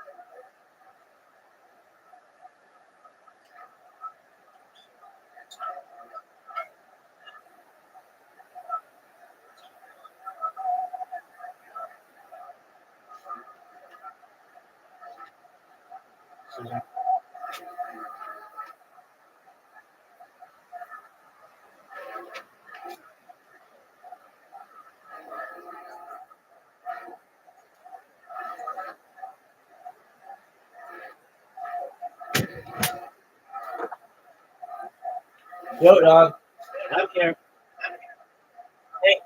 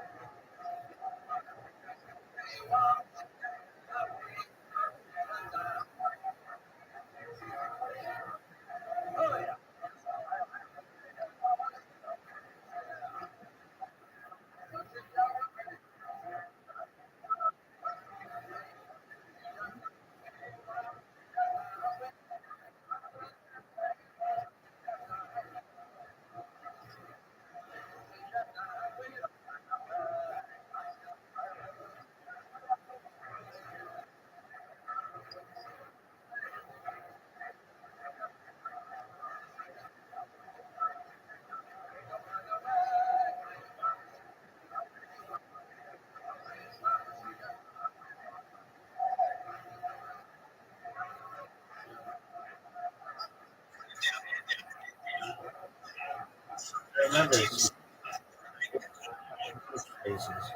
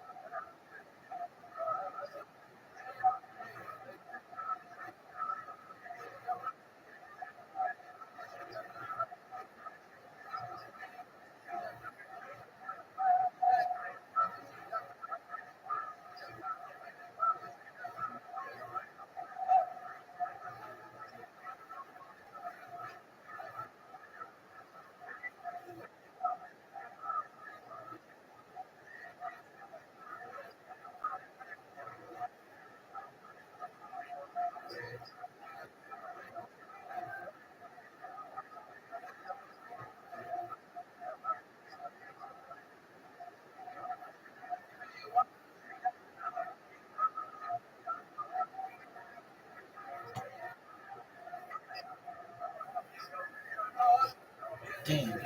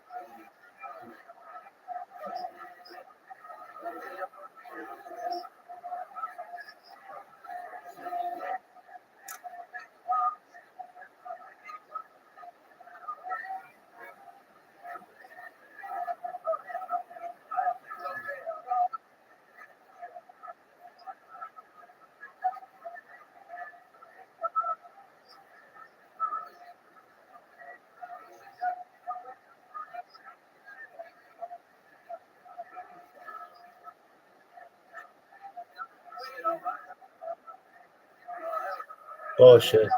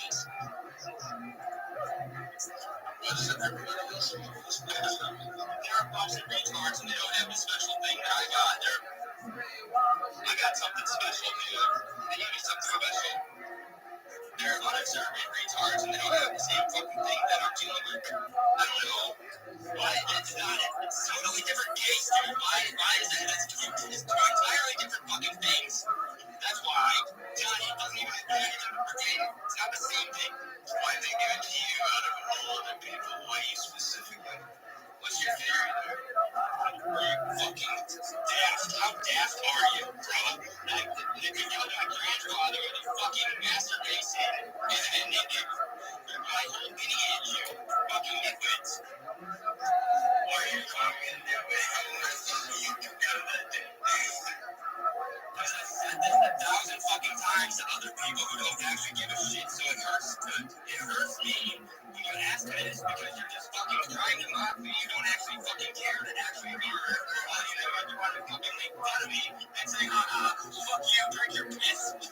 I mean, yeah, drinking the piss would be fine, but I've never spoken to you before in my life, so I don't know about that. That's something. I'm gonna give you $50. It's okay. Just keep talking. That would make me feel a lot better. So, what are your symptoms? What do you think, where you're going with it? Look at my fucking YouTube video. No, I don't have time on YouTube. I don't have time to answer your questions. Do you guys trade you guys have time to look at YouTube? Do you think you fucking times? You people are so disrespectful.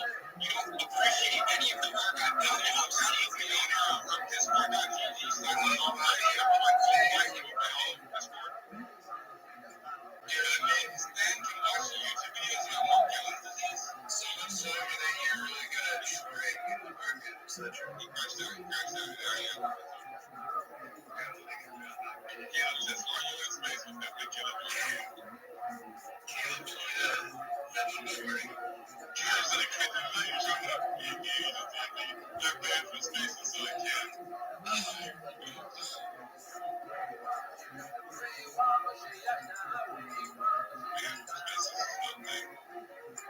So it's this like an oral space for people to the work is super tight. It is like it's ours. It's like retards. It's a space. It's very bingo, and that guy, oh my god, it's why my time is valuable. Make it worth my time. And the first trip you're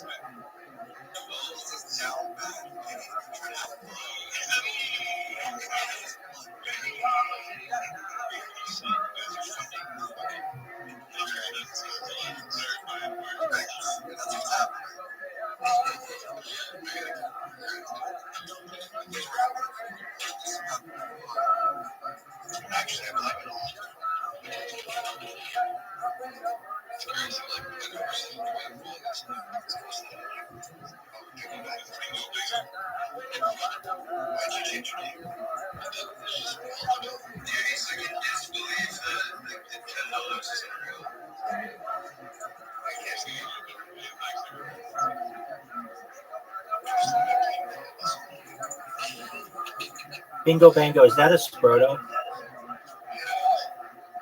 There you go. Harry Potter, Obama, Sonic 10 Inu to the moon.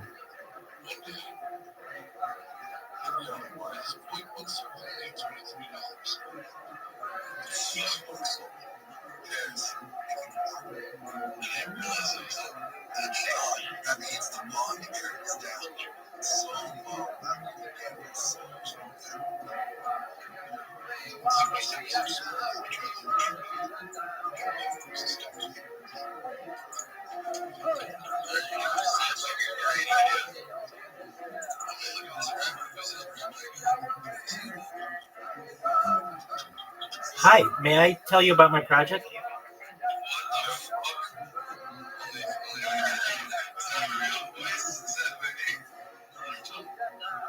My name's Rabbi Rothschild. I stream my life 24 hours a day, 7 days a week, 365 days a year for world peace. I've been live streaming for more than 3.5 years. Data is Earth's #1 resource, more valuable than food, water, gold, air. That's according to The Economist magazine, which was published in 2018. and I have more data.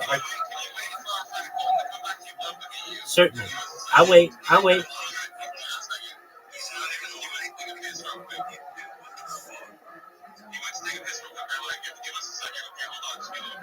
Absolutely. I'll be as patient as you want. If you want to learn more about me in the meantime, I'll wait. I'll wait all night.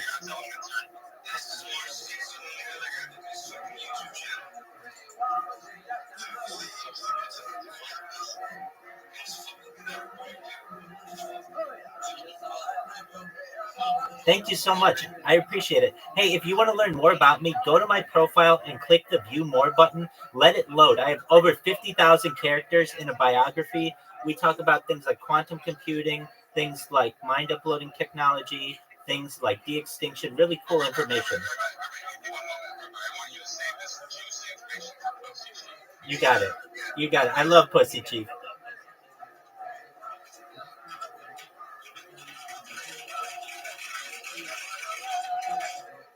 Bingo Bango, do you ever go in the Harry Potter Obama Sonic 10 Enu Telegram? That's all right. Everything I do is kosher, my name.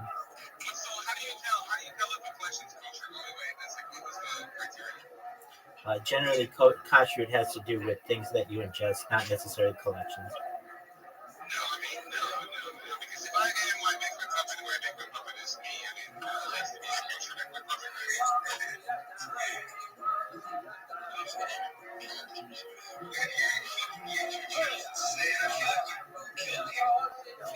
No, I don't, but I am live on more than 10 different YouTube streams simultaneously.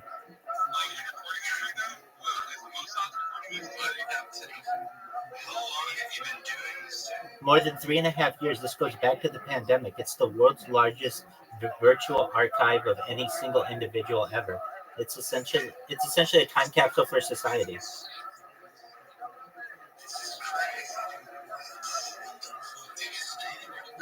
No, I live stream IRL. I've live streamed as far north as Santa Barbara, as far south as San Diego. I've live streamed in Santa Monica, Beverly Hills. I've live streamed even at Disneyland. 100%. Perhaps I retain for the power of the community.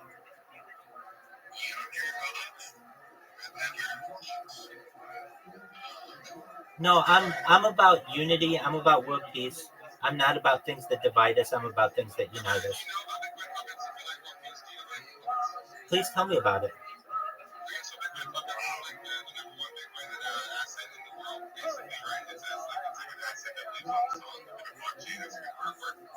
It's all about world peace. The narrative is world peace, right? So I think you should take the Bitcoin puppets art, steal it, BPL. You should have tracking access to all the Bitcoin puppets. You should onboard all your people. That's a very good plan. I like it. Anything that is involved.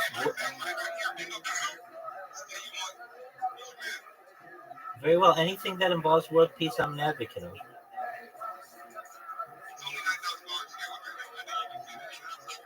Pocket change.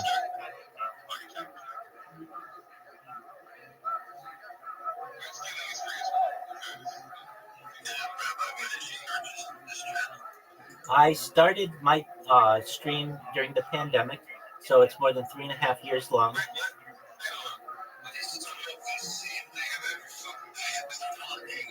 I have over 100 YouTube accounts. I have over 200 Instagram accounts. I have over 500 Twitch accounts. I have over 1,000 TikTok accounts. I have over 2,000 Twitter accounts, and I have over 10,000 Kick accounts. I am friends with the owner of Kick, Eddie Craven, on Discord. If you ever want to check me out 24/7 and talk with me, I'm always live in Discord. That's at discord.me/rabbi.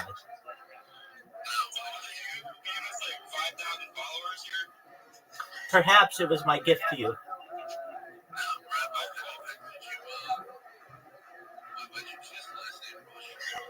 That's my last name. You know how our families have been feuding for centuries, and right? I'm a brother. Rummels and Rothschild. Well, we can perhaps unite our families and our dynasties like the Hatfields and the McCoys. Perhaps that would be possible. but it takes a lot. You guys gotta fucking make up your end of the bargain. You boys and me and the honor student trying to be like I know what you guys are all about. Well, I am at least the olive branch to your family. I have done nothing wrong to you personally, and I don't want to. I want to be friends. Well, I'd appreciate that, and that's good to hear. I really feel the chemtrails and organics.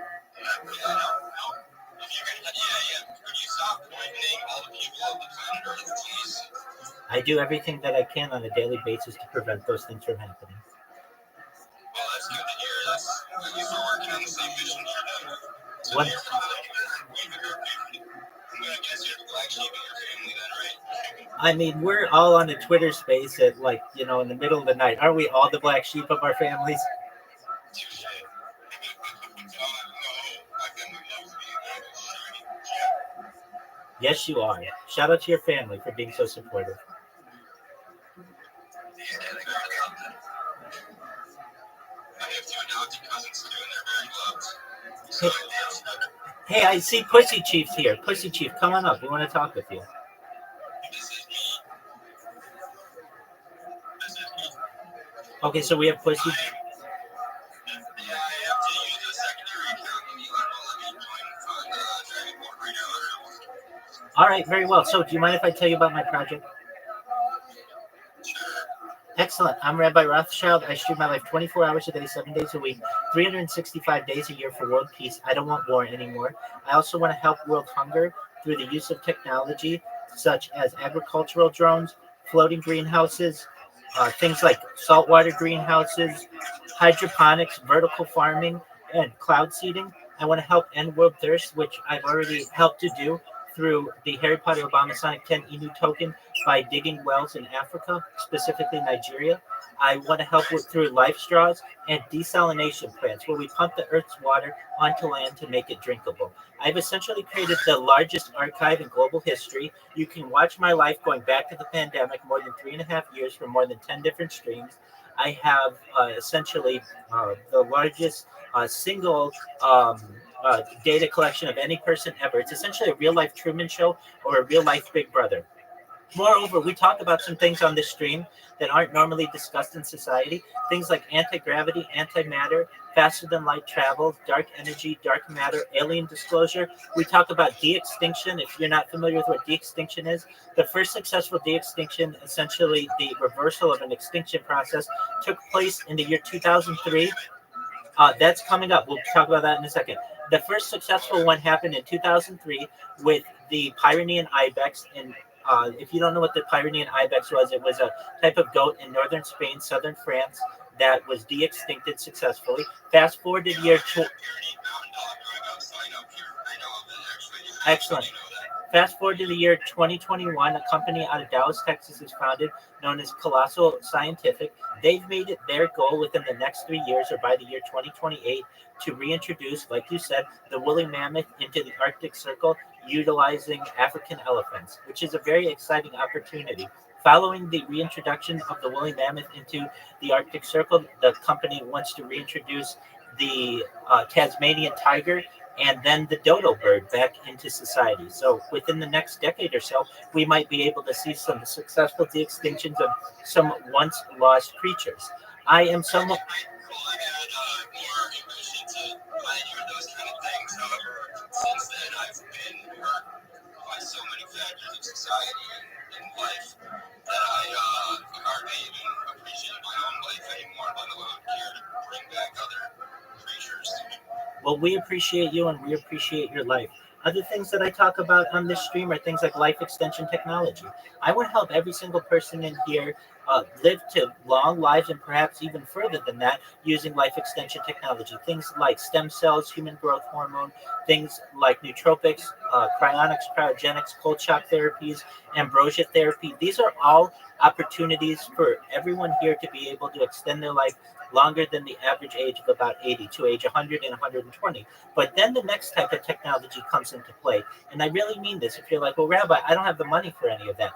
Data is Earth's #1 resource. According to The Economist magazine in 2018, it overtook petroleum, and I have more data online than any person. I'm going to give away as much as I can when I go viral. The next type of technology, though, is really exciting. It's known as mind uploading technology. That is where we, with your consent, scan your brain into a computer like an MRI or a CAT scan, knowing where every individual atom is in your central nervous system and your peripheral nervous system, for later download as an android, an avatar, a cyborg, a cybernetic being, a clone of yourself, an ethereal being, a robot, whatever you want to be. But essentially, what I'm saying to every person in here is that you may have the opportunity at a digital immortality, which I feel is extremely exciting. If you want to learn more about my project, please feel free to look at my extended profile. There are over 5,000 characters in my biography. It's so large that you actually need it to load on Twitter. And I'm always live 24/7 on YouTube, on Twitch, on Twitter. I'm always live on Discord. You can visit me in my Discord at discord.me/rabbi. I just want you all to know that I'm here to be a positive person in your life. I'm here to be optimistic, and I'm here to give you hope. And really, I mean this from the bottom of my heart, OSD. Thank you so much for allowing me to share my project with everyone.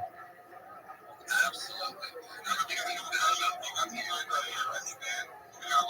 that I'm sure are curious, not only of your culture, your project, the prices trajectory of your token, but also, I think the CTK would like to discuss the merits of world peace, stopping the violence and the murder and the Freemasons. If you can tell your employees, Freemasons, this is just like a joke. All right. Well, I am a Freemason. I'm a Master Mason. So I can tell you that, at least within my lodge, we don't do any killing. We don't do any abuse of any kind. It's really just a fraternity of like-minded individuals who are seeking light.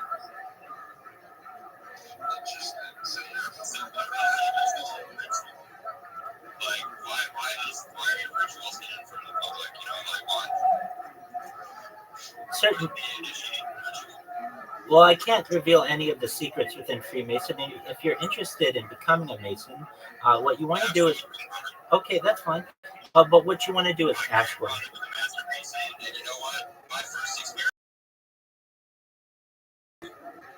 Okay, well, that's a very sad thing that I can tell you, at least within my lodge, I don't know of any molestation that takes place, and I'm here to protect children.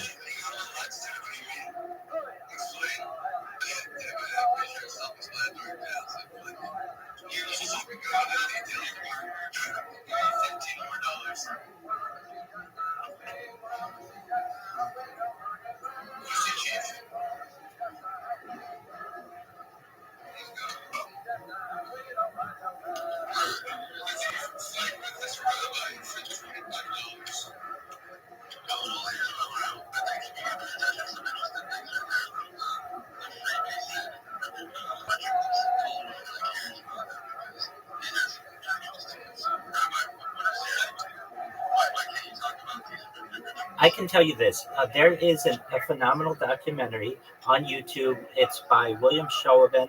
It's known as The Light Behind Freemasonry. If you watch that, you will know more than what a regular Mason knows. You'll know a lot more secrets. So I can't personally reveal the secrets to you, but I can tell you that they are available, and I'll give you the opportunity to view them. You'll learn all our secret handshakes. You'll learn all our secret distress symbols. You'll know our secret words. You'll know everything about being a Freemason. Okay, now if you would like to watch another film, there's a Sherlock Holmes film called Murder by Decree, which unveils through a Sherlock Holmes cinema piece the true intention of Master Masons, which is to murder the children of the town and then lie about it. Sure, it's The Light Behind Freemasonry. It's by a man named William Shoaben, I believe is how you pronounce his last name. It's about 4 hours long, and it is one former Mason who has demitted, but essentially he tells all the secrets of Freemasonry. I watched it before I became a Freemason, and I can tell you that it is as accurate as any piece of documentation on the fraternity as you'll find. I had a 38-degree Scottish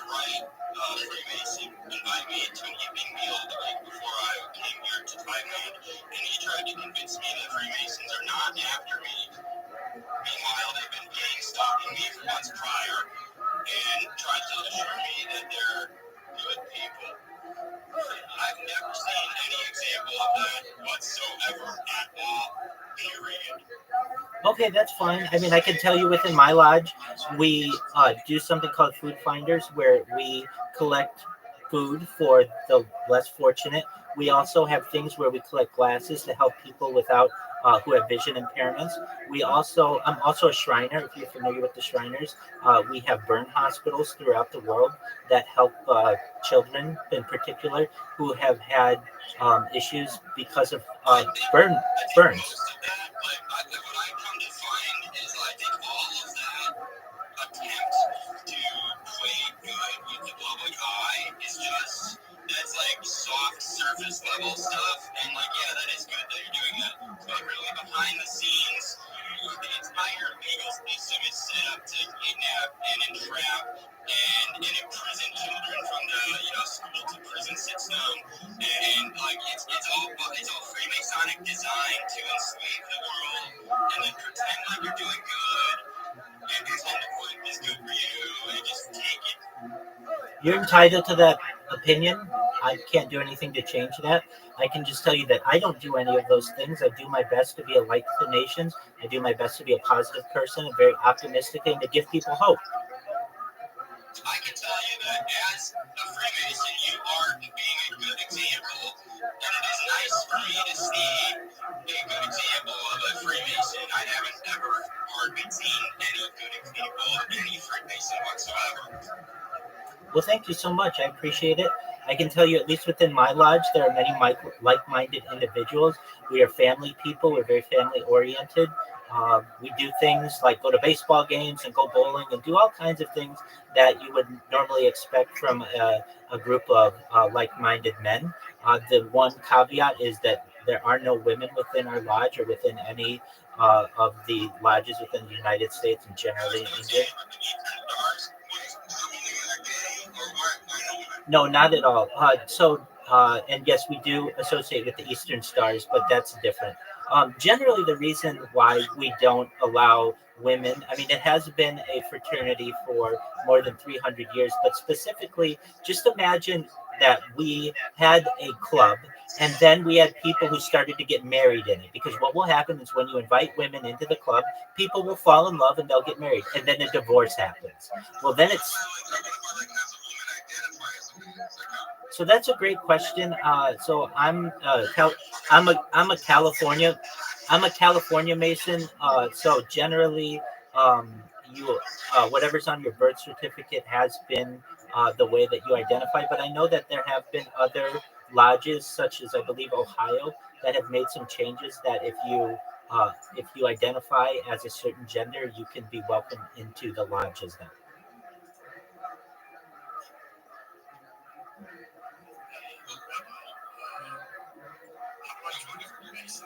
Great, great question. Great question. Our big phrase, no, no. So you have to be at least 18 years old. You have to be essentially of good character, and you have to no, that's fine. Um, and you generally have to be considered not mad, so someone of able mind and body. Not necessarily body. I shouldn't say that. We have people who have many types um, of disabilities.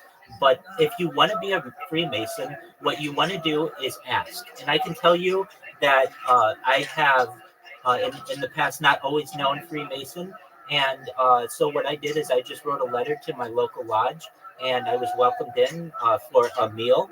I keep kosher, so I wasn't able to participate necessarily in the meal, but I was able to meet the people within the lodge, and they were very nice individuals. I can tell you that they're very accomplished people. We are very accomplished, very professional people. And then perhaps I may be a Mossad agent myself. Who knows? Generally, you that or Israeli at least. Well, that's a great question. If you're interested in becoming Jewish, the best thing that you want to do is contact your local Orthodox rabbi and make them aware of your intentions. Very similar if you want to become a Freemason, contact your local lodge.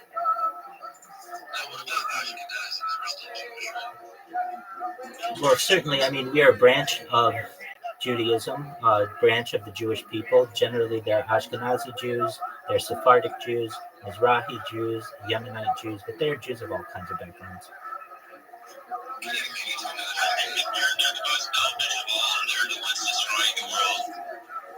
You're entitled to your opinion.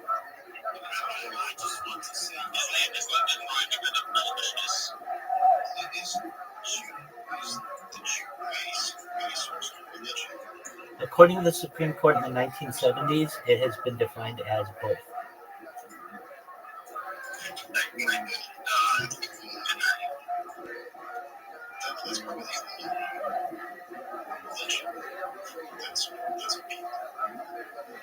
Arguably, yeah. I mean, really, there's nothing stopping Christians from making the same arguments or Muslim people from making the same arguments, but they haven't done so, at least not within the court system, and we as Jews have.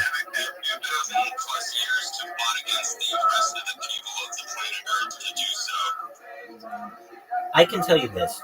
I don't know what you've heard in the past, but I at least come to you with an open and honest heart. I've told you about my project. If you're interested in it, feel free to send me a follow. Feel free to join my. I like the ambitions that you're doing. I really think you're doing a lot of good things. I just I've seen so much example of terrible Jews. Bear with me, man. It's gonna take a little bit for me to believe that you're not totally fucking evil. I understand. Well, you can at least watch the last 3.5 years of my life to be able to witness that. I can tell you as well, I do Orthodox things on camera, including Don Tefillin. I light candles. I daven or pray. I say brachot or blessing. So you can learn a lot about the Orthodox world within my stream. And just know, I do my best to avoid any kind of magic.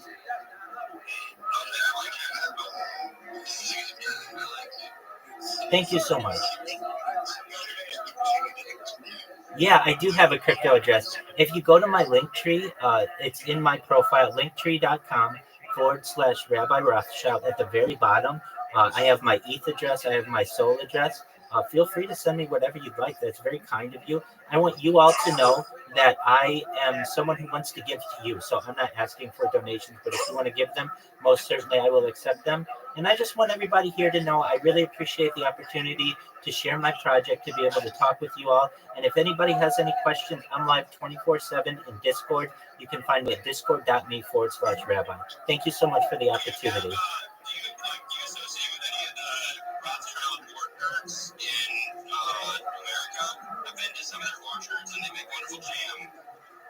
We do make wonderful jam. We also make wonderful wine. Yeah, certainly. We're all related. There.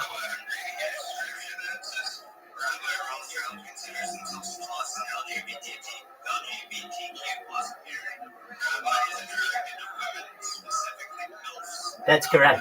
100%. Yeah. So, according to the state of California, on my ID, I actually have an X under gender. I feel that if I'm going to live a life of perhaps mind uploading and be able to live a life of thousands of years, if not millions of years, that I'm at a point where I'm transhuman. And that's what I define my plus being in the LGBTQ plus community.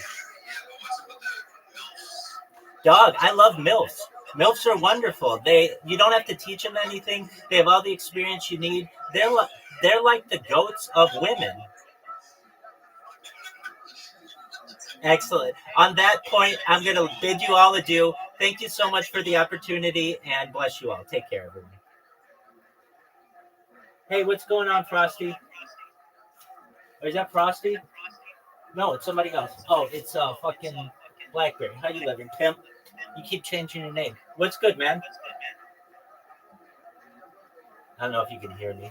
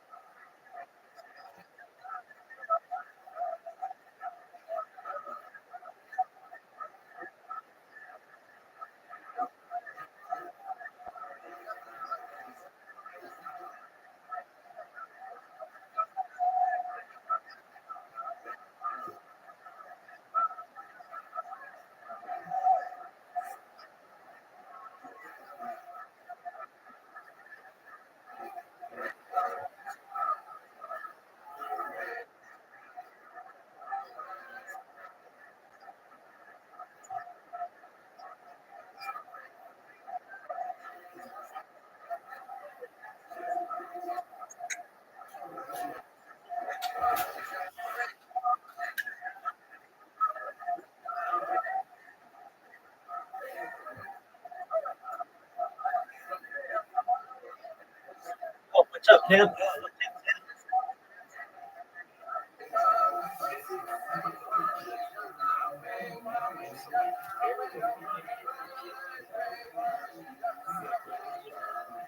Okay, that's fine.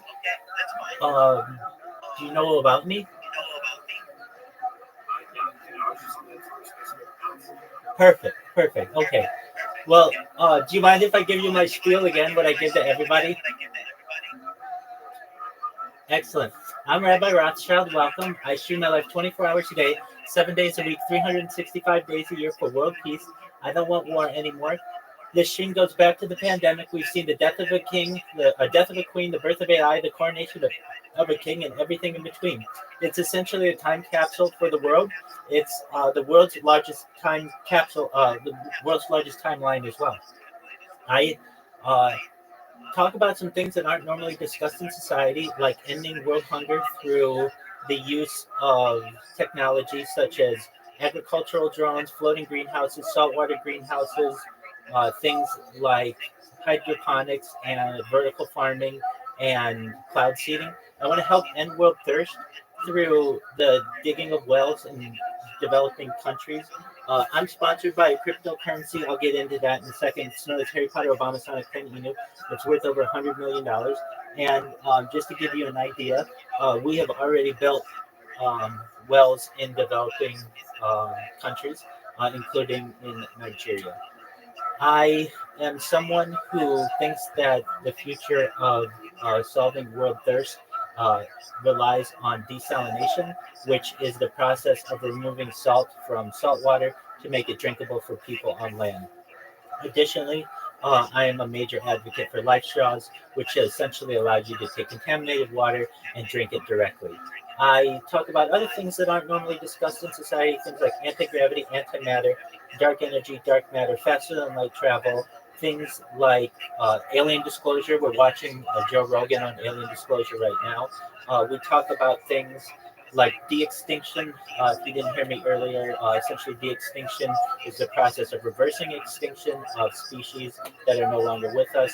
The first successful de-extinction took place in 2003. It was the Pyrenean ibex, which was a goat located in northern Spain, southern France, that was de-extincted. Fast forward to the year 2021, a company out of Dallas, Texas, known as Colossal Bioscientific is founded. They've made it their goal that within the next 3 years or so, by the year 2028, to de-extinct the woolly mammoth, essentially reintroducing it into the Arctic Circle using African elephants. Following the de-extinction of the woolly mammoth, they want to reintroduce the Tasmanian tiger and then the dodo bird, which is really exciting. I can tell you other it's super cool stuff. Other things that we talk about on the stream are things like life extension technology. When you were born, your average life expectancy is probably about age 80. I want to increase that to age 100, 120 through the use of technology such as things like stem cells, human growth hormone, ambrosia therapy, where the platelets of younger people are used for the benefit of older people.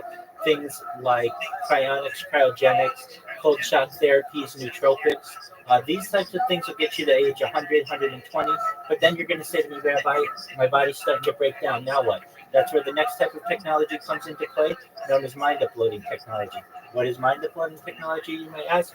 It's essentially the technology that allows us, with your consent, to scan your brain into a computer, like a CAT scan or an MRI, for later download as an android, an avatar, a cyborg, a cybernetic being, a clone of yourself, a robot, an ethereal being, whatever you want to be. So what I'm saying to you, Left, and I really mean this in my heart of hearts, is that I think you may be able to experience a life of a digital immortality, which is extremely exciting. Don't you agree?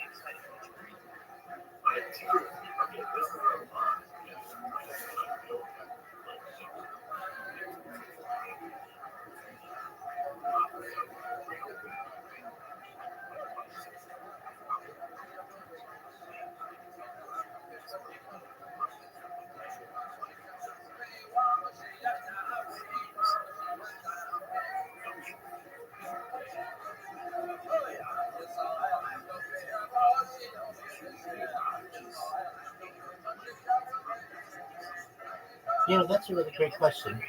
But sometimes lakes aren't available, especially in the developing world. especially in areas that may have depleted their water sources. So, with the idea of desalination, we can just pump the water from Earth's oceans onto land and make it drinkable. Especially in an area, let's say the perfect example of this is an area that's very de- desertified. Basically, it's a desert, but just has a coastal city, such as a city like Los Angeles, or even like Casablanca, Morocco. That doesn't have necessarily a huge river system. San Diego as well. We have to essentially, within California, have to pump our water from other states, specifically like the Hoover Dam, and we shouldn't necessarily be reliant on other states or even other countries for our water. We should be able to just suck the water out of the ocean to make it drinkable for people here.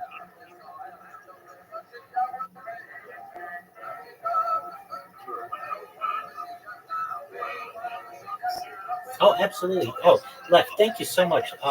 Your words mean so much to me. I really can't emphasize that enough. You should know that what I do say, I really mean. I got questioned and they're like, hey, do you eat babies and things like that? No, I don't. I don't want people to do that. If there are people who do that, I want them to stop. I feel that every person on this earth deserves a second chance, no matter what they've done. Certainly, I think that people may say that, oh, so and so is the worst person in the world. Okay, that's fine. But they've never known or had the opportunity to exist in a world where they know that someone, as I, am out there who is willing to be a light to them, a pillar to the community, someone who cares about the world, who cares about the little guy specifically. Um, I am also an advocate to get into more specifics for women. I love women, but in particular, I think excellent. I think women are discriminated. Excellent. I think women are discriminated against, specifically on the internet. To give you an example, I'm live on YouTube right now. I have nipples. Okay, great. I'm not going to lose my account for doing that. But if I were a woman, I'd lose my Discord account, I'd lose my Telegram account, I'd lose my Instagram account, I'd lose my YouTube account, I'd lose my Twitch account, I'd lose my Rumble account, I'd lose my Kick account, I'd lose everything. Now, I'm someone who doesn't feel that we should discriminate on the basis of the color of someone's skin nor the content of someone's skin. And I am someone who thinks that we're moving towards a day where we will basically be of one color. And I do my best to ensure that I am an advocate for all people of all races, but also people of all genders. I don't think that the technocracy, as I refer to it, should be able to take away a woman's ability to be able to provide for her family, to provide for her children, just because she had a nip slip. That to me is absolute. It's chaos in a world where a man can go around like this all day long, but a woman, if she does that, she loses her account. I think that it's unfair, and I want to stop it. I'm an advocate for the Equal Rights Amendment, essentially an amendment that means that you have to treat all people equally and fairly, and I'd like to see that pass someday. Other things that are important to me, really futurism and discussions of the future. So as you know, I discussed a few of the things in that call, but if you're interested in other cool shit, like this is just the coolest stuff to me. And so, absolutely. So here we go. I I like just lists of things. Like, all right, so you think that's cool? Here we go, and then just going through, um, and just stop me when you want to talk about one of these. But we're gonna start with types of clocks. And why do you ask, like, why clocks? Time is very important, and we don't really know what time is. I mean, like where I am, it may be 11:47. Where you are, something else. But in reality, that's still not exactly correct. So there are some types of potential clocks that we currently use, but there are also other types that people don't know exist. So there's the atomic clock, which uses vibrations of atoms, commonly cesium or rubidium, to measure time with extreme precision. There are nuclear clocks, which utilize nuclear transitions, potentially offering even greater accuracy than atomic clocks by measuring the energy levels of atomic nuclei. There's optical lattice clocks, which uses atoms trapped in an optical lattice, achieving precision by measuring transitions in optical frequencies. There's a quantum clock, which exploits quantum entanglement and superposition for timekeeping, potentially providing unprecedented accuracy. There's a strontium clock, a type of optical clock that uses strontium atoms, offering high stability and precision in time measurement. There's astronomical clocks based on celestial phenomena such as pulsars or the movements of stars and planets for timekeeping, which to my knowledge is actually more accurate than the atomic clocks that we currently use. There's gravitational wave clocks, a theoretical clock that might utilize effects of gravitational waves on time measurement. There's biological clocks, advances in understanding circadian rhythms that lead to biologically integrated timekeeping methods. There's a photonic clock, which utilizes photons and light based technologies for high speed and high accuracy timekeeping.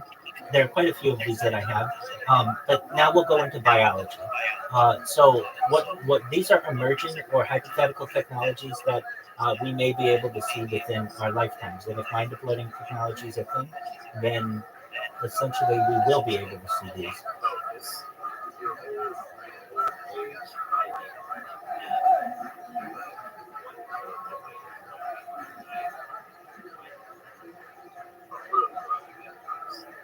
Excellent, man. Excellent. Well, I'm glad I met you as well. So you've seen my expanded biography. It's like longer than anybody else's, right? Excellent. Cool. Exactly. And that's what I wanted to do. Because when people want to find out about me, I want them to know who I am, what interests me, and what my mission is. All right.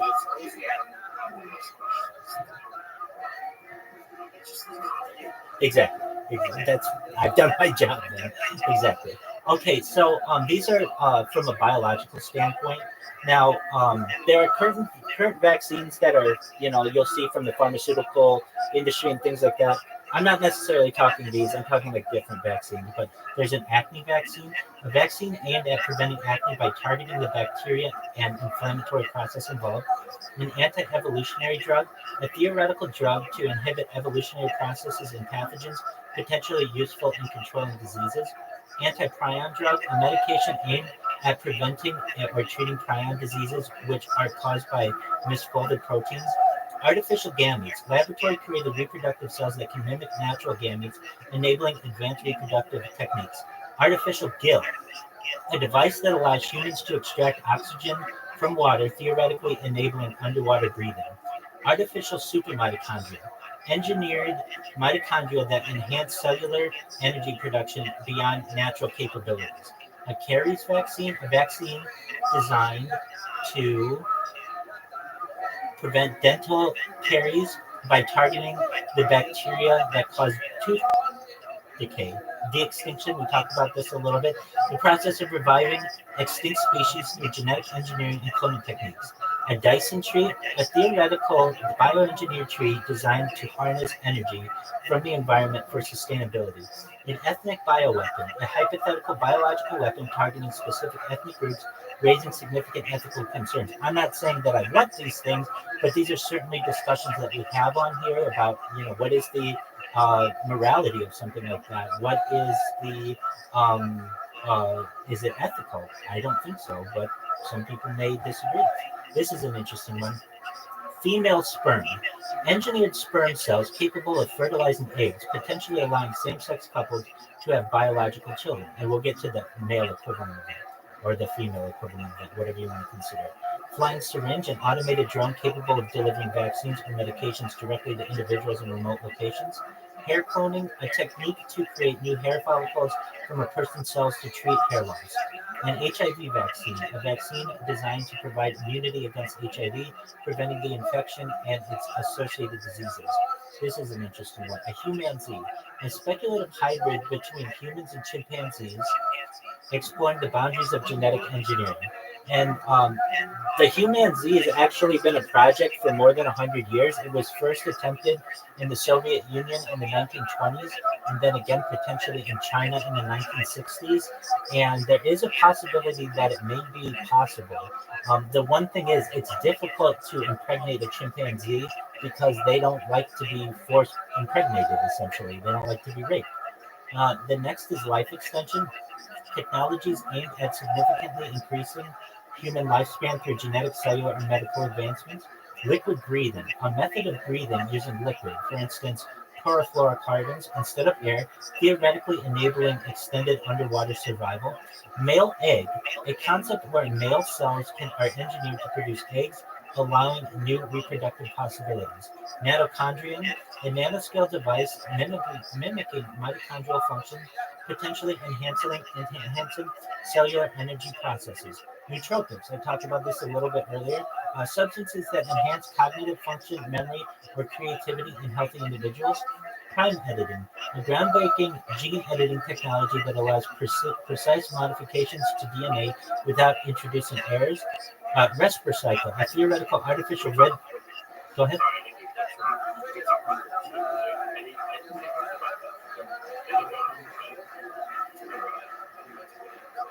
Yeah, so essentially this is known as the CRISPR system. It's a type of gene editing that is currently available to people. It's very expensive, but what you're able to do is to edit your genes to perhaps remove certain types of disease carrying aspects of them, or perhaps things that may cause birth defects. So you may want to edit out the ability for your genes to have Down syndrome, or perhaps uh, uh, uh, autism or something like that. So this is something that's certainly available to people. Um, we have we have a universal flu vaccine, a vaccine capable of providing long-lasting immunity against all strains of influenza. Universal snake bite antidote, a broad-spectrum treatment effective against various snake venom types. Now, if you're like, okay, well, that's a lot, I understand. That's just biology. And we talk about these things. They're real things. I don't understand why we don't talk about them in the mainstream. The next is a type of engineering.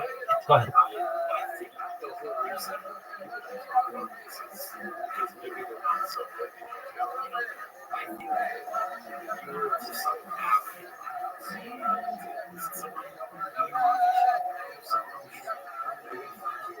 Absolutely. 100%.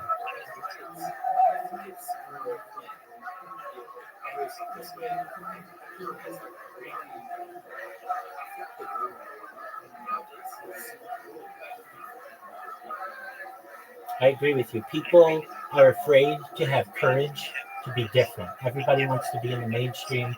Everybody's worried about what their friends are going to think of them, so they don't have the courage to be able to talk about these things. I'm in agreement with you. Excellent. So the next section is engineering and manufacturing. And just know my favorites are long. But there's biogel refrigerator, a cooling system utilizing biogel technology to preserve food without traditional energy sources. Chitlin cellulose composite, a biodegradable material made from chitlin and cellulose, offering sustainable alternatives in manufacturing. Diamond trees, structures made from diamond-like materials for extreme durability and utility in construction. An exoskeletal engine, a wearable exoskeleton that enhances human strength and endurance, potentially for industrial use. This is like what Iron Man suit is. That's an exoskeleton engine. Mesoelectronics, miniaturized electronic components that integrate mechanical and electronic functions at a small scale. A microfactory is a small scale factories utilizing advanced manufacturing techniques to produce goods efficiently and locally. A Pizer, a hypothetical device converting sound waves into electricity, enhancing energy harvesting technologies. A tectonic weapon, a theoretical weapon that can manipulate geological processes such as inducing earthquakes. A vertical zoo, a multi-level zoo design that allows for more efficient space use and more natural habitats for animals. A wearable generator, a device that converts body movement into electrical energy for powering personal devices. And if I may just include in here, I want to talk about batteries for a second. There's some batteries that are currently utilized in people's households, but they don't know the importance of them. One in particular is within someone's smoke detector. I don't know if you've ever heard of a smoke detector that's low on its battery and it beeps and it beeps and beeps. Excellent. Well, you have to replace the battery in those types of fire smoke detectors, usually about once every 6 months, something like that. But with modern or more modern types of smoke detectors, they utilize a type of battery in them known as americium. Americium is an element way down on the periodic table of elements in the 100s, essentially. But these batteries last much longer. They last 7 years. And a properly made American battery can last 400 years. So what I'm talking about is like much longer uh, types of battery lifespans. But even more important than those types of batteries is something known as a gravity battery. Gravity battery, what is it, you may ask? A gravity battery uses the microgravity of the Earth's gravity to be able to power a device without ever having to plug it in. So essentially, this phone would be charging right now using the microgravity that's happening on Earth. And that is the next future of devices where you never have to plug them in ever.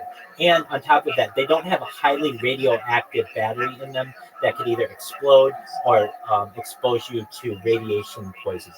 So those are some things I think are really important in terms of batteries. The next type of technology we'll discuss is computing and robotics.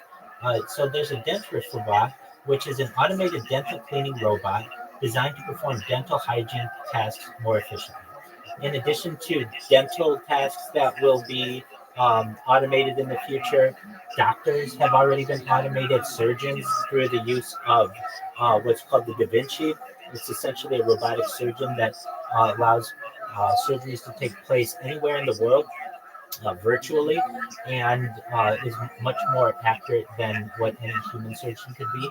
And then also lawyers as well. As you may know with AI, we're moving towards a world where AI has basically every single law case, every single brief, and can be able to compute it at a push of a button.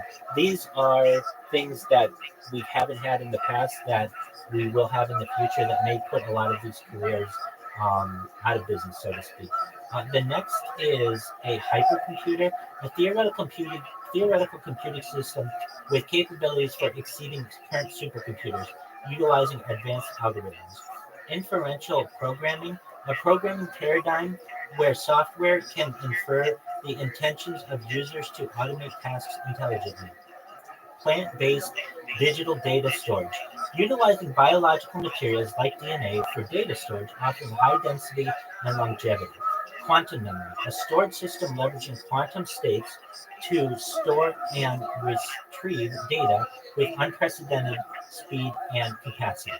Quantum money, a form of currency based on quantum encryption, providing heightened security against counterfeiting. A robotoid, which is an advanced robot capable of performing tasks with a high degree of autonomy and human-like interactions. A rollerweight computer, a compact portable computer that can be easily rolled or transported, enhancing mobility.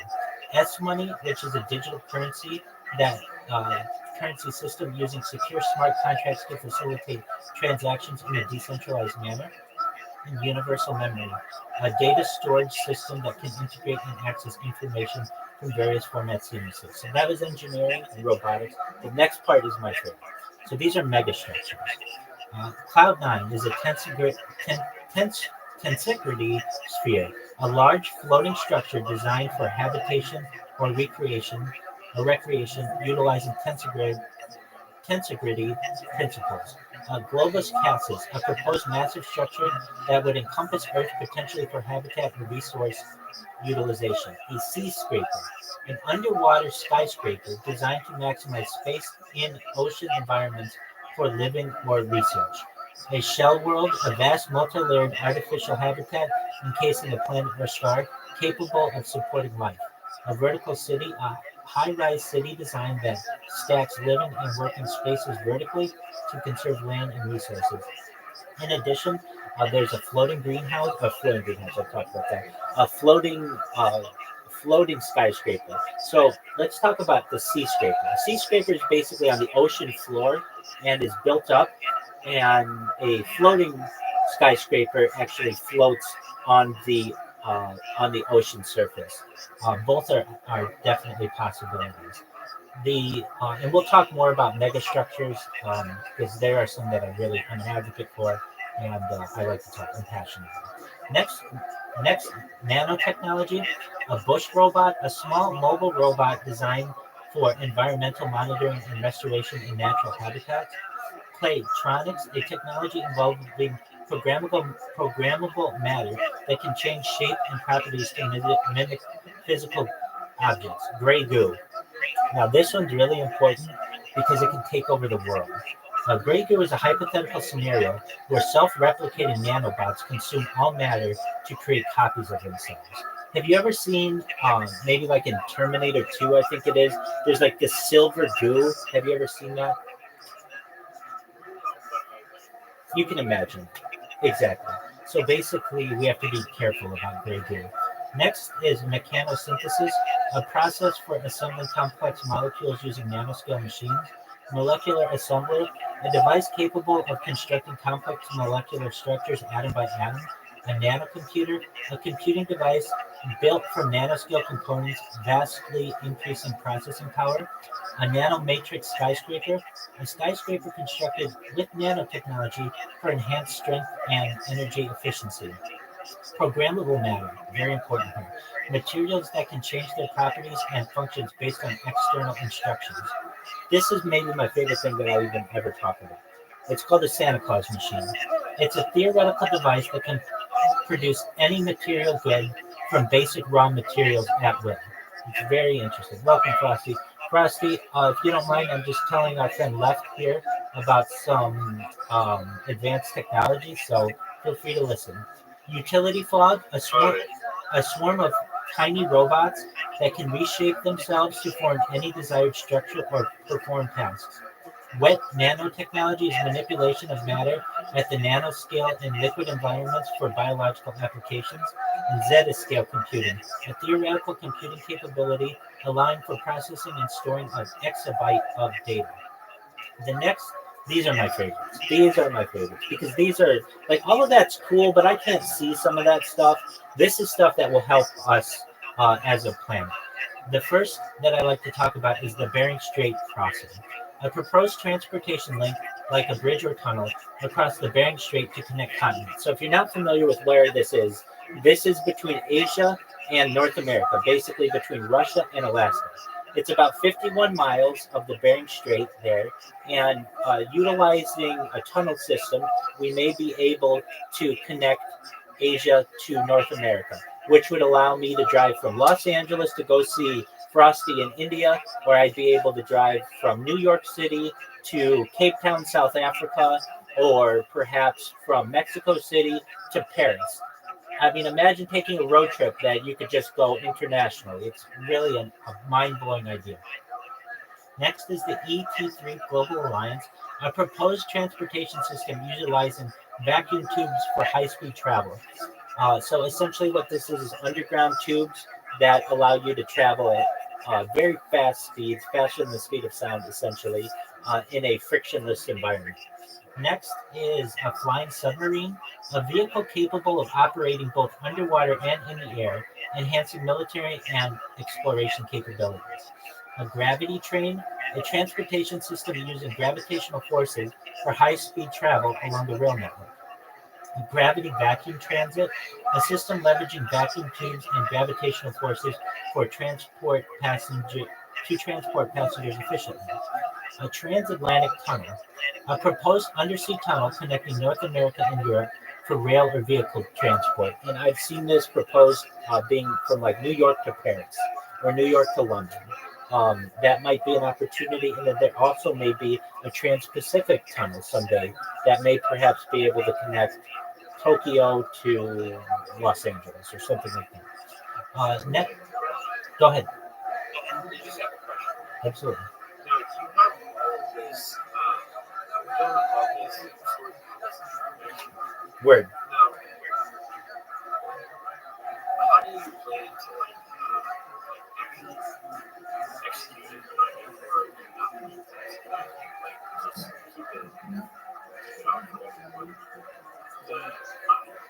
No, no, I plan to execute all of it and perhaps be a global leader in all of it.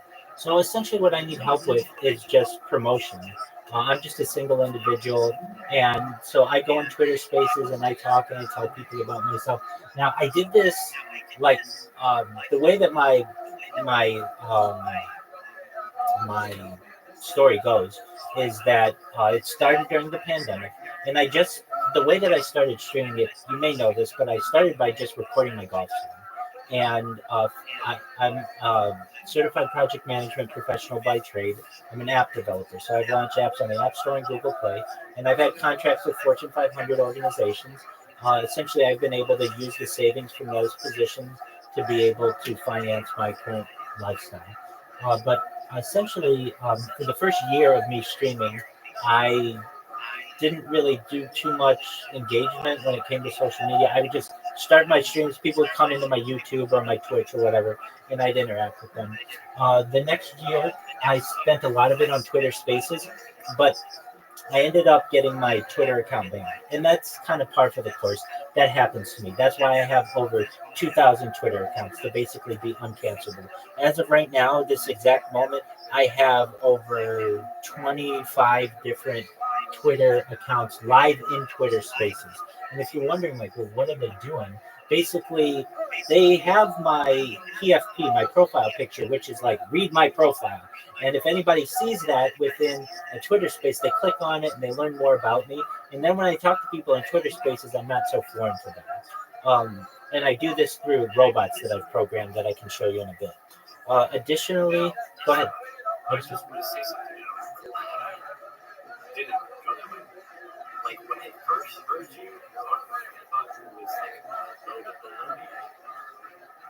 You're like seriously invested in this. It's actually like, you know, it's better than like a job. Just living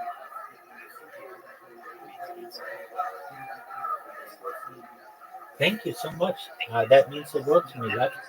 You're absolutely right. For the first year that I did this, I simultaneously worked a job, but at a certain point, I didn't need money anymore. When I do need money, I'm able to do projects for people, and so I'm able to support myself. But I recognized that if I really wanted to do this, I wanted to do it better than any person ever. And thus, I bought up.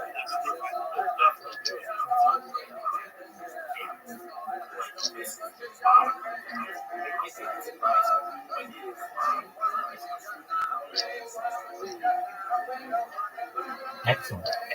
Excellent. Well, as you can tell, I mean, I am very dedicated to this 24/7, 365. I mean, nobody else eats on camera, sleeps on camera. I've gone to the bathroom on camera. All of my interests are on camera. I'm as honest a person as I absolutely can be. I'm as doxed a person as I absolutely can be.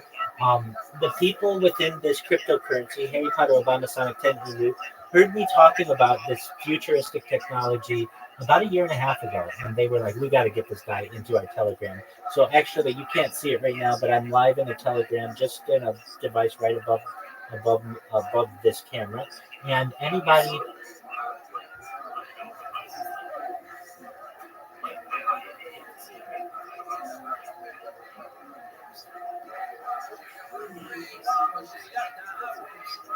Absolutely, 100, 1,000%. I know that the efforts that I put into this project will eventually change the world, and that's important to me. Absolutely. Absolutely. And if you're wondering, like, well, why haven't you become more famous? I mean, you've been at this 3.5 years. Why aren't you the most famous person on earth? Really, whenever I get any traction going on any of my social media, particularly on YouTube, my accounts get banned. And it's not for anything that I do that's wrong, but I'll watch like the Super Bowl, or I'll watch the Olympics, or I'll watch something that's copyright strike. And you get enough copyright strikes and you lose your account. So that's why I have so many redundant streams that if one of my accounts goes down because I stream the Olympics, I've got another 9 different accounts, and I'm multi-streaming this. So it's on Rumble, it's on Kick, it's on Twitter, it's on Twitch, it's on all kinds of other platforms as well. when, like, obviously traction is a big thing. How do you plan to execute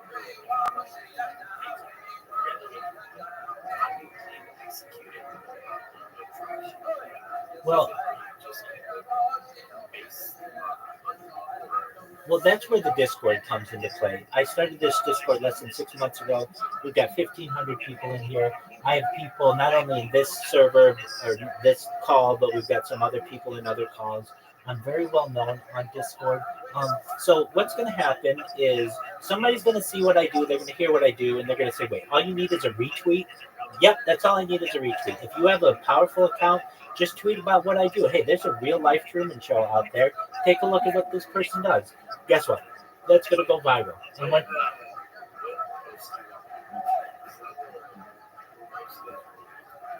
whatever you think is most beneficial. I can tell you that if you just type in hashtag viral rabbi in any search engine, you'll find all of my information. If you want the most simple information, I'll send it to you. It's basically a breakdown of what I do.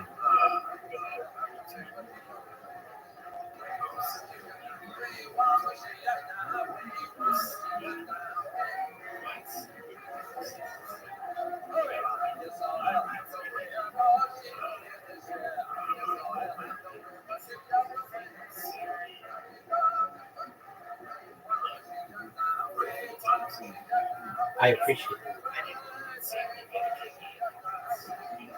appreciate that. I just sent you probably what I would say is a good breakdown of what I do. It talks about all my accounts. It talks about some of the technology we discussed. And somebody out there is going to have a powerful enough account. They find out what I do. It's going to go viral. And that's when we brace ourselves. That's when the entire world's going to take a look at what I do. And they are going to pick me apart. They're going to find all of my what I do, what they like, what I don't like. But really, I know this. I'm a very funny individual, and they're going to find what I do to be very humoristic, or humorous, I should say. And I'm going to be able to bring the world together through essentially being an example to the world. I don't do anything bad. I've never hurt anybody that I feel that in any way that has been very serious. Because if I had, I couldn't do this. If I'd ever cheated on a spouse or a girlfriend or something like that, I couldn't do this. Because she would come out and be like, Rabbi's such a bad person. No, I've only treated women with respect. And yes, any girl or woman I've been with, they're going to tell you that. All of my friends, I have a huge amount of friends. They're going to tell you that the person that you see on the screen is the person who plays golf with them and who bowls with them and who worships with them and who teaches classes and all the other things that I do.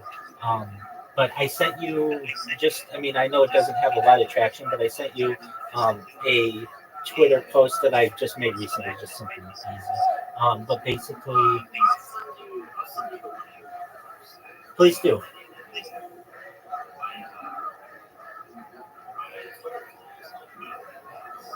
Oh, okay, I saw that one. Very cool.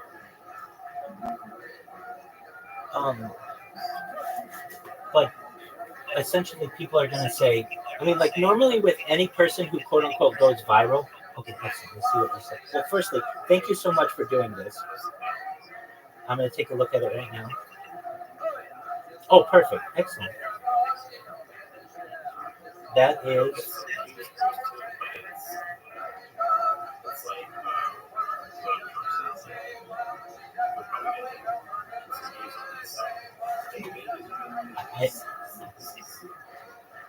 I absolutely will. I value you. I value the efforts that you made. And just know that you're like, when I go viral, I'm going to help every single person. I say this, share to be a trillionaire. And I mean that. I'm not just going to make millionaires. I'm not just going to make billionaires, but I'm going to make trillionaires. The reason why I'm going to be able to do that is data is its number one resource. It overtook petroleum in 2018 as the most valuable thing on earth. And I have more data archived than any person ever. Usually when somebody goes viral, they are able to, the world is able to see everything that they've done in about 20 minutes. They can go to their Instagram account, they can go to their Twitter account, they can see what they've done on YouTube. Not mine. Mine, you're going to have to spend years dedicating yourself to be able to study some of this, and I don't expect anybody to do that. Though I know that it will be studied at an academic level, at a university level. But with AI, what will happen is that we will be able to edit my videos, but with AI, down to just when I'm awake and all the conversations that I have, and that which would be of interest to people. But that doesn't mean that the other parts of the data are not of interest. There are going to be doctors and entire medical schools that perhaps have aspects of their organizations dedicated to just my sleep cycles, just my eating habits, just my behavior, just my emotional aspects. Because we've never had one example with so much data that we've been able to study. No one's had the courage to be able to put themselves out there and the dedication to be live 24/7.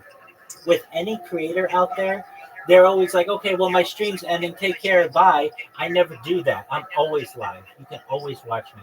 And that's a really exciting aspect of this as well, that you can, like, if you're ever bored, you can just check me out. You always know that I'm live. You don't ever have to get my schedule or anything like that. And I watch really cool stuff. I have watched I don't know if are you into sports, left?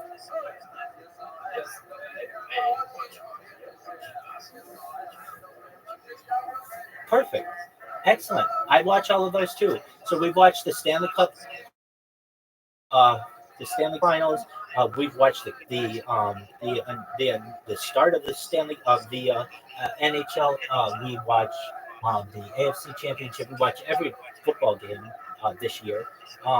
We'll watch the Super Bowl. I've watched on the stream now. This will be my third Super Bowl that we've watched. Third Super Bowl or fourth Super Bowl? I even lose track. I can tell you I've watched three different.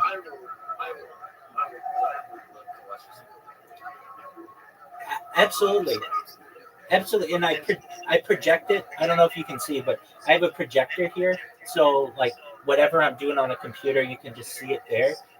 It's not always as bright as people would want, but I understand. There's only so much I can do. But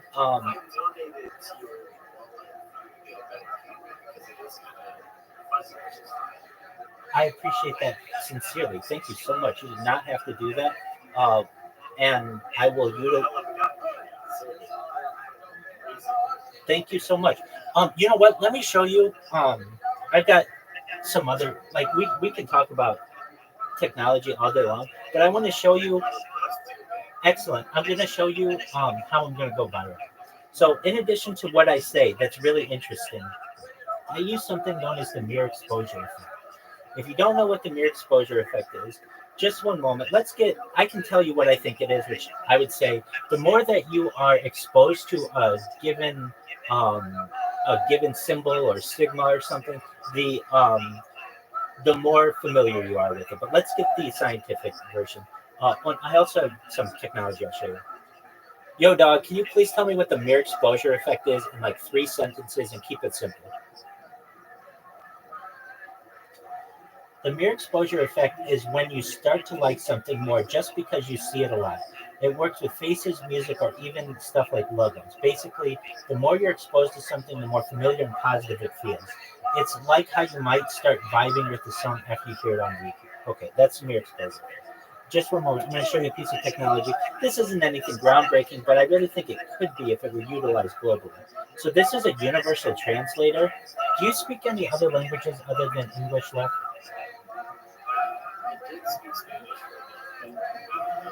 Okay, that's fine. So I'm from the United States, and while I know some Hebrew, I am not as fluent in Hebrew as many of my Israeli brethren. But with this type of device, I can be. So here we go. This type of device translates everything that I say automatically, simultaneously, and perfectly, and also displays it for people to improve communication styles. סוג זה של מכשיר מתרגם לכל מה שאני אומר באופן אוטומטי בו זמנית ומושלם וגם מציג אותו לאנשים כדי לשפר את סגנון התקשורת. Let me ask you this. Sure. If you go to like you were to go to like say India, France, Yep. you were to go in there and go to like run by slums or whatever, they speak like 6 different languages. So it's not like Absolutely. So here's Spanish. This device could really help relations, especially in places that are multilingual, where communication differences cause strife amongst the population.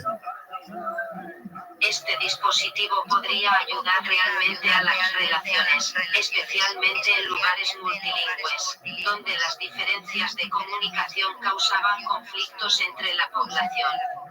And this technology is over 5 years old. I bought this 5 years ago, and it still works very well. It uses a cellular signal if I need it to, so it can be used anywhere where you can get signal. And I don't know why we're not utilizing this type of technology globally. I know people say, well, that's just Google Translate. Yeah, but for some reason, Google Translate isn't as simple as this. And this also has a feature that if we want to, like, if you speak into it, it can speak to another person and then they can speak back into it. And I'm sure that they've improved on it in the last 5 years or so. But it's known as a universal translator, and it does every single language. I mean, it does Yiddish, it does not just Spanish, but it does American Spanish, Spain Spanish, Argentinian Spanish, Central American Spanish. I mean, it does all kinds of different Spanishes. Okay, so remember I was talking about the mere exposure effect. In fact, let's see if this. Oh, this might actually. This is hilarious. So we were in Bitcoin After Dark, I believe. Let's see if this works. Excellent. I'm not sure if it's going to work. Let's see here. All right. I am. If you're wondering, well, why doesn't it work? I'm just waiting for it to cycle. So we'll give it. So basically, with these, well, I can just show you what the device, what it will do.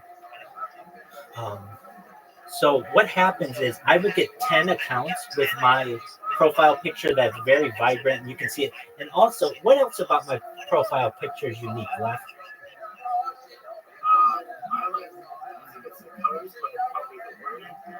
Okay, it's also a square.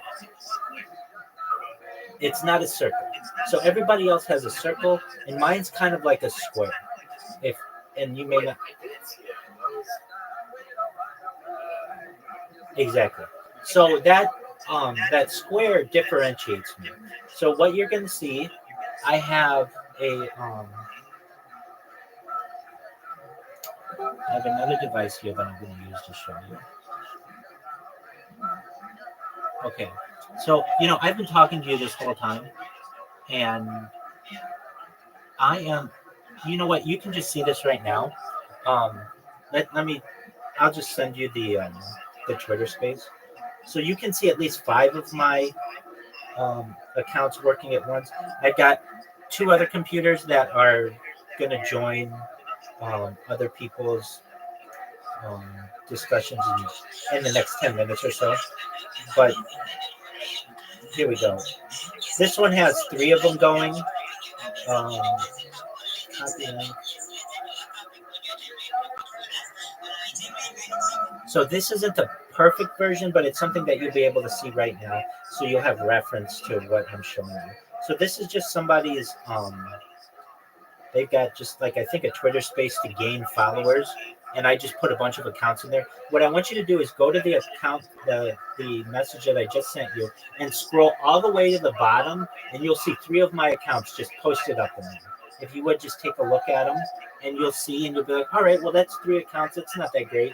But when I do it with 10 accounts, I get them to just, everybody in the Twitter space to be like, who is this person? They've got 10 accounts simultaneously in the space. What's going on here? Are we getting botted? What? They get confused, and then they start talking about me.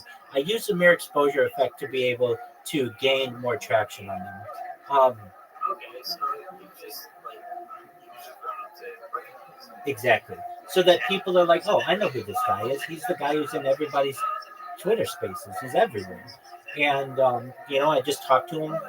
Then they're familiar with me, but also it causes them to click on my profile and take a look at my expanded profile. And then they're like, wow, this person's into some really interesting things, and I have somewhat of an idea of who they are.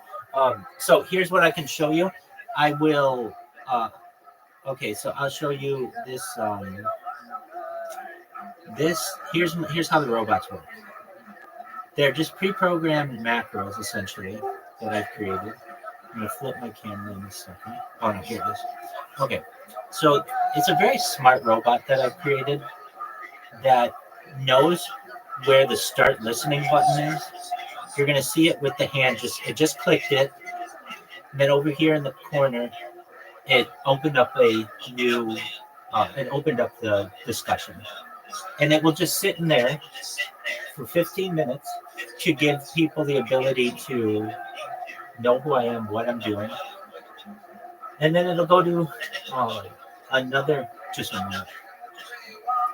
If I keep hearing myself, it drives me wild. Okay, so I get it. You're trying to use just basically. Exactly. 100%. Thank you. I mean, it works really well. I get random people who just come in here. I'm like, hey, how did you find out about me? And they'll be like, I saw you had 10 accounts in the Twitter space. How are you able to do that? And then I tell them and I show them, and then we get to talking, and they're like, wow, you're really fucking smart. I mean, I hate to say it, but they do say that to me. And I'm not any smarter than any other person. I've just maybe had some, thank you. I've had some unique opportunities to be able to learn from people. But in general, I mean, that's what I do. And if, like, what else do I do?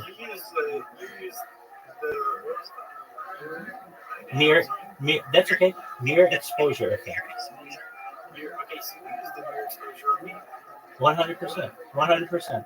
And I used it on Elon Musk and the other two guys in here.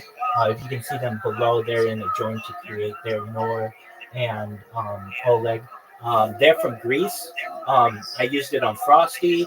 I mean, I've only met really one person. I had a fan of mine from a Telegram, and they were like, hey, Rabbi, I want to meet you. And I said, okay, well, like, where are you? They were in Northern California. They're like, I'm going to drive 8 hours. I want to come to meet you. So I let them come and meet me. They got to tour my room. They got to take a little tour of my house. And we had a picnic in the park. And we live streamed it. It was really nice. And those are some of the things that I do. I mean, I basically have given up all of my privacy for the world. But I know that in the long run, it's going to be the most important event in global history. Not only that, I'll be able to do a lot of good with it. And I really mean this. I think this isn't why I do it, but I think I'll be the most famous person in the world. And I think I'll be the richest person in the world. That's not why I do it, but essentially when people... I know why you do it. You're trying to... Exactly. 100%. So that's, in short, so to speak, some about me. What about you, Lef? Tell me about yourself. What are your hobbies? What are your favorite things to do? Excellent. Who do you got in the Super Bowl? I'm just a big Bears fan, but obviously they're not. Bear down Chicago Bears, man.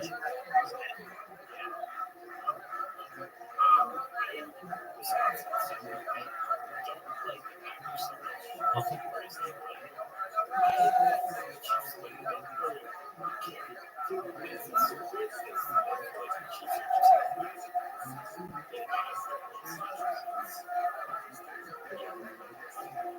I'm with you. I'd like both teams to lose. I don't think either really deserves to win again.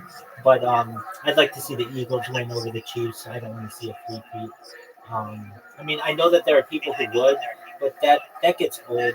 And I really wanted to see like the Lions and the Bills, two teams that have never won, so that we had a guaranteed new Super Bowl champion. But we, alas, didn't get that. I'm sure.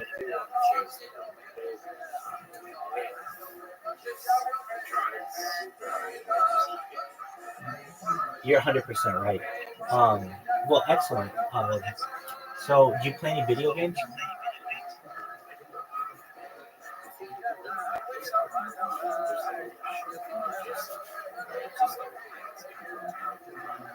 Yeah, dude, that's getting to be very popular. Dude, Frosty is Frosty, the guy who was just in here, is the biggest fucking RuneScape fan that you ever meet. Yeah.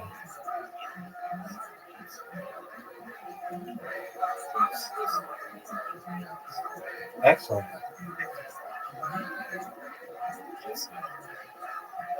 Okay.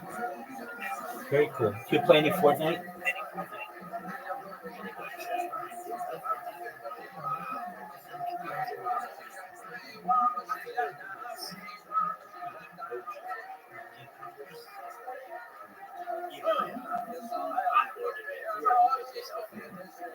Definitely. Excellent.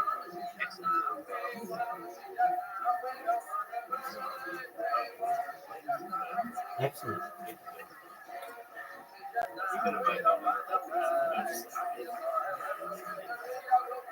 Beautiful. What's your favorite thing to cook?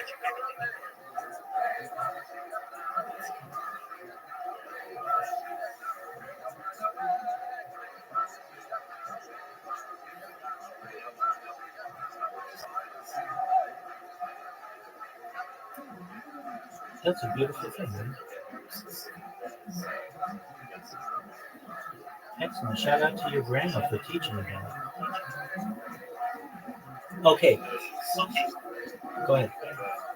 Um, I want to hear what she does, but go back to that Twitter space that I just showed you and go to the bottom.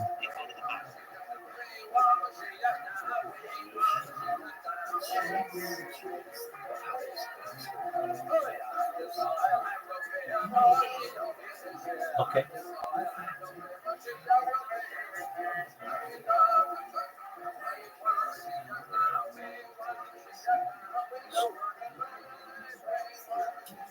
Now, do you see how that catches the eye? And number one, I use eye-catching colors, red and yellow. It's very simple. You can read my profile from a good distance away, and it's a square, and everybody else's are circles. So it makes you be like, well, what is going on with this person? And it's just the mere exposure effect. But you see, I've got like, I don't know, 5, 6, 7, 8, 9, 10, 11, 12 different accounts in there, and I'm having more that join currently. And what they do, I mean, they're new accounts, so I haven't been utilizing this strategy all that long, just like a week, but even less than that. But what these accounts will do is they'll gain followers, and then when they gain followers, they'll be higher and higher in the list. But like basically, people see it, they click on it, they know who I am. I do get people who aren't positive to my message. They either, I mean, you heard it in that Twitter space. There are people who think that I'm the.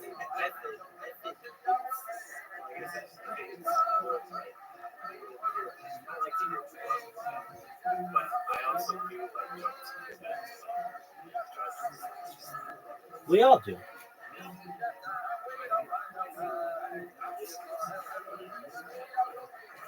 Excellent. I'm glad you do too. I do as well. And the thing that was a game changer to me was creating a Discord.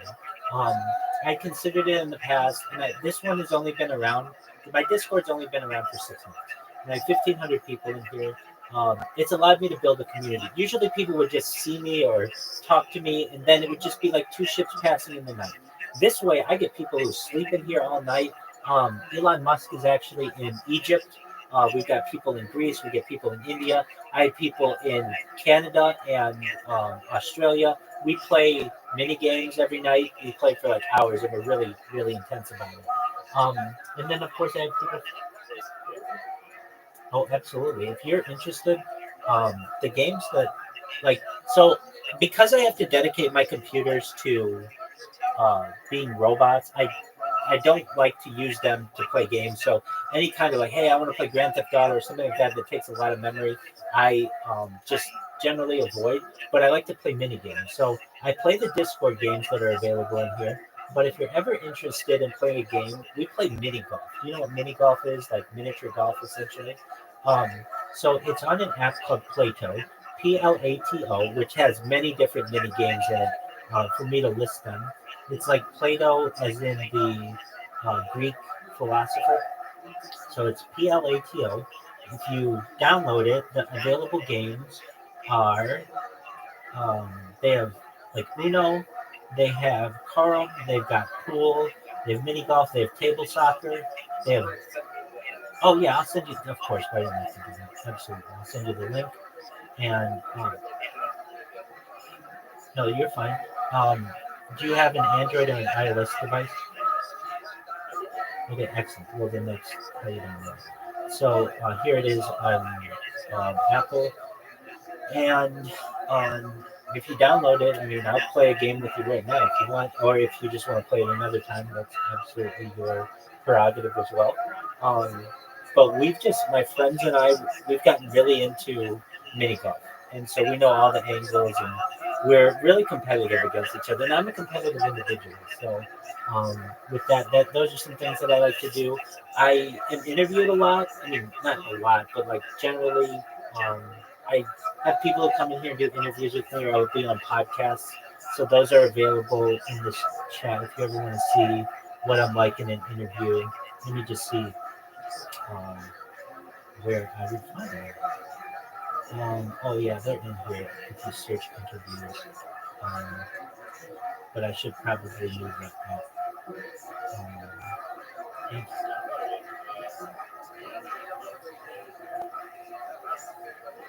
excellent, excellent. Um, I have interviews that I've done. I will. Let's see if I can see this. Um,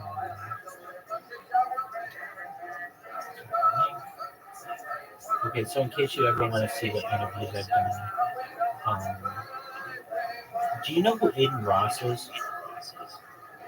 Okay, excellent. I'm the number one streamer in his Discord. I've been live in there for 9 months, and he knows who I am. Even more importantly, though, the owner of Kick, basically his boss, so to speak, Eddie Craven, knows who I am. We're friends on Discord, so I have made some, connections with billionaires, which isn't a bad thing. Um,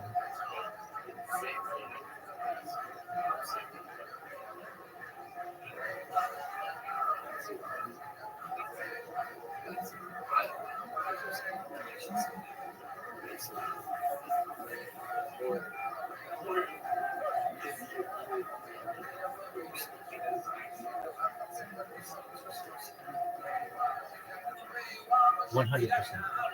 100%. That's why I can say with such confidence, I know I'm going to go viral. It could be any day. I know what I'm saying resonates with people, and it's really interesting. I mean, when we look at like vintage things or old school like data or media, we love as a society to be able to say, oh, wow, this is what life was like then. Well, essentially, I provided that to the world in a post-pandemic environment. And so people will know I do have video of myself pre-pandemic, but really the far, far majority I have is post-pandemic. And I know people are going to want to connect to this. In addition, one of the things that really makes this important, I have a radio that's going 24/7, essentially to AM 640 in Los Angeles, that always has news going. So what does that mean?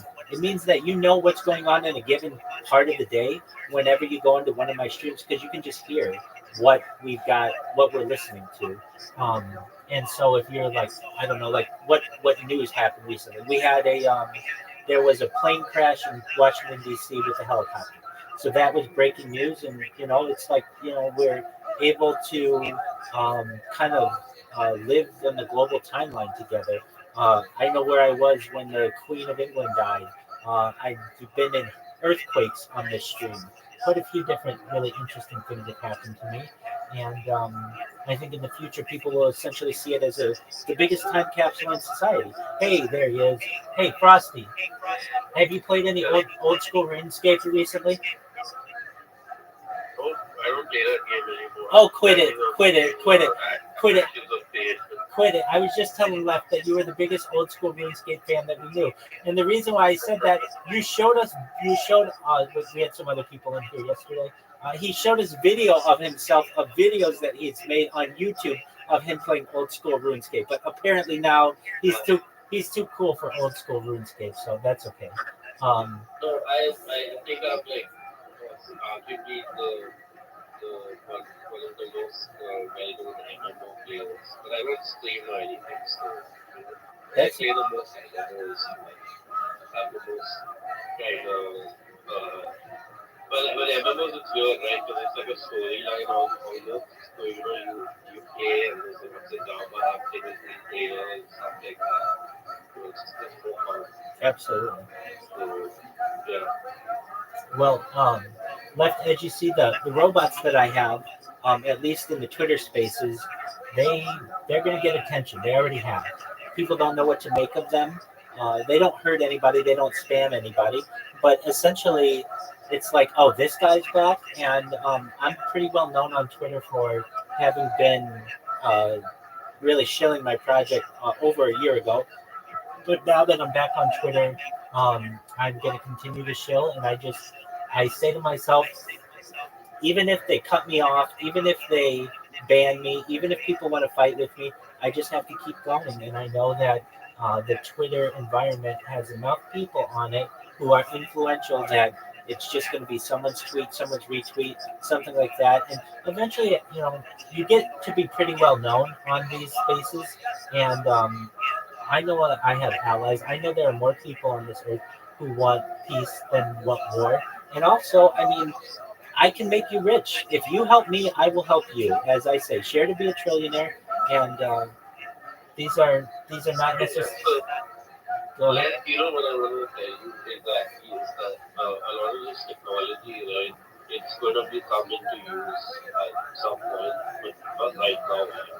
Right now, it's kind of like shaded and obscure, but I think a lot of this stuff will most likely be used for making videos in the future. People say, okay, fine, it's not really going to interfere with our lives, or I mean, it is going to help, but it's not going to like do any sort of bad things for all of this stuff. So it's probably going to be used by people like Elon Musk and everyone else. So it's not in the USA. Well, perhaps I know that my stream has been used for practical purposes. I was part of a community where someone got their wallet drained, and the people who drained the wallet were actually speaking in one of the spaces I was in. I had this space recorded, even though it wasn't a recorded space, and the police were able to essentially use that evidence in the case against the people. I mean, I even use these streams quite often for my own practical purposes. I'll put something down. I'll put my phone down somewhere, and I'll be like, oh, where did I put my phone? And I don't know where I put it. And I will go back and watch on my stream where I put it. It's like under a pillow or something like that, or it fell somewhere. I use them all the time for practical purposes. But I know in the big scheme of things, people will use them just to understand what human life was like and about the conversations that were had. And then when I go viral, then this becomes really, really exciting because it's like, oh, that was when no one knew who the rabbi was, and he was having to introduce himself to everybody. Unlike today, where he's one of the most famous people, if not the most famous person on earth. Excellent.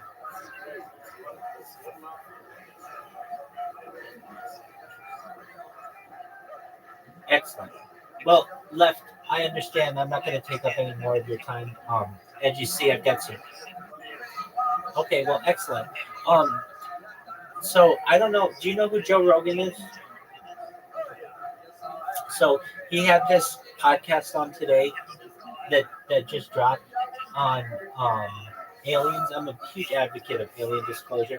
If you were to ask me what my favorite topic is, I mean, I certainly love Judaism, but alien disclosure is something about which I also have passion.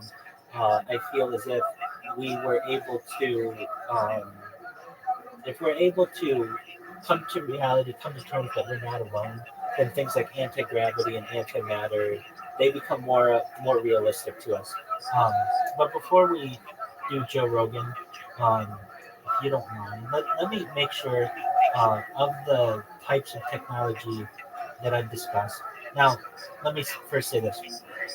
If anybody were to watch just what you experienced in the last hour or two or however long you've been here, It would change the world. When people are starting to find out about artificial gills and male eggs and female sperm and all that other, I mean, every single idea that I discuss in here is a game changer. It's a world changing idea. Um, and so I think that perhaps,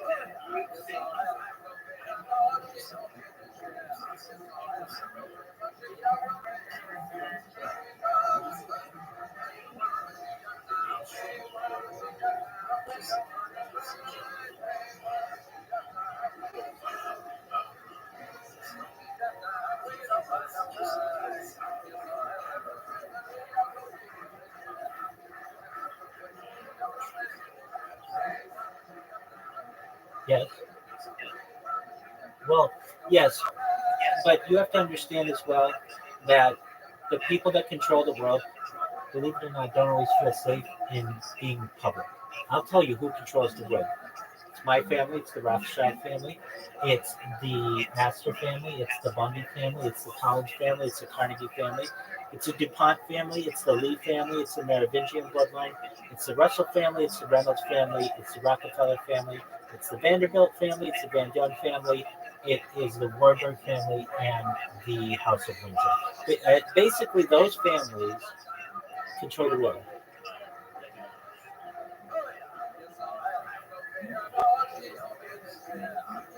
Do I have a notepad? I mean, I just have them memorized.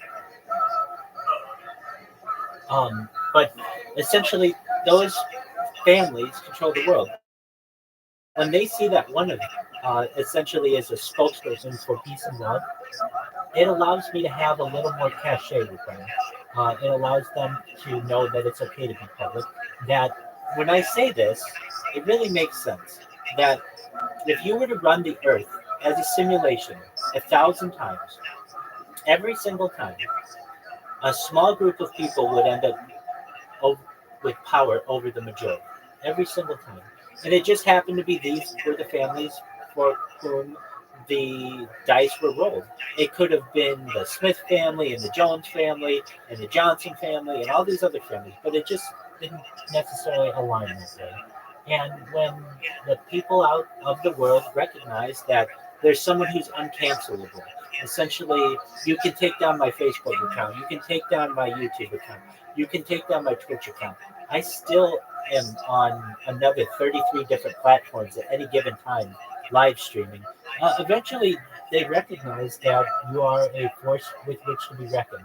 And I'm not someone who feels that, who wants to eat the rich. I'm not someone out there who feels that we need to hurt anybody in power. I am someone who feels that much of this technology needs to be shared with the world, and that there are still many ways to make money for them, and there are still ways that potentially to be able to control the world, but that we are at a time in existence where some of our previous behaviors, such as war, such as slavery, such as perhaps economic injustice, can be obliterated through the use of data, through the use of perhaps minerals, perhaps through mining, perhaps through the more adequate allowance of land, but still accomplish the goals that they envision. So, what are the protocols that are essentially envisioned? 15-minute cities, uh, no carbon footprint.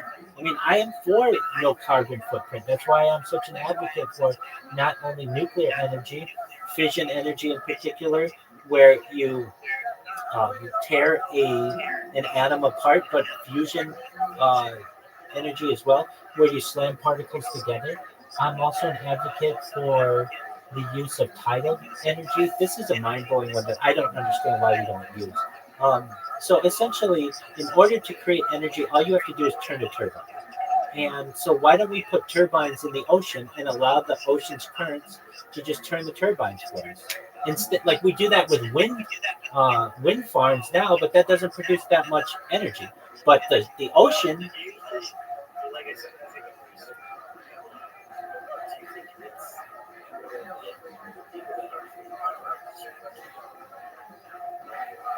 they can't be public, and there's a certain aspect that they don't like to do.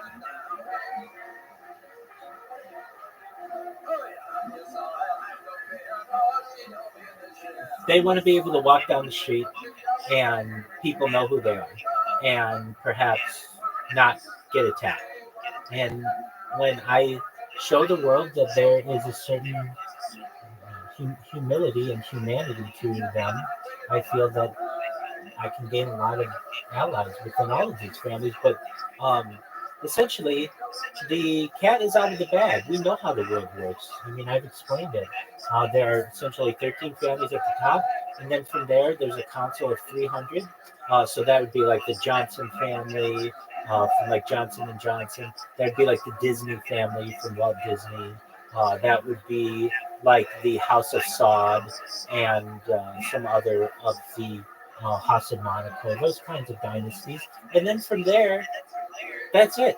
Then, but what people don't understand, what you may not understand, Left. Well, I'm sure you do, but let me put it to you this way: did you know, Left, that you technically probably are in the top 1%?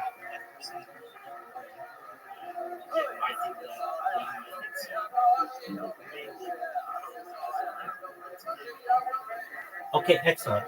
If you have more than $30,000 in assets, you're in the top 1% of the world. So, isn't that mind-boggling? Exactly. So you understand it. But so basically, I'm a 1%er talking to a 1%, right? Even though we're not like at the very, very tip of the top, we're still doing much better than most people on Earth. And thus, I just want to open up the discussion a little bit more to more individuals, and also help the world with much of this technology. I know that much of this technology can be used to enslave the human race, and specifically in artificial intelligence and robotics. And I at least want to be a warning to the world that this could absolutely happen. Skynet could become a reality, and there are ways to perhaps avoid it using perhaps ethics and morality when programming some of this technology. But in the end, we're just two 1%ers talking to each other, and we may not recognize it, but that's what we are. And there is going to be a culling, and I think the 1% likes to hear me talk about this. There's going to be a culling. Basically, 90% of everyone on Earth may be culled. Um, do I want that to happen? No, but there's nothing I can do to control it. And there's going to be a major race to the top in all aspects of society, but particularly financially. And the way that you'll be able to avoid that culling is through cryptocurrency. Not only that, I'm going to protect you. I'm going to make sure that all your dreams come true through data, and I'm going to be able to monetize it. And when I do, the sky's the limit. That's when we start building sea scrapers, and that's when we start perhaps building the Bering Strait Tunnel and all of those things. If I may say one more thing on the Bering Strait Tunnel, because I didn't mention it earlier. So people don't know this, but basically we need to connect 51 miles underneath the Bering Strait, which is, again, from Asia to North America, and then another about 90 miles between Central America and South America, known as the Darien Gap, basically a very heavily forested area of Panama and Colombia. If we were able to connect those two areas, you'd be able to drive a car from Buenos Aires to Paris, or from Rio de Janeiro to Cape Town. I mean, how amazing would that be?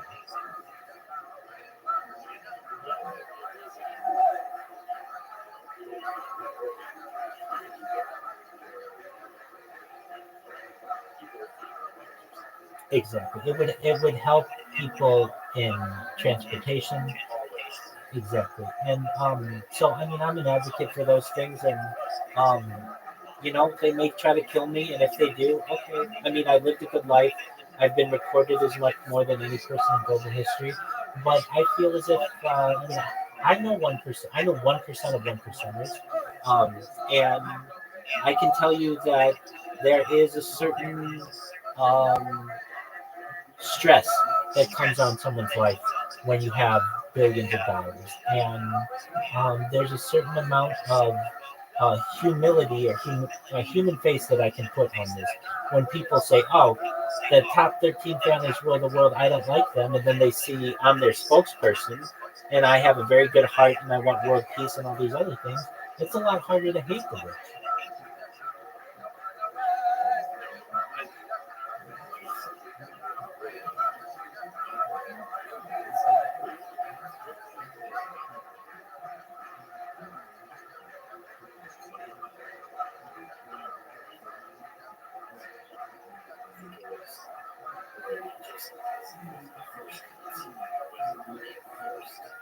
Certainly.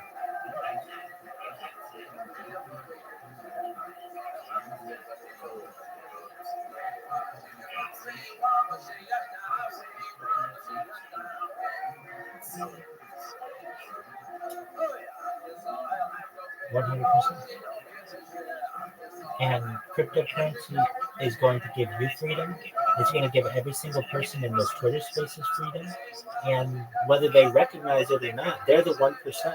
They're the people who people say, I don't like those people. Well, globally, you're the 1%.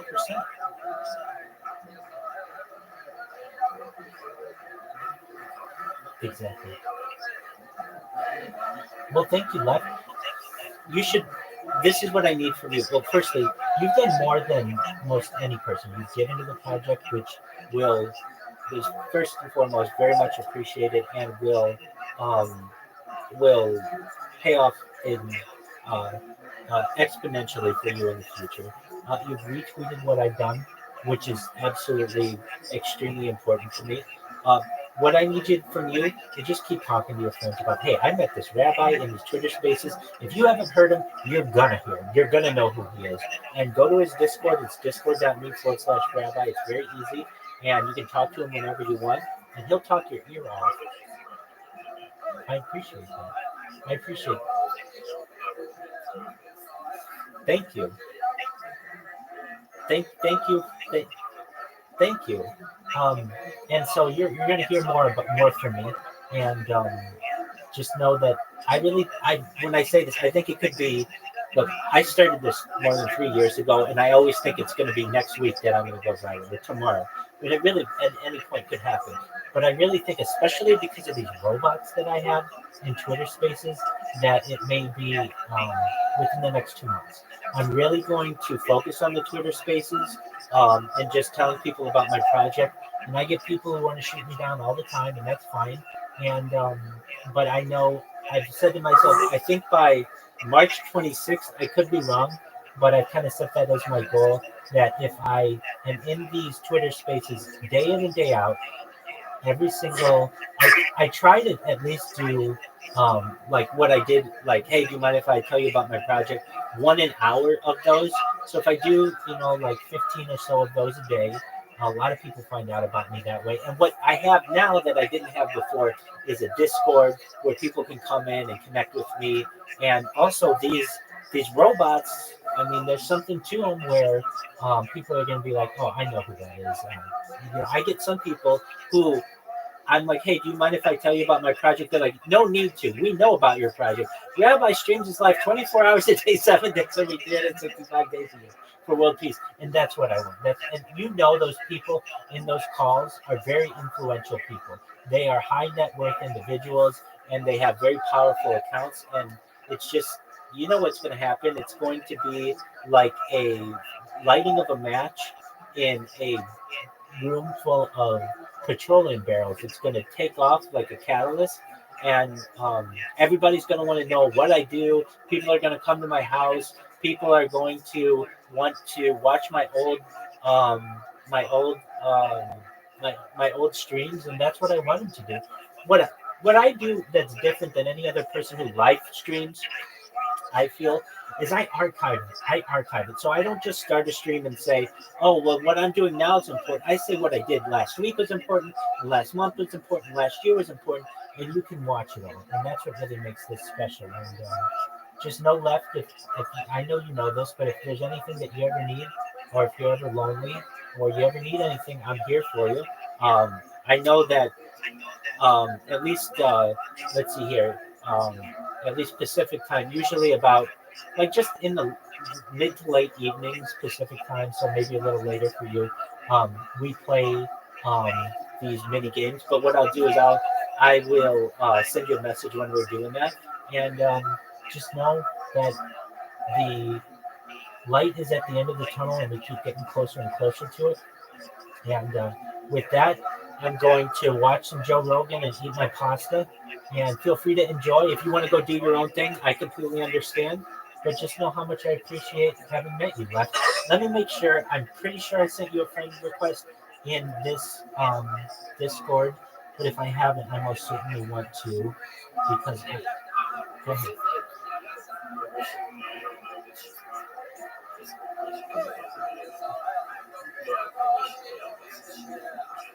Yeah, no one does. And here, let me tell you what. I used to let people message anything they wanted in the. I used to let people message anything they want, but I get a lot of haters, and so I had somebody come in here and basically put a GIF of someone getting an amputation in every single channel that I had.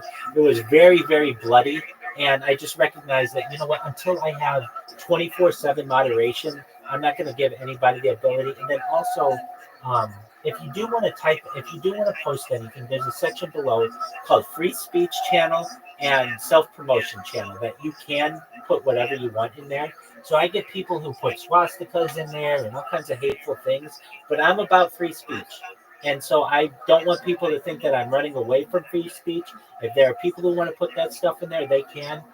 The world will just see what they're made of essentially when this goes viral. So, and then there's one other thing. There's a way that people can what they call nuke your server. So what they do is if they're able to type in your server, what they will do is put their address, or they'll put somebody else's address in there, and then they'll report it with another account and say that they got doxxed. And basically, that's a way that people can destroy your server. So to avoid that as best as possible, I have limited as much as I can. I've done what I can to limit those types of interactions. No, this is just one of the services. Yeah, that's true too. So I'm also live. I'm live in 12 different Discords right now. So I'm the number one streamer all time in Aiden Ross's stream. I'm the number one streamer all time in iShow Speed's Discord. I'm the number one streamer all time in Kai Sanat's Discord, and quite a few other major creators. I mean, if you ask Aiden Ross, does he know who I am? Yeah. If you ask Amaranth if she knows who I am, yeah. Basically, everyone on Kick knows who I am. Many people on Twitch know who I am. And even people on Twitter know who I am. But I'm really going to start focusing more on Twitter. And it's just a matter of time until we're viral. And Left will be watching this perhaps on a tropical island, kicking back, just saying, remember when we had that conversation? And neither of us were famous, and now we're both very famous. And we'll be able to watch any kind of sporting event that you want at the 50-yard line in boxes and do all those other kind of fun things.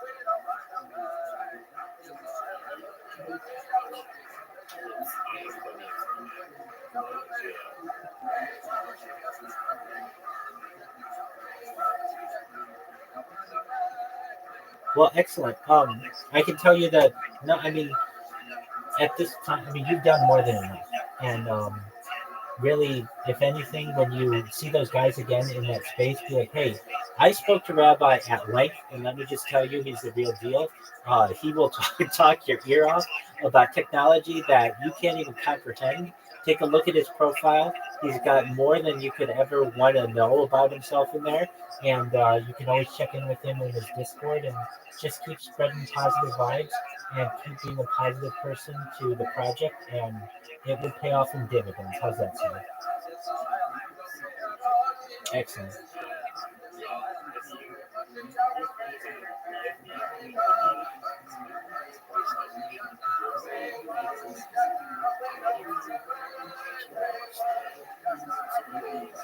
Absolutely. Please feel free to. come back if you want. Just come back once a day. Check in. Tell me how your life's going. I'll give you any updates that I have on Twitter, and I'll see you in that Twitter space again because those guys are really nice to me, and I'll tell them they'll want to know more about the project and things, or want me to say it again.